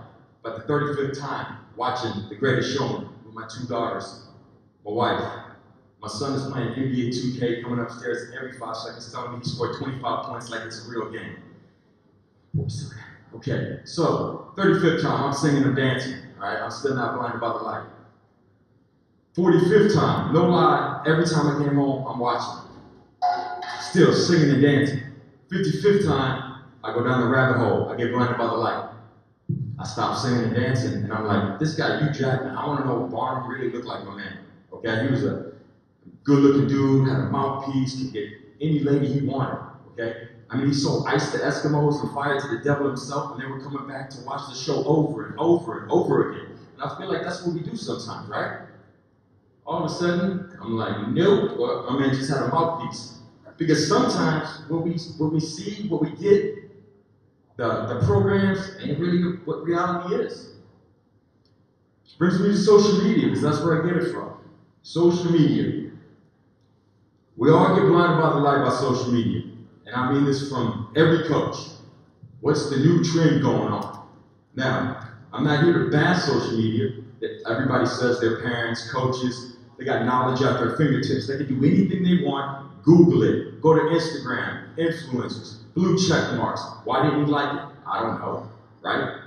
My whole thing is, social media is great, but how are you using it, right? Over the summer, everybody knows this, knees over toes. Raise your hand if you didn't hear it this summer, because if you didn't, you're lying, okay? I got a phone call about it. Steve, what do you think about knees over toes? I'm like, never heard of knees over toes. I'll Googled it, looked at it, and I'm like, okay, I've been pushing sleds since I was here in Louisiana. Jesse Kellum, probably one of the strongest dudes I ever worked out with, won the Arnold Classic probably 8 times in a row. Every Saturday morning, I seen the dude pushing and pulling sleds, right? Kurt Hester, director here now, Tulane, same thing, pushing and pulling sleds. Ask the grass squats, isn't that how you're supposed to squat? Unless there's an issue, okay, it's all good. Knowledge, right? Okay. Now, this is what I got from a coach. This is what we're going to do, Steve. Not at the University of Colorado. I got this from another coach in college that said, what do you think of this, Steve? This was on Instagram. We're going to do this for balance. I said, well, ho, you know who that is? He said, no. I said, man, it's Alvin Kamara. Played at Alabama. New Orleans Saints. All pro. You know how long he's been training? He said, no. I said, damn, you blinded by the light. I mean, you're going to do what this man does? He probably squats 700 pounds, ass the grass. I mean, this is hard to do. Unless you want some compound fractures and getting fired the next day, I would not do that. It all goes back to social media, right? Knowledge at your fingertips, supposedly, right? Do you even know why you're lifting? Do you even know why you're doing a certain program, right? Guy gets it. Hey, Steve, knees over toes. My guy still has tendonitis. Literally tells me that. So, what did you read the program? No, I bought it. Just gave it to all my players. So you literally didn't read the program. He says if it's still painful, you gotta regress. Oh, he did? Yeah. I mean, go figure why you still got tendonitis. Are you kidding me right now? So basically, you bought a program off the internet. You saw something cool on Instagram. You gotta give it to your athlete. You're gonna know why it didn't work. Well, you better know your why, right? So, like I was talking about, knowledge. Everybody says it. You get all this data, information, which equals knowledge, but it's the wisdom where to apply the knowledge. If you don't have the wisdom to apply the knowledge, you don't have anything. You actually have zero, right? How do you get wisdom? There's a couple ways, right? By doing, failing, learning. Or there's a simpler way, humbling yourself, getting on the phone, and asking the people and the brightest people on technology, on lifting, on different aspects of lifting, programming. My man, I need your help. If you were me, what would you do? But sometimes we just don't want to humble ourselves because we're blinded by the light because we point at everything else and said, well, that's not my fault, that's not my fault. But sometimes you got to say, I'm going to take that thumb and put it right on my forehead because it is my fault. Because I need to humble myself. Now, we use a lot of technology at the University of Colorado. You see, we use Connexon, Polar, Push, Valve Performance. It all goes into one central hub called Kitman Labs. It's an athlete management system. We assess, we direct, we educate, we demand, we reassess, we alter, and we monitor. Go figure, right? The biggest thing is educate. If I literally jump everyone, or I do a Nord board, or I do a groin board, whatever I do, and I don't educate that player will not care. He will not buy in. Okay? So if you really think you're going to be a militant guy, just going to tell him this is what you're going to do, this is why you're going to do it, you're going to do it 100%, you're fooling yourself and you're blinded by the light. Okay? I'm telling you that right now. It won't work, right? Unless you're in the military. Then it has to work. They don't sign up. Right? They're committed. They don't sign their name on that dotted line. They can't transfer to another military. You can't. But in school, you can. You can transfer tomorrow if you want. Now, this is a video of what so this is the Nord board. We're testing their hamstring strength, which is in newtons. 1 newton equals roughly 25 pounds. All right, we're testing the asymmetry of their right and left hamstring. Yes, this is during COVID. Colorado was serious. Now, next is going to be the force frame. We're testing 60 degrees, groin and hips. All right, and again, it's going to tell us the different asymmetry and strength of what we have, of where they're at in a particular year. Next is going to be our force plate. We have a dual force plate, and right now he's doing an Albacoff jump, but there's a couple we do in the off season that I'll get to. I'm really not a big video dude, so I don't have a lot of videos on everything we do. Next is going to be movement capture. We only do 3: overhead squat, overhead lunge, right and left. It gives us the different degrees of the ankles, knees, and hips. Uses about 2 days a week. And this is our VBT system, velocity based from push, and this lets us know, are we in the right training phase? I was actually in a 5 years ago, yesterday, I went to go listen to a guy named Dr. Brian Mann, and he said something in that speech, and I was like, blew my mind. He said, I'd rather be right than lucky. I'd rather be right than lucky. So now I have it subjective, I got like objective numbers now. Why we test? We get a baseline each year, freshman to senior year. Are they getting better? Are the asymmetries cutting? Right? Are we getting stronger? Are we getting better? Because if not, I don't even know why we're buying this. Injuries happen, right? And if you're one of the strength coaches that says you can eliminate injuries, you are crazy. Okay? Now, when they do get injured, now I got a whole bunch of technology and objective numbers that I can literally say, hey, now I got you back to where you were. You're even better, okay? If they have a hip label, whatever it may be, they can come back to me. Are they better? They better be.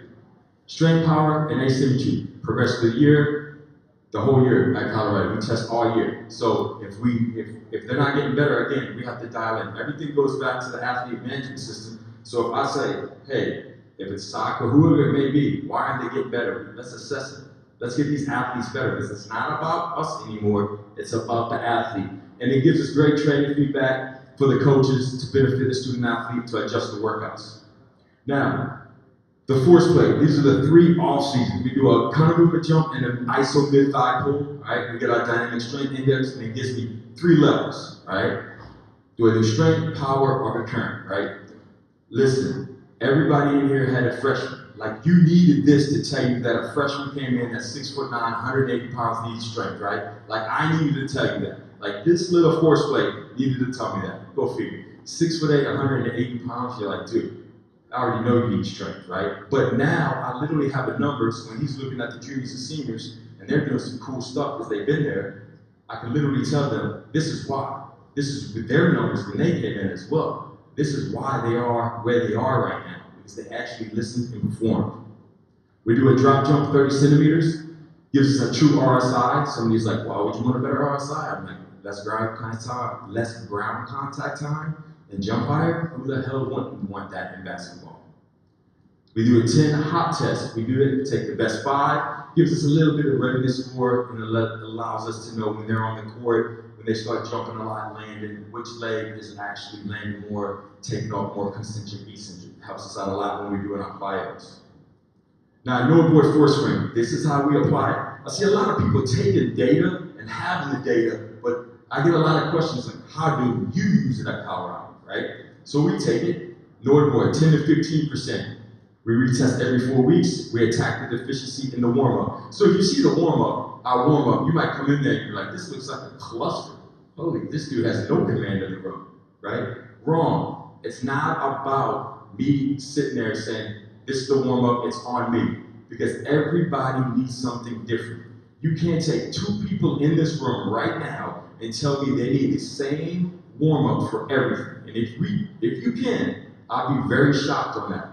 Like I said, I got a twin brother, and I promise you my hip mobility is better than his. Because why? He had hip surgery. That's why.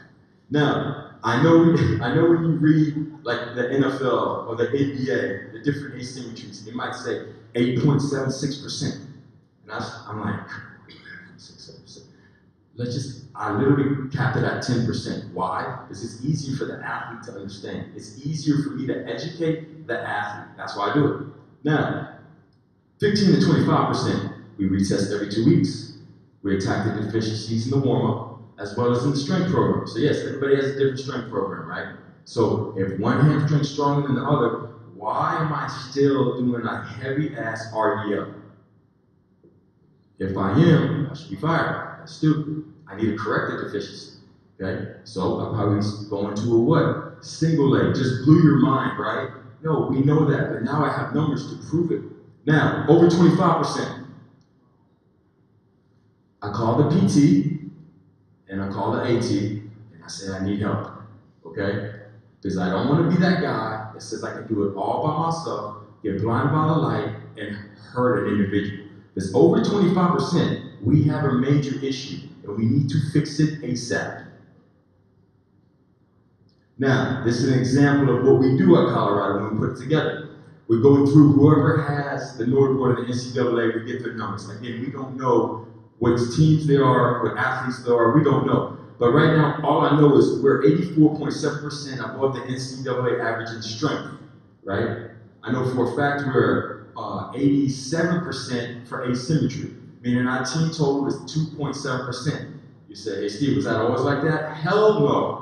Right, when we first took this over, all we did some single leg iso holds, like airplane hold, right? To see which hip goes up, which hip doesn't go up. It was an eyeball test, right? Now I knew, right? Now I know. So now, like, I can attack it any way I want, any way I want to get these athletes better. And to tell you the truth, it's been working because 2.7% now, when we first took over, it was 9.9% deficiency, right? Well, I take 2.7 asymmetry of 9.9 any day. Now, this goes all to Kidman Labs, right? You're like, damn, that's a lot of numbers. Listen, I want to take the data that I want to look at. Anything else, I do not care about. It does not go into Kidman Labs. And I think that's where you kind of get blinded by the light, going down a rabbit hole, seeing all this data, drowning in it, because you're like, oh, dude, I don't know what to look at. Listen, start simple. I promise you, that's what I had to do. I had to start simple and then gradually go up. Now, I say this because we had a sports scientist come in. He's a good friend of mine. Did some blood lactate. He said, Steve, these are the top 5 guys in shape. Top 5, okay? That's good, but you're wrong, because number 5 is our most in shape player on the team. He got a pit bull mentality. Pit bull. And before anybody calls Peter on me or tells the NCAA that I'm calling my players dogs, I'm not. A pit bull mentality is a non-quit mentality. When shit gets hard, I'm going to do whatever it takes to finish. All right? That's what it means. Whatever it takes. Now, this is what I see. This is Einstein's equation, E equals mc squared. But I swear on my life, this is the high performance model, and this is what people do. They make it so freaking hard. And so, like, there's only one question for this whole thing, right? There's plenty, and that's what the sports scientist did. That little red dot was like, this is who's in shape, Steve. I go back to the sports scientist, and I'm like, are you serious right now? Now, his name is McKinley Wright IV. He comes in, we do our 3 conditioning tests. Not only did he win the first one, he won the second one, he won the third one. Doctor said, Steve, I must be wrong. No, you're right. You checked the heart rate, you checked the blood lactate, but you never checked what was inside his heart, that pit bull. Steve, I have to be wrong. No, you came here one time for the whole summer, and you thought you were going to tell this man that he was in shape for one test. It is a lot of different tests. And it goes back to coaching of relationships, of knowing your athlete, right? And that's where sometimes we get blinded by the light because we're like, no, it's got to be this data-driven society now. That's what everybody's doing. Now, going into my off-season considerations, personnel, who's coming back? I got to know who's coming back. Injury medical, that's a good thing about having it all in one system. I get to know the trends of the people that are coming back to injuries so I can address it in the off-season. Performance testing, the performance testing that we want to test, that I want to test, okay? Not 1,000 different KPIs that I have to look for and not use any time throughout the year. Habits of the team. What are the habits of the guys coming back? You got to know that. Personality of the team. What is the personality of the team coming back? Now, consistent theme at team meetings, film, etc. I'm telling you, right there is one of the biggest. If you're a strength coach, you go to team meetings, wins, losses. I promise you, write down. I'm on my phone, on notes. They probably think I'm on Instagram or seeing something else, but I'm usually writing down what the coach says and the assistant coaches say, because those are the themes that's coming back. Those guys are coming back, right? Those guys that are coming back, every guy that's coming back, and I hope they don't transfer it, that's what I'm hoping for, right? I literally write it down, that's my theme. Talk to the athletes individually, talk to the basketball coaches. Have a plan. If you plan to fail, you failed to plan. I'm telling you right now, it's so true. Have a plan and know what you're going to do with it. Now, the consistent theme for 7 years for men's basketball has been mentality. Mentality, right? We get so obsessed with technology, data-driven numbers. You know, everybody in here gets somebody bigger and stronger. You got 8 weeks, are you kidding me? We all can do that. But I'm telling you right now, what is the mentality of that team? When shit gets hard, are they just gonna crumble on you? I mean, that's what we do, right? That we were preparing them for that. Now, off-season general weekly schedule. It's not rocket science. It's basketball 3 days a week, Monday, Tuesday, Thursday. Agility work, speed work, that is done before weights. Hot yoga on Wednesday and Friday. Understand this. Hot yoga, I put it in gold for a reason, for a compliance reason. Listen, we only get 4 hours a week, all right? That is definitely voluntary, all right? EDT, Esplanade Density Training, and then we got sleds and max effort lower body. Now, the staples of our lifting program in the off season is boring as hell. Squats, RFEs, deadlifts, hinges, press, posterior chain, and weighted carries, but they all have to be done very strict, very detailed, okay? Because if you can't lift, if you can't do a proper bench press, proper squat, it's okay. We're gonna teach you, but if you wanna put the bar on your back, you have to do it right. It is very boring, but you know what else is boring? Watching passing and catching during practice. What loses them the game most of the time? Passing and catching, okay? So it's boring, but it's gonna help us stay on the court. So it's passing and catching to them, but it's gonna help us win a game, okay? Now, over the years, my top 3 off-season going in is mentality except 1 year. That 1 year, go figure, all guys that have been there at Colorado for 3 to 4 years, right? 3 to 4 years, no transfers. I had 1 graduate transfer that year. But other than that, every year but 1 year was mentality. Okay, strength, power, and conditioning. Why is conditioning last? Because we're in the summer. Are you kidding me right now? They don't need to be in game shape right now. Got a long ways to go. Now, mentality. We have a couple of days of mentality. We got 2 days lifting and 4 days continuous what we do. This is on our in our film room right here. Champions are built on the foundation of hard work and preparation. Coach Boyle says this over a million times a year. And you're telling me if I better work them hard, I better have the same belief as my coach, or we probably shouldn't be working together, right? Because if I don't believe this, me and him should not be we should not be together. But damn it, I believe this fully to my core. Respect can't be learned, purchased, or acquired. It can only be earned. He says that over a million times. And this is the true statement. Not only do they have to, I've got to respect them. Understand this. They got to respect me. Because it's a two-way street now. Okay? And when I say respect, like, coach, but they're going to lie to you. Well, Tupac said it the best. I say this all the time. He says, trust takes a lifetime to earn and seconds to lose. But what you got to understand, these are still young men. We're mentors. We have to actually help, educate, teach, inspire, okay? So if we're not doing that, that's wrong, okay? So trust. Oh, they're gonna lie to you, I understand that. It's my job to help them, okay?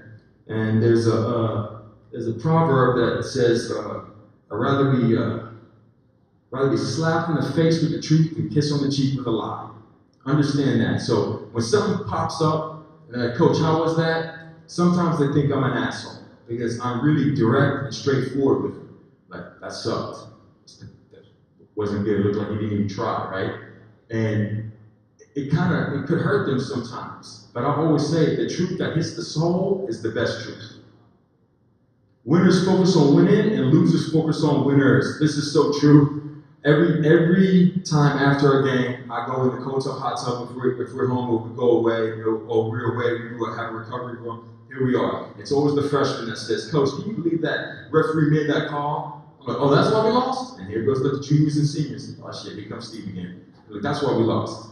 So we didn't lose because you didn't sprint back. We didn't lose because you didn't crack down on that big dude to get a rebound. We didn't lose because you turned over the ball, right? Now, if the referee pulled you from running back, if the referee pulled you from cracking down and boxing out, then that referee probably gonna get fired because he can't do that, right? Understand this, he was a loser focusing on winners because he was focusing on the referee. Are you kidding me? Winners focus on how can they get better, even if they had a 24-12 game. Hey Steve, what did you see I could do better physically, right? How did I come off the court? How was my mood when I came off the court? Was I in good spirits, right? That's what we talk about in the recovery room. Now, examples of mentality days. I pick one guy, command the room on Mondays and Tuesdays. At the end, it could be anything from push-ups, any upper body, anything, lower body. It could be anything lower body. Mini bands around the knees with 2.5s in your hand when you have the commander, right? Call him the commander. He's out and he's telling you what to do while he's doing it. Usually I tell him what to do in private and he goes and does it. I have the music blasting. I want to see how much respect his teammates got for him.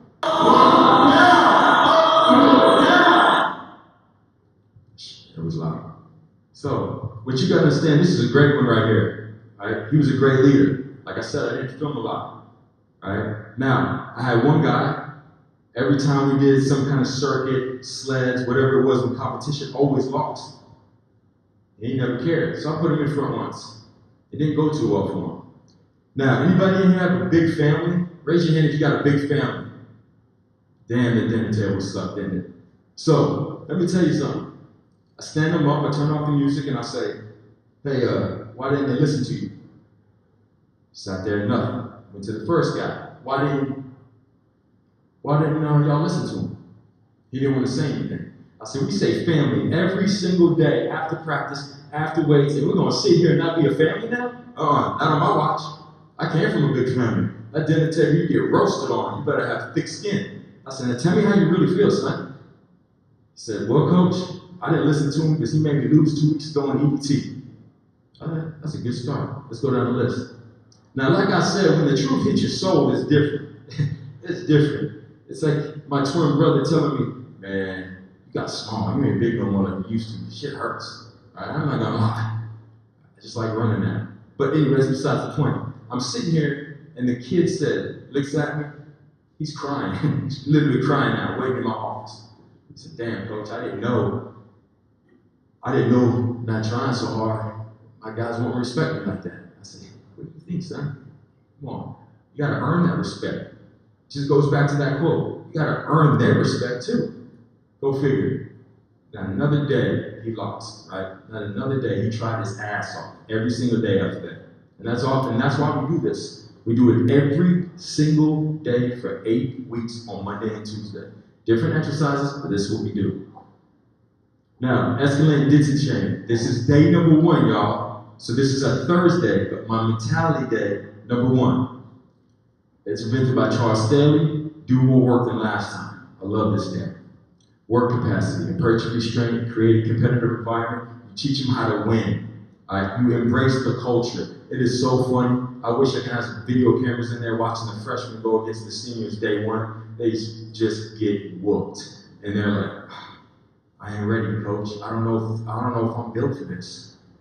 No, you are. You gotta up that work capacity, son. You gotta up it. This is literally the program I use, okay? Now, it's 15 minutes, 5 reps of everything. I start off at 60% incline for 2 weeks, 65 for the next 2 weeks, 70, and then 75. The biggest question I get all the time is this, coach, from interns, coach, that's a lot of pressing. And I'm like, okay, tell me what's wrong with a lot of pressing. I just need to know that real quick so I can stop pressing if you got a really good answer. So, well, you can hurt your shoulders. Oh, I can. Shit, if I walked wrong, I could trip everywhere. If I cooked wrong, ain't nobody gonna eat my food, right? If I drove wrong, State Farm would drop me, and I get in a lot of wrecks. That's what would happen. But if I bench press right, if I incline right, if I teach them, educate them, inspire them how to live, you think they're gonna do it right? The answer is yes. They better do it right. Well, guess what? When they come to escalating density training, guess where they're gonna be? They're gonna be on the other side, doing push-ups correctly, doing dumbbells, until they want to get to the big boy reps, okay? Now, it's a 5-minute rest. What I like about this is I take one person. He is the leader of the group. That leader takes responsibility of the loss. And yes, if you lose, you have extra conditioning on the killer circuit. Somebody said, Steve, isn't that bullying? I had a player say that was bullying. Bullying. Oof. I call it, man, okay. So I had to think about it. I said, oh, sorry, son, you didn't have, when I was in English class in the 9th grade, they put your name up and tell you what your grade was. They stopped doing that a long time ago. Steve Ingleheart, F, cried like a baby in my room. Everybody knows I'm stupid now, right? I really did, right? I gotta do better. They would never see an F on that wall again. Nobody will. And they didn't. Thank God they didn't. Probably would have got whooped on my mom, besides the point.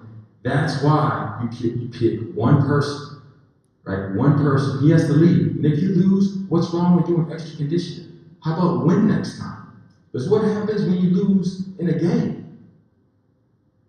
I think practice might be a little harder the next day. Raise your hand if practice wasn't that hard. I mean, we all strength coaches here. Raise your hand if you got your ass whooped in the game and practice wasn't harder the next day.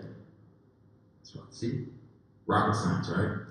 5 minutes off. In the 5 minutes, they have to set up as a team. They have to be ready in 5. They get to go get water, they get to go get some Gatorade, whatever they need to get ready, but they have to re-rack and set back up, right? It sets the culture. I'll let them know how important this is, right? This is an example of it. I put these up for assisted jumps as well as this because I was like a pastor on Sunday morning, healed him. He could do a pull-up now, go figure. This is way harder than a pull-up. This is a single arm band shrug, one of my favorite exercises in this EBT. Her labs. We have interns on everybody's rack, and they better do it perfect or the rep don't count. So if the rep doesn't count, guess what we do? They don't get to go and say, hey, we did round 6. We take it off, we put it back to round 5. Now, for our vets, these guys are evidently been with me for a while, so at the end of each fifth rep, you gotta hold it for 5 seconds, okay? That's just for the guys that have been with me, not for the transfers that just got there that thinks I don't know where they lifted at, right? But just for the guys that have been with me. Now, if they can do it, they can do it. Now, that's why I said we get blinded by the light. Too much pressing, too much cardio. I mean, cracks me up sometimes. Now, this is the killer circuit. I put this on here just as a template. First week, 15 seconds each circuit, right? 10 seconds to go to the next station. We have an intern, a coach on every single station. I'm sitting there like, how many miles did they get? How many calories did they get? How many feet did they get, right? That's what we want to know because it's a competition. If you do not make this a competition, I'm telling you right now, I wouldn't go hard if it wasn't a competition. Everything in life is a competition. What we're doing now is a competition, okay? Again, just a template and just a template on the drills. The drills can change any way you want it to, what fits your style. I just put this up there and give you an idea. This is an example of it. Tire flip to shuffle. I love weighted carries. This is a suitcase carry, probably one of the biggest dudes we have. I filmed that, I had to make the video somehow. This kid did not get the rim. Now, we do a ton, but again, I don't take a lot of videos. It's the only video I had of it. So when we come up to the Versa Climber, air down bike, this is it right here. This is killer. I'm telling you, because you are partnered with the part. Like you are literally, it's 2-on-2 the whole time. Or you winning or you losing, and you keep that partner throughout the whole 8 weeks. Now, we're going to our day 2, max effort lower body. Again, we use push. I keep it really simple, stupid on this. Look, I have a big white grease board. It says if you get above 0.60 to 0.75, take off 20 pounds. 0.75 to 85, you see a big one, 30 to 50, depending on if you're a real powerful athlete. If below 0.25, you better take off 40 pounds or you're about to get crushed, okay? Now, please understand this. I want to be in the max strength zone. So anywhere between 80% down to 100% is where we are in max strength. I'd rather be right than lucky. I don't know how, we got a lot of guys that love basketball. You come back at night sometimes, they're hooping. I'm like, man, I wonder how tomorrow's gonna be. If they're hooping and it's getting serious, I might have to take off some weight. Right? I need them in that phase. I'd rather them not get hurt and do it right. Then we go, this is the leaderboard for VBT. As you can see, they've got their load and then we've got the average set. Average set velocity we use. It's on every single TV. So if I come across and I'm like, all right, 0.60, we might add a little bit, right? If we in the 0.5s down to the 0.3s, I'm happy with it, okay? That's what I wanted to stick. Every time they move up in weight, or the next set, it clicks, push clicks for me, and it updates it on the TV. It's really simple for me, and that's why we use it. This is an example of what we do. Now, remember what I said in the beginning, we did a DSI test, right? Dynamic Strength Index. Most of the freshmen are stupid or need to get stronger. So on our Tuesday, we do a dynamic effort day. Understand this, they will not do a dynamic effort day. Weeks 1 through 3 would be their Tuesday lower body, and weeks 4 through 6 would be their Friday lower body, okay? We would do that and flip-flop it on weeks 1, 2, 3, 4, 5, 6, and then 7, 8 flip-flop. Now, we go to a sled day. We do it on the concourse. It's literally 420 meters, and we have it perfect. Like, everybody starts evenly, right? Group 1, Group 2, Group 3, Group 4. I've been there for 7 years, and there's only one time in 7 years that one guy got caught 3 times. So I make it really even. You got a super strong dude, you got a dude that's pretty strong, and you got the weakling, right? On every team. The one guy got caught 3 times in a row. Now, if Group 1 catches Group 2, I slap them on their back, and you got to take my sled. Coach, that's not fair. It is fair. If you want extra rest in the game, what do? Get up off 40 with 5 minutes left, and then you sit next to me. That's how you get some extra rest, right? So, we do this. Again, 7 years, and it's one person that got caught 3 times. First time, he was with one of his good friends. His friends doesn't say anything. Second time, I put him with a kind of like a leader of the team, but really not that aggressive. They just yelled at each other and yelled at me and said it wasn't fair. He had the same amount of weight as the big guy on the team. And I started laughing. I said, everybody has the same amount of weight on the same team. He said, well, he's just smaller than us. Well, he's 6'4", 180. We have a guy 6'1", 175. I said, I think it's pretty fair. He said, no, I don't. Coach, it's not. I'm like, well, okay, let me get this straight. And this is when Riley Alkins was at Arizona. I said, Riley Alkins is a beast. You play the same position as him, right? He said, yes. I said, so when he gets in the game, do I talk to Coach Boyle? Or do I talk to the Arizona coach and be like, hey, can you switch him off? He's weaker. I don't want him to post him up and get beasted, right? They all start laughing and dropping. Next week, I put him with a guy 6'8", 250 pounds that has some anger issues. God, he hated losing more than he liked winning. Well, he gets caught, and my man got choke slammed. He was okay, everybody, right? The guy that got caught got choke slammed by the 6'8", 250 pound dude, right? When you train in men, sometimes this happens. Now, to this day, I might be blinded by the light, but I don't know if it was my talk or him getting choke slammed that he never got caught again on the sleds. It was like a miracle. Week 4, 5, 6, 7, and 8 never got caught again. Are you kidding me right now? So weeks 1, 2, and 3, my man was just, I ain't doing this. This is stupid. I ain't pushing that sled. I ain't pulling that sled. But as soon as it was either my talk or getting choke slammed by a really big dude, I still haven't figured it out yet. It's been 7 years. Now, max upper, a very detailed warm-up. I get make fun of this a lot from the veterans. They always say, damn, Steve, what are we doing? ABCD again? And I'm like, it's TYIs, LWIs. Literally, we do a ton of them. Funny thing is, the 3 dudes that always make fun of me, they're in the NBA. They say, Coach, you know what? That's all we do. It's all we do now. I'm like, yeah, you got 82 games. You got to stay healthy. They ain't bench pressing you no more. I said, you're a 2-star athlete for a reason, son. It was little as hell. We needed to get you bigger, right? We're trying to make you from a 2-star to a 5-star while you're in college. Understand that. Now, very, very detailed on form. Listen, I love it when I got a freshman that come in and I say, hey, you know how to bench press? Yeah, coach, everybody knows how to bench press. Show them. Get down, grabs the bar, elbow goes out, all of a sudden internal rotation, they push up, and I'm like, yeah, okay, that sucked, right? This is what we want out of Colorado. Your knuckles are up. When you grab the bar, you're gonna try and break the bar, you're gonna engage the lats. Your feet are into the ground, right? Pushing into the ground. You're gonna go down, you're gonna touch your chest, right? Without flaring out your elbows, and you're pressing straight up. Now, I say that because if you can't do it right, it goes back to the intern saying, well, pressing hurts shoulders. Well, yeah, if you do anything wrong, you're gonna get hurt. It's a matter of when, like Bishop said this morning, right? So you have to be detailed, but you have to be the coach. You have to be a coach. If they're doing it wrong, you gotta tell them the truth. Because if not, to be honest, if you're not telling them, that's on you. You're not being honest with yourself. You're cheating the system. You're cheating yourself and you're cheating this team. That's what you gotta be honest with these young men, right?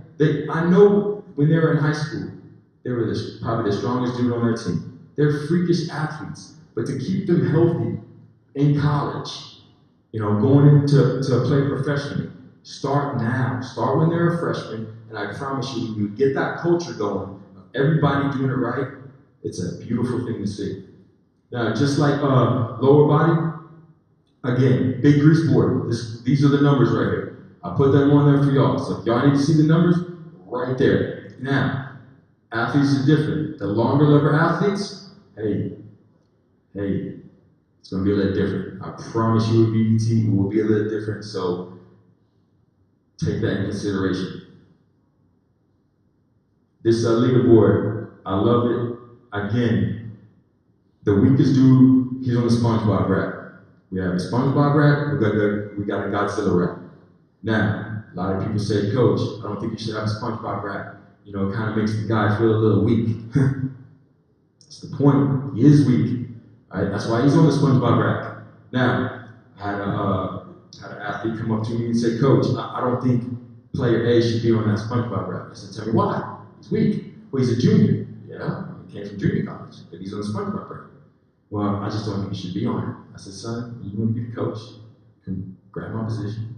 Come be the coach. Until then, he's going to be on the SpongeBob rack.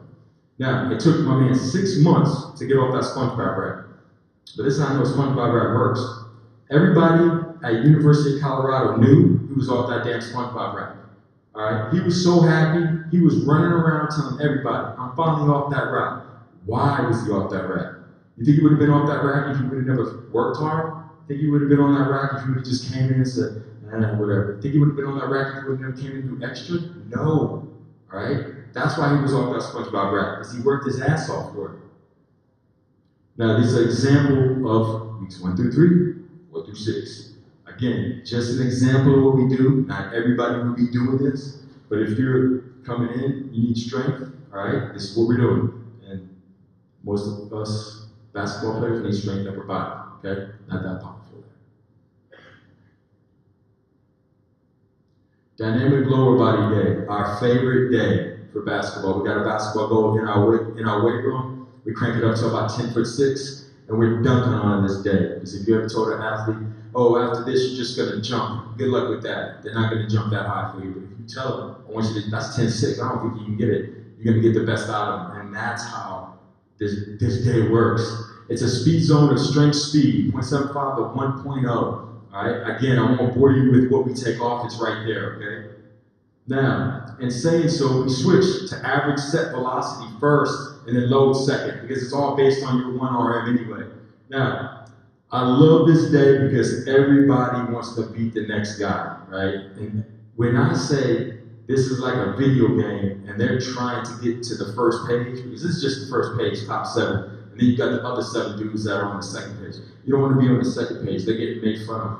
Now, by their own peers, not by me, I'm trying to push them. Now, understand this is what we're trying to do. We're trying to keep a competition. And this is where it gets tricky when the player goes, Coach, but he's doing 185 and he's only doing 155. That's based on your percentage though, son. That's why you still have to educate.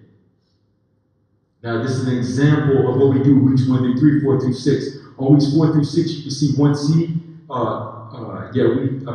1B, we actually added accommodated resistance, and that's why you see the 80%, we just that 20% went to that 60%. So that's why we use it. That's why I put that in there. This is an example, again, just some videos of what we do. And if somebody's weaker on the left leg on concentric jumps, what do you think we're gonna do? We're gonna double 2 times that, only 1 time the right leg. Go figure, rocket science.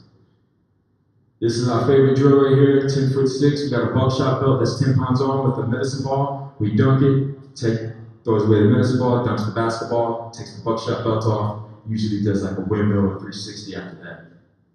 Now, we're gonna go into our off-season running. Low impact modalities, heart rate conditioning, zone 2 work. Zone 2 work always cracks me up because everybody thinks you have to be on a treadmill or a bike to do it. Go figure, put on a heart rate monitor and do stationary shooting.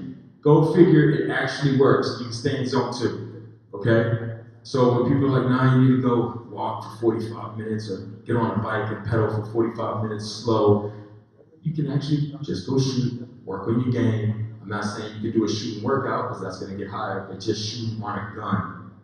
Now, we do high velocity efforts. Now I put reverse Tabata intervals because I'm big on that. All right, so Tabata, 20 seconds on, 10 seconds off. We just flip it, 10 seconds on, 20 seconds off. Go figure. There was a research paper from 1996 and 2019 that both said during Tabata helps anaerobic and aerobic conditioning. whoa, just blew your mind. Because if you ever did it, if you ever did the body, you'd be like, yeah, no crap, it's hard, right? So it increases it. Now, championship conditioning, don't think of, this is off season, don't think of game shape. Just think, can they last the practice?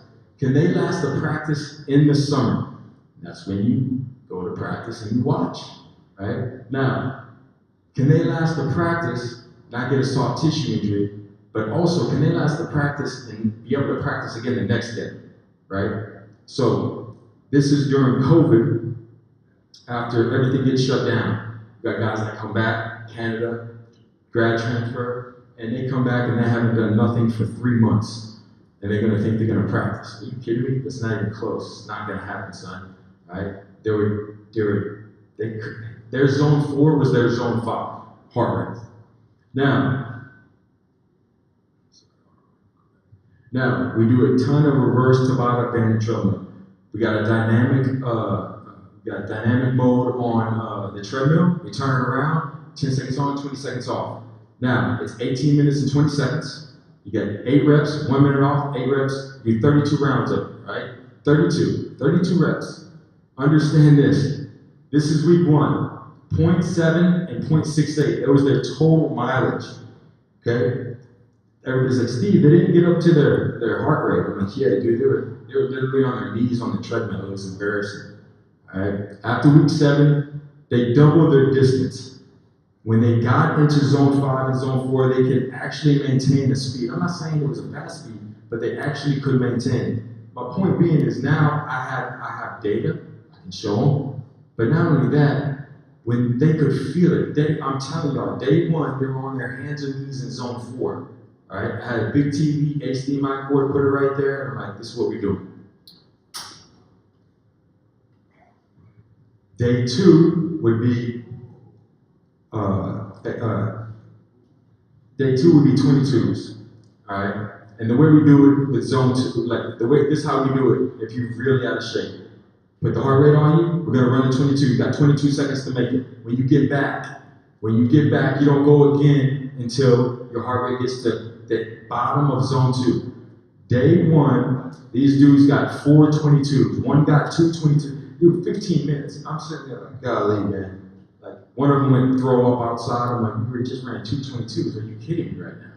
Like, week 7, they were at 9 and 8 reps. I'll double down anytime on that. If I give you 20, I get back $60. I'm ready for that. Now, when I go into preseason, I want y'all to realize this. This is the cheat code. This is the cheat sheet. Mechanical load is in gold, okay? Adam Ringler and I, mostly Adam Ringler, very smart guy, sports scientist. We sit down, I'm on Excel, I'm like, Adam, I need this to go into Kipling Labs and tell me what we can do. We put this together. Sorry. So gold is mechanical load, and black is physiological load, how hard the heart is working, right? So from the left, all 3 of these dudes play pro. From the left, mechanical load 158, 364. 364 is hard, right? I'm sitting there like, damn, he could make all the 22s. Coach started like, hey, he's in shape, right? He made the line drills, made the 22s. Yeah, but let's be honest here. You have a lot of guys that can make 22s, line drills. Basketball is different. The game of basketball, how do you get in shape for basketball? You gotta play basketball.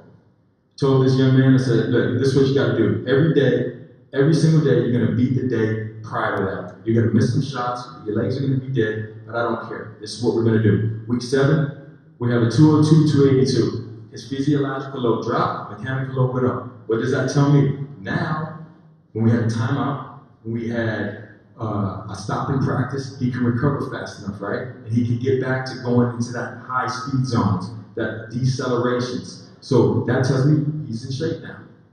Now, the guy in the middle, holy smoke, was he in shape? You're like, what the hell did he do? Well, he played basketball all summer against very, very high level guys. What did he do? He never lost 1 day in 4 years in the preseason. Mechanical or physiological, not one time. We wanted to be close to being even, but not one time he lost. Now, we go to the next guy, all the way to the right. Do you see a number on the physiological load? No, it's off the chart. He didn't do nothing August or September. Comes in, man, we got a lot of work to do. And we did. This guy was a early second round draft pick. And it was so hard to get him to realize what he had to do. Did we do it? Yeah. Was it different what we had to do with him? Yeah, because not every day he could beat his previous day because he was gassed. So what did we have to do? We brought him to the weight room. We did usually it was VersaClimber and air down bike, right? And we did it either reversed about 2 rounds, 3 rounds, whatever we could do to beat what he did the previous time on a reverse Tabata. Understand this, he comes back week 4, and I'm telling you right now, this is the same practice we do every Monday, okay? And he's 203, 290. It was a ton of work, it was every single day, it was coming back Sunday through Sunday, because wow, we needed this guy to play. If this guy didn't play, we won't be the team we were. He could do stuff that a lot of people couldn't do, so we needed to keep him on the court. But in order to play at a high level, if you're out of shape, what's gonna happen? You're gonna get hurt. You're gonna get hurt if you're trying to play at this level and you're not ready for the level. Because what do you mean hurt, Steve? Tendonitis. I've seen so bad tendonitis before the guys can't play. Do we want that? No.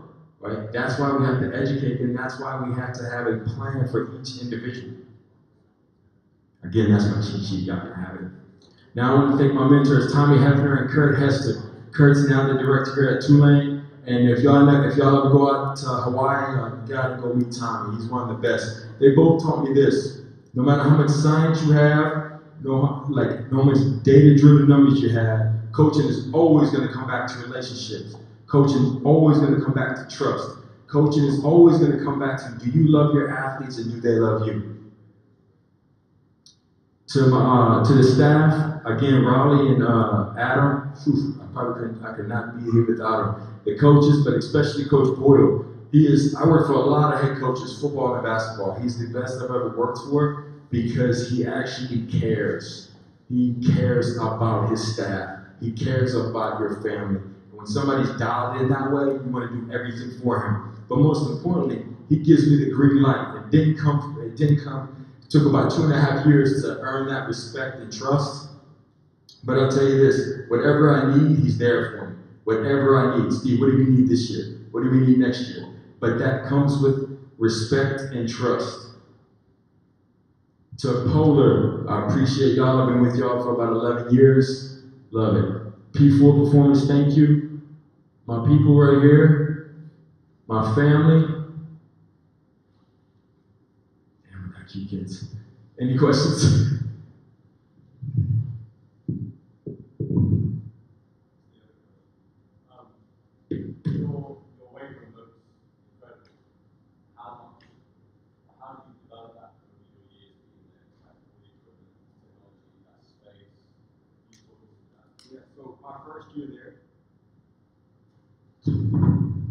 My first year there, we only had 4 racks, and they were just regular racks. No cable pulleys, no nothing, right? Like it was just 4 racks, that was it. But we had 8 platforms. So the other just had bars on it and like bumper plates on the side. When I took over, I said, first we need to I want to get 8 racks in here, coach, right? Rick George, the AD, great dude, he allowed it to happen. We got 8 racks. Then it came to what technology do we need? Now understand this, when you go talk to ADs, when you go talk to the people that are investing in this, you better know your why, you better know why you're testing them, and why we get these different pieces of equipment. Well, because basketball generates a lot of money, right? And to keep guys on the court, you want to keep them healthy. And to keep guys that got injured, you want to get them back. So, it took a while.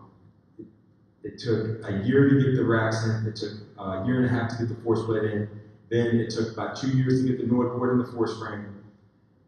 Then with Kipling Labs just came last year, a year and a half ago with Kipling Labs. So it took a while, but each piece, they had to understand, if they really want to do a high performance model, we have to do it right. Because if you're not going to do it right, why even do it? But we got everything we need now. I mean, Adam, he wanted lights, LED lights around the mirrors, because he said just when his teams were doing cardio, they like to have the lights off because they didn't like looking at themselves. I said, do they know that they're playing under the lights though, and you start laughing. But we have a nice weight room. It's super nice, especially with the goal goes up to 11.6. So it's nice. It took a couple years, about 3 years, to get everything we needed to get it rocking and rolling.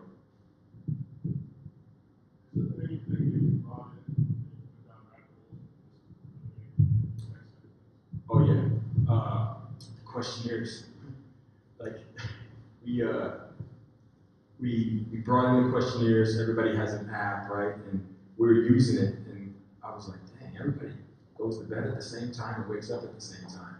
I don't know if that's gonna help me. I mean, it's basically collecting data just to collect data, and that's what you're gonna get, is everybody's filling it out together, eating breakfast or lunch, whatever time we're lifting. And that's the one thing I took out of for men's basketball. I just took that out of my whole repertoire, because I'm like, I'm collecting this and I'm making it so mandatory, and like you can't win every battle. Can't do it.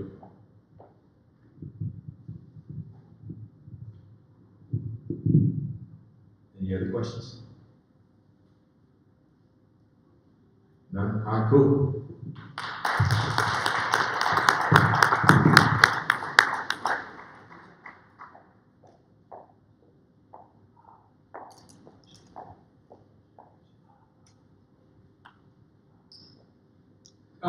There'll be a social tonight.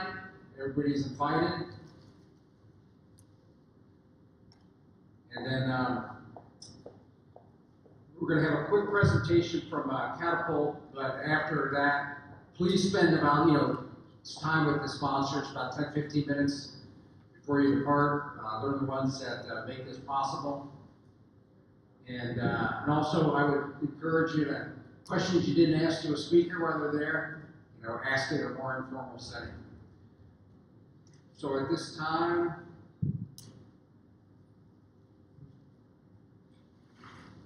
also, any suggestions on making the clinic better?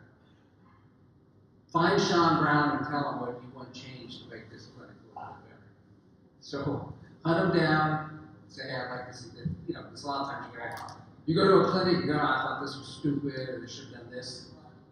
Let Sean Brown know what you want changed. So next year we go into Alan's hometown of Houston.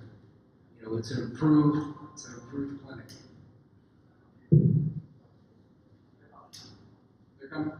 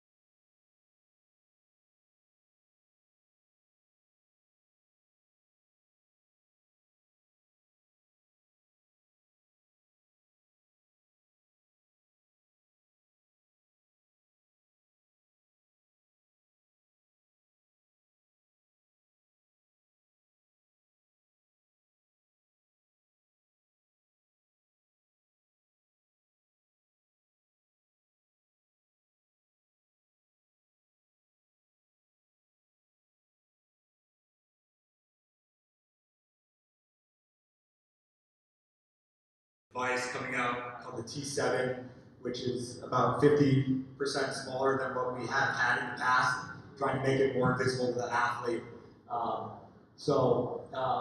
Basically, again, just kind of going through real quickly, customers we work with, rooting for Duke tomorrow night, but work with a lot of guys. I mean, the wearable space has been, as most of you know, started football, AFL, rugby, and it's been increasingly growing in the hoop space. Again, why do you load manage? Why are you doing this? Basically, it comes down to these three things. One, if you don't know what your game looks like, it's impossible to train to it. Plain and simple. You got to know what a game looks like. Then reducing injury, right? You want your best five on the court at all times. And then lastly, return to play, right? Injuries happen. It's an inevitable part of sport. And being able to manage that return to play protocol is massive. Basic hardware, right? So our dock right in the middle there holds 24 devices. The vest, the big new feature we have is the integrated heart rate. We've got a lot of feedback, especially amongst the soccer market. Guys don't like to wear heart rate straps, right? It's just another thing to wear. And so now you can get heart rate. It's embedded in the vest. And then you see the laptop, which is how you download the data. And then if you want to look at stuff live, you have an iPad, iPhone, that you can do that. So basketball metrics. So this is something that's coming out with the new T7 that we're releasing. Basically, you got player load, which is our all-encompassing volume metric. So think about all planes of movement. It's 90% correlation to distance. And so that's your main volume metric. IMAs, main intensity metric, inertial movement analysis. Now we're starting to do more stuff with jumps and starting to detect basically jump shots and more sophistication around jumps. So that's coming out with the T7.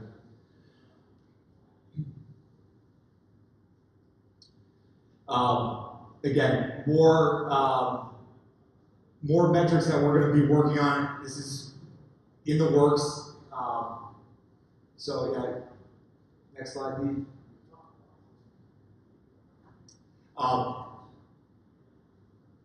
Yeah, so again, really just wanted to get up here and tell you what we've got going on with the new T7. We acquired a company called SVG on the video side in last July. A big part of this was wearable integration into video, right? So coaches are visual people. At the end of the day, you show them a report, how many jumps a guy makes, how much distance he covered. They want to see it on video. And so part of this acquisition was done to be able to do that. So if you want to see every high intensity movement, if you want to see every jump, now you can pull up a playlist and say, these are those 20 moments in the game. It gives you visual context. And that's where we think the next wave of innovation is coming with this technology. So with that, that's really all I wanted to say. Dee's been in this business for many years, works with a lot of our sports, our basketball teams. But yeah, I guess I'd open it to any questions.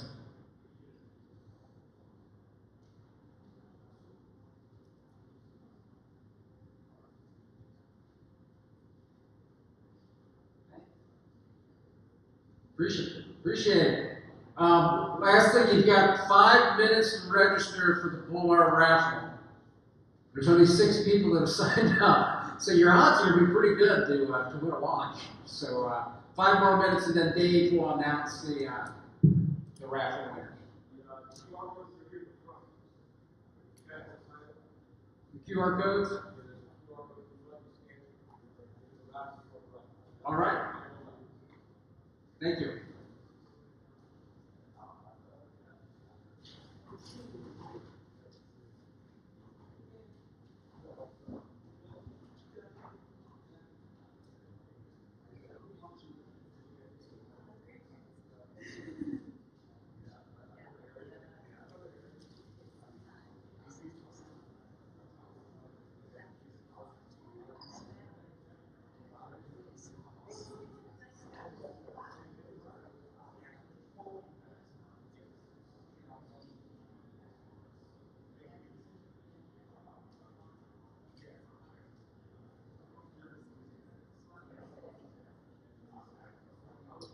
Hey everyone, my name is Alex Campanella from Fusion Sport, the creators and providers of the Smarter Base Human Performance platform, and I'm really excited today to share this presentation with my friend and colleague Jason Stone.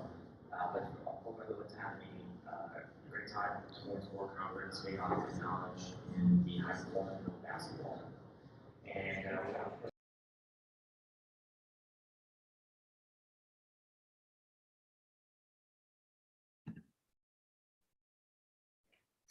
Hello, everyone. My name is Alex Campanella from Fusion Sport, the creators and providers of the Smarter Base Human Performance platform. And I'm really excited today to share this presentation with my friend and colleague, Jason Stone.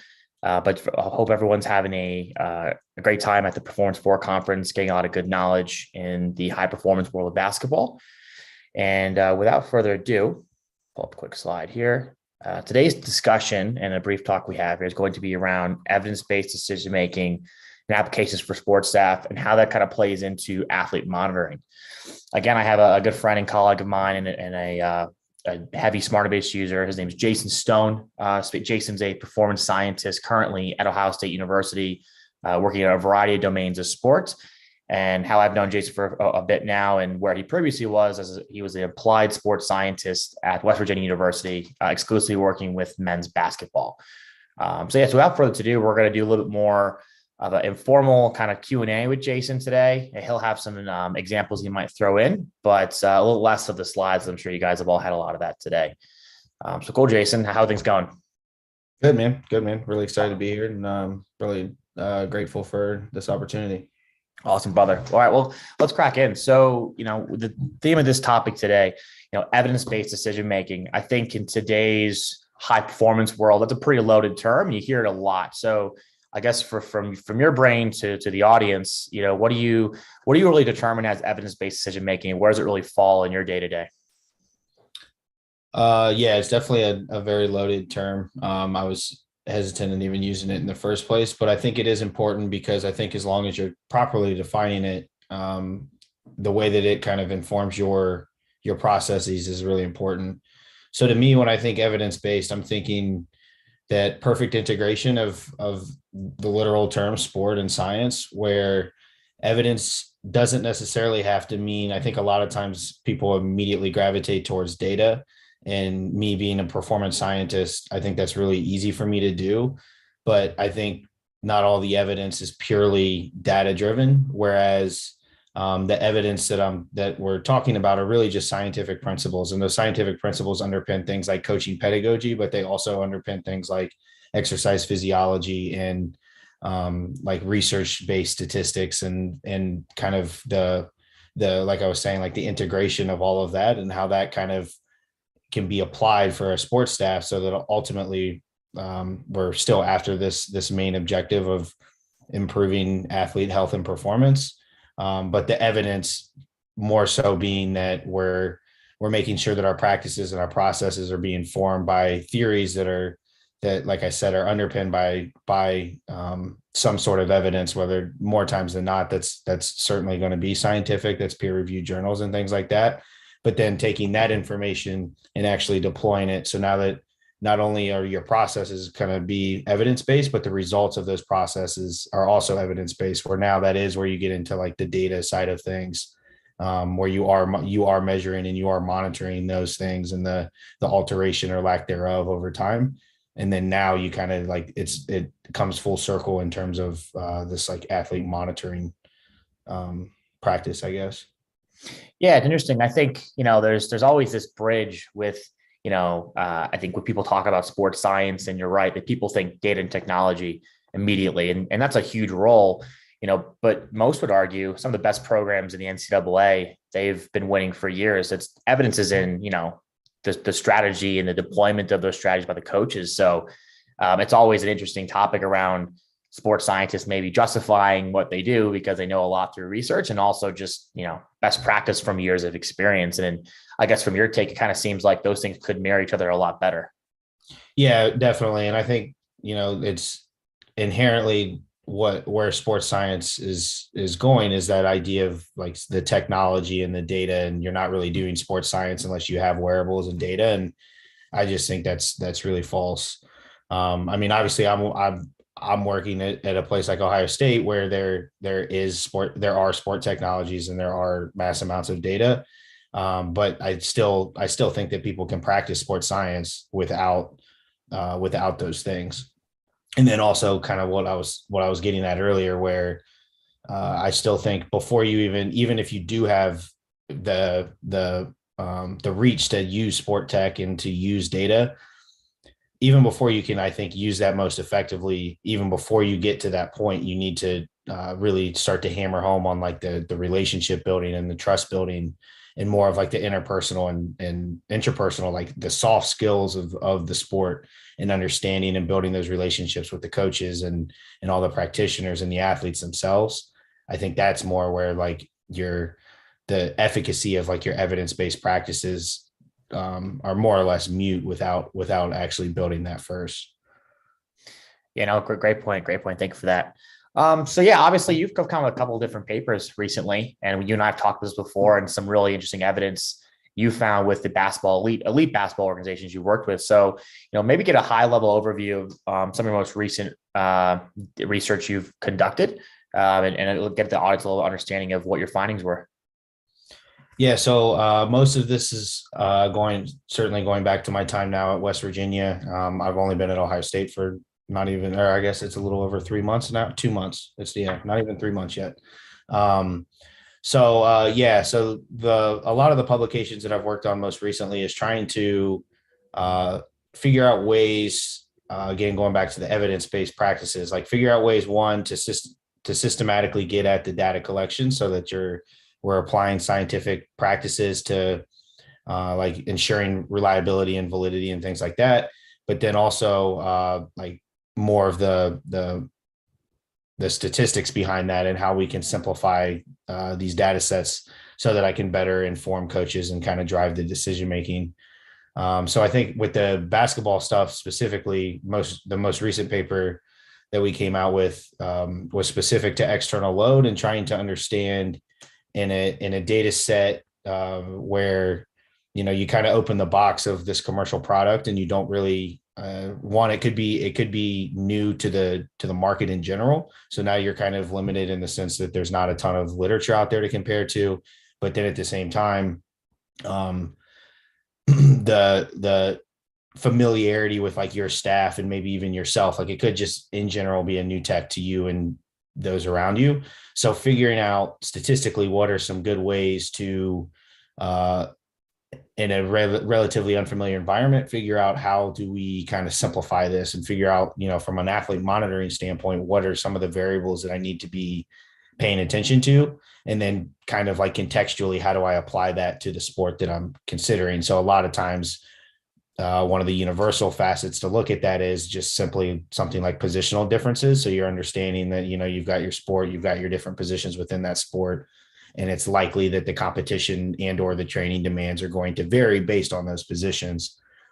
So the other thing too was that we wanted, in order to fully understand that data set and how we can effectively apply athlete monitoring to our practices with WVU basketball, is we first need to understand the demands of our competition. So now we have this new means of data collection. And in order to figure out how we best need to kind of effectively deploy like a training plan throughout the season and even the off season to ensure that we're preparing for game day demands, we needed to apply these sorts of concepts specifically to competitions. So the paper specifically was looking at the use of principal component analysis in that data set. It was over an entire basketball season. So we used Connexon for every single home and away game, and it included some Big 12 tournament, and it included one game in March. So what that was ultimately doing, like I said, was trying to use a statistical method like a PCA to figure out in this large data set where there's over 150 variables in the export, which are some of the like simple, what I kind of refer to as like the primary versus secondary, like what are the main primary variables that we need to include on like our daily executive summary, not necessarily saying that the rest of the variables that don't make it into this PCA and are explaining what ultimately is like this explained variance between individual athlete variation. but the point being that those other variables are kind of like the secondary variable, like I was just saying, where they essentially are the context of these primary variables, where at least on the executive report, we can get a really quick snapshot of the volume and intensity of our practices. And then once maybe some flags start to go off or don't, that we're kind of like based on our own expectations of that training session, we can then decide like kind of like on the backside of that, how to handle that. Yeah, interesting. You know, I think it's obviously such an interesting thing to understand. Okay, what are the tools I actually need? Why do I need them? What are the metrics that matter? And can we answer this question? So maybe to follow that up, and I know you might have some examples too to dive into some of the literature itself, but what was really the forcing function for you to go down that path? Or was there any impetus or explicit event that challenged you and your colleagues at WVU to dive deeper into this and try to get some findings? Yeah, I mean, I think that ultimately and coincidentally is a testament to Coach Sean Brown. He was kind of the main push behind wanting to do this, and I think seeing the value in doing this. And that's ultimately kind of where our relationship started, was that he kind of just sought my help in terms of like managing the back end of the data and starting to get at these insights, but really going back to like the importance of the relationship building and the trust building. That's where, I think Sean was completely invaluable to me in my professional development, and me understanding even now as I've moved on, the importance of that. And it's certainly not sport specific. That applies to any and all sports, any and all genders. That doesn't, it doesn't matter in that sense.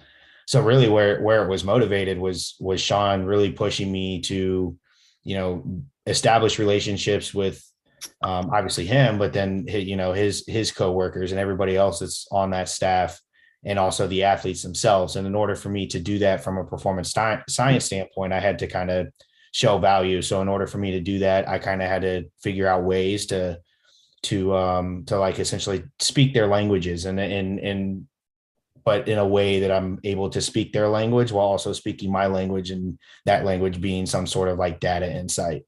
So going back to like this simplification of the data set, like that's where, okay, if I've got this Kinexon export that we're trying to live monitor during practice every day, and we've got 150 plus variables to look at, what is something just real quick and easy that is, or not quick and easy, but necessarily what is something that's pretty sensitive, but also is somewhat like easier to interpret, understanding like things like multicollinearity and the relationship between all these different variables. Now, if I can figure out which of these variables is still going to be sensitive to the fluctuations, like I was saying earlier, but is also going to be digestible by the coaching staff.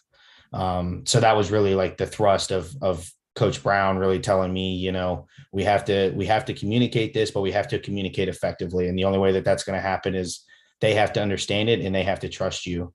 So, I mean, honestly, that's without a doubt where it all started. Yeah, no, it's always an interesting point. I think in a lot of practitioners, it doesn't matter how elite or how junior a program really is. It's who are those forcing functions, who are those people that wants more than just status quo. And I think that's where sports science starts to bridge that gap. But there's, like we said earlier, there's so much that's already known just through years of basketball and what coaches, what are do's and don'ts generally. But we start to identify, position specific scenarios and loads and things like that. The data actually does start to tell a really enhancing story. So that's pretty fascinating. Yeah, for sure. I mean, and thinking like you just hit on it, and thinking about the staff that we have at West Virginia, head coach Bob Huggins is one of the most successful college basketball coaches in the history of college basketball.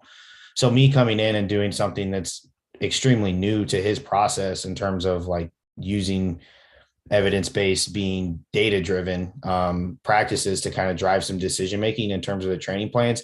Obviously, he's already nailed that other side of the evidence-based practices in terms of like the coaching side of specific basketball. Now we're trying to even provide more context to that with providing even more evidence to it. But the point being that given that he's so successful, his assistant coaches are so successful, there's, immense experience in that coaching staff specific to coaching college basketball. It goes back to that importance of like, you know, what Sean was really harping on in terms of earning their trust and trying to make this a process of not necessarily telling them what they need to be doing, because more times than not, really what you're seeing in the data is that it just simply confirms what they're already seeing and doing. And so then you kind of use that to, again, back to the trust and relationship building. Again, I'll keep harping on that. They'll, you know, if we can use the data to more or less confirm, like, okay, yeah, this is what I expected in practice. And it's like, yeah, exactly. See this technology right here, that's sensitive to that. And that picked up on, you know, this is what our expected like stimulus was supposed to be. And this is actually what happened. But then when you kind of build that relationship with them and they build that trust, now you're moving in steps forward where when there are these anomalies and there are these kind of trends away from what you're expecting, those things aren't always going to be immediately available to the naked eye. So that's where I think, you know, the sports science and athlete monitoring can really come in and be really handy to the process, because now we have some sort of deployed flagging system based on load metrics and based on, you know, subjective and objective data and all these different things, so that now we can maybe there are these one-off instances where we are going away from those expectations, and now we can more or less intervene and try and get back on track. Oh, definitely. I couldn't agree more. So let's back up a little bit and dive kind of into the process of, you know, doing actually applied research studies, or even just the day-to-day minutia with handling data. I know there's probably a lot of people listening in who use a variety of different tools to collect data and are swarmed by it. So, you know, and a lot of what you're working with is pretty big data sets. Connexon has a lot, right? There's a lot to choose from, and there's a lot to think about, position to position, athlete to athlete, et cetera. So when you're working with these big data sets, you know, and they're constantly evolving, they're constantly updating, how are you able to make a systematic approach to handle this whole process from collection to analytics, you know, asking questions, making sure you're getting the right feedback? Yeah, I mean, I think that's incredibly a collaborative effort, and I would be naive to think that it's just myself that's doing that. I mean, there's several different avenues there, anywhere from graduate assistants and undergrad student managers with the basketball team that are monumental in making a lot of this stuff happen, to other people on the staff like Tyler Chang and Ryan McIntyre and all the other assistant coaches and everybody else within the staff themselves to kind of facilitate a lot of this.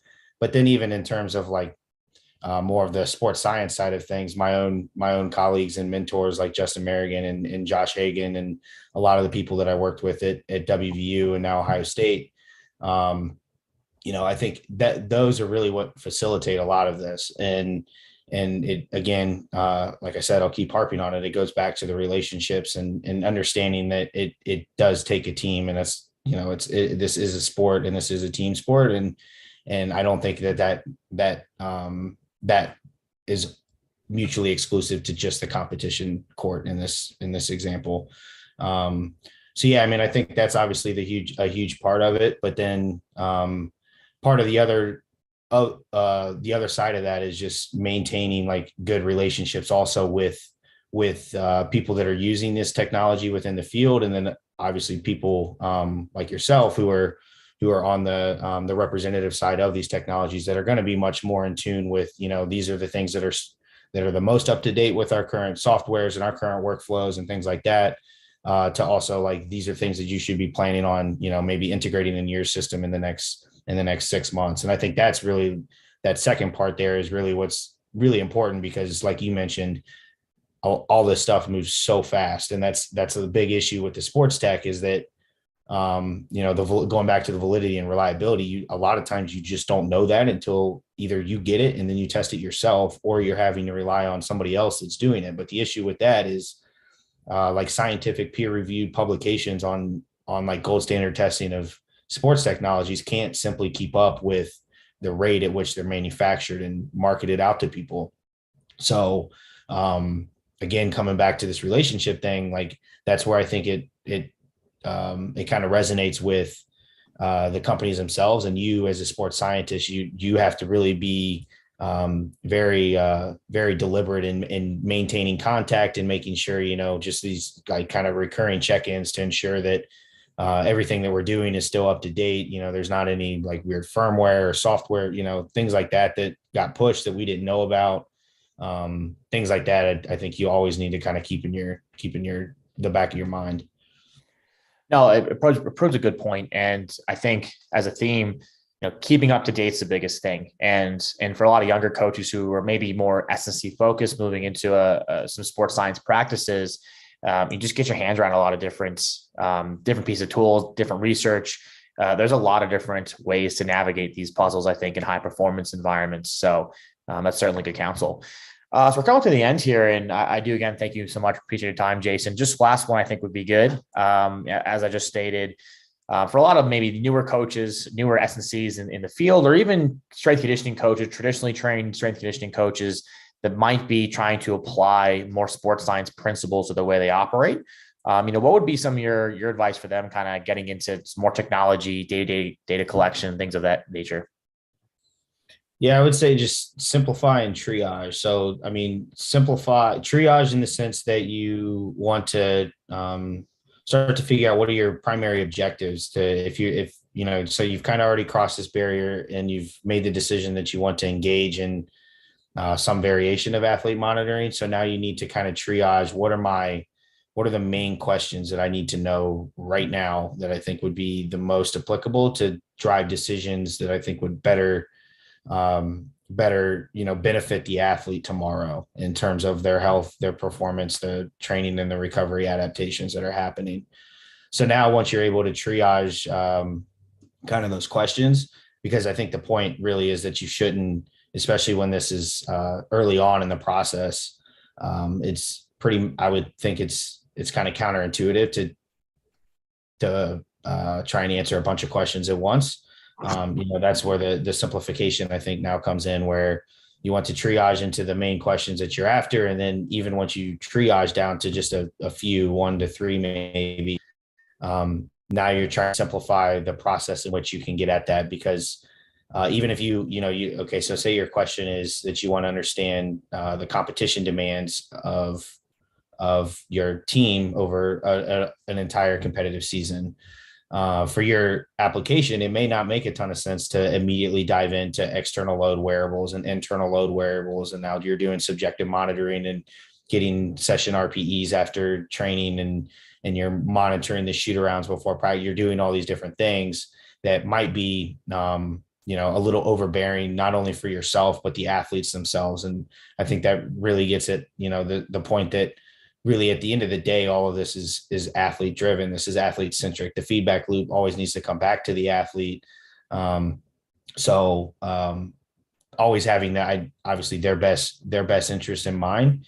So then once you decide how you want to kind of deploy your athlete monitoring practices, that needs to be kind of the resounding, main theme of it all, is that it's the athletes ultimately that we're collecting this data on. How much of that do they know about?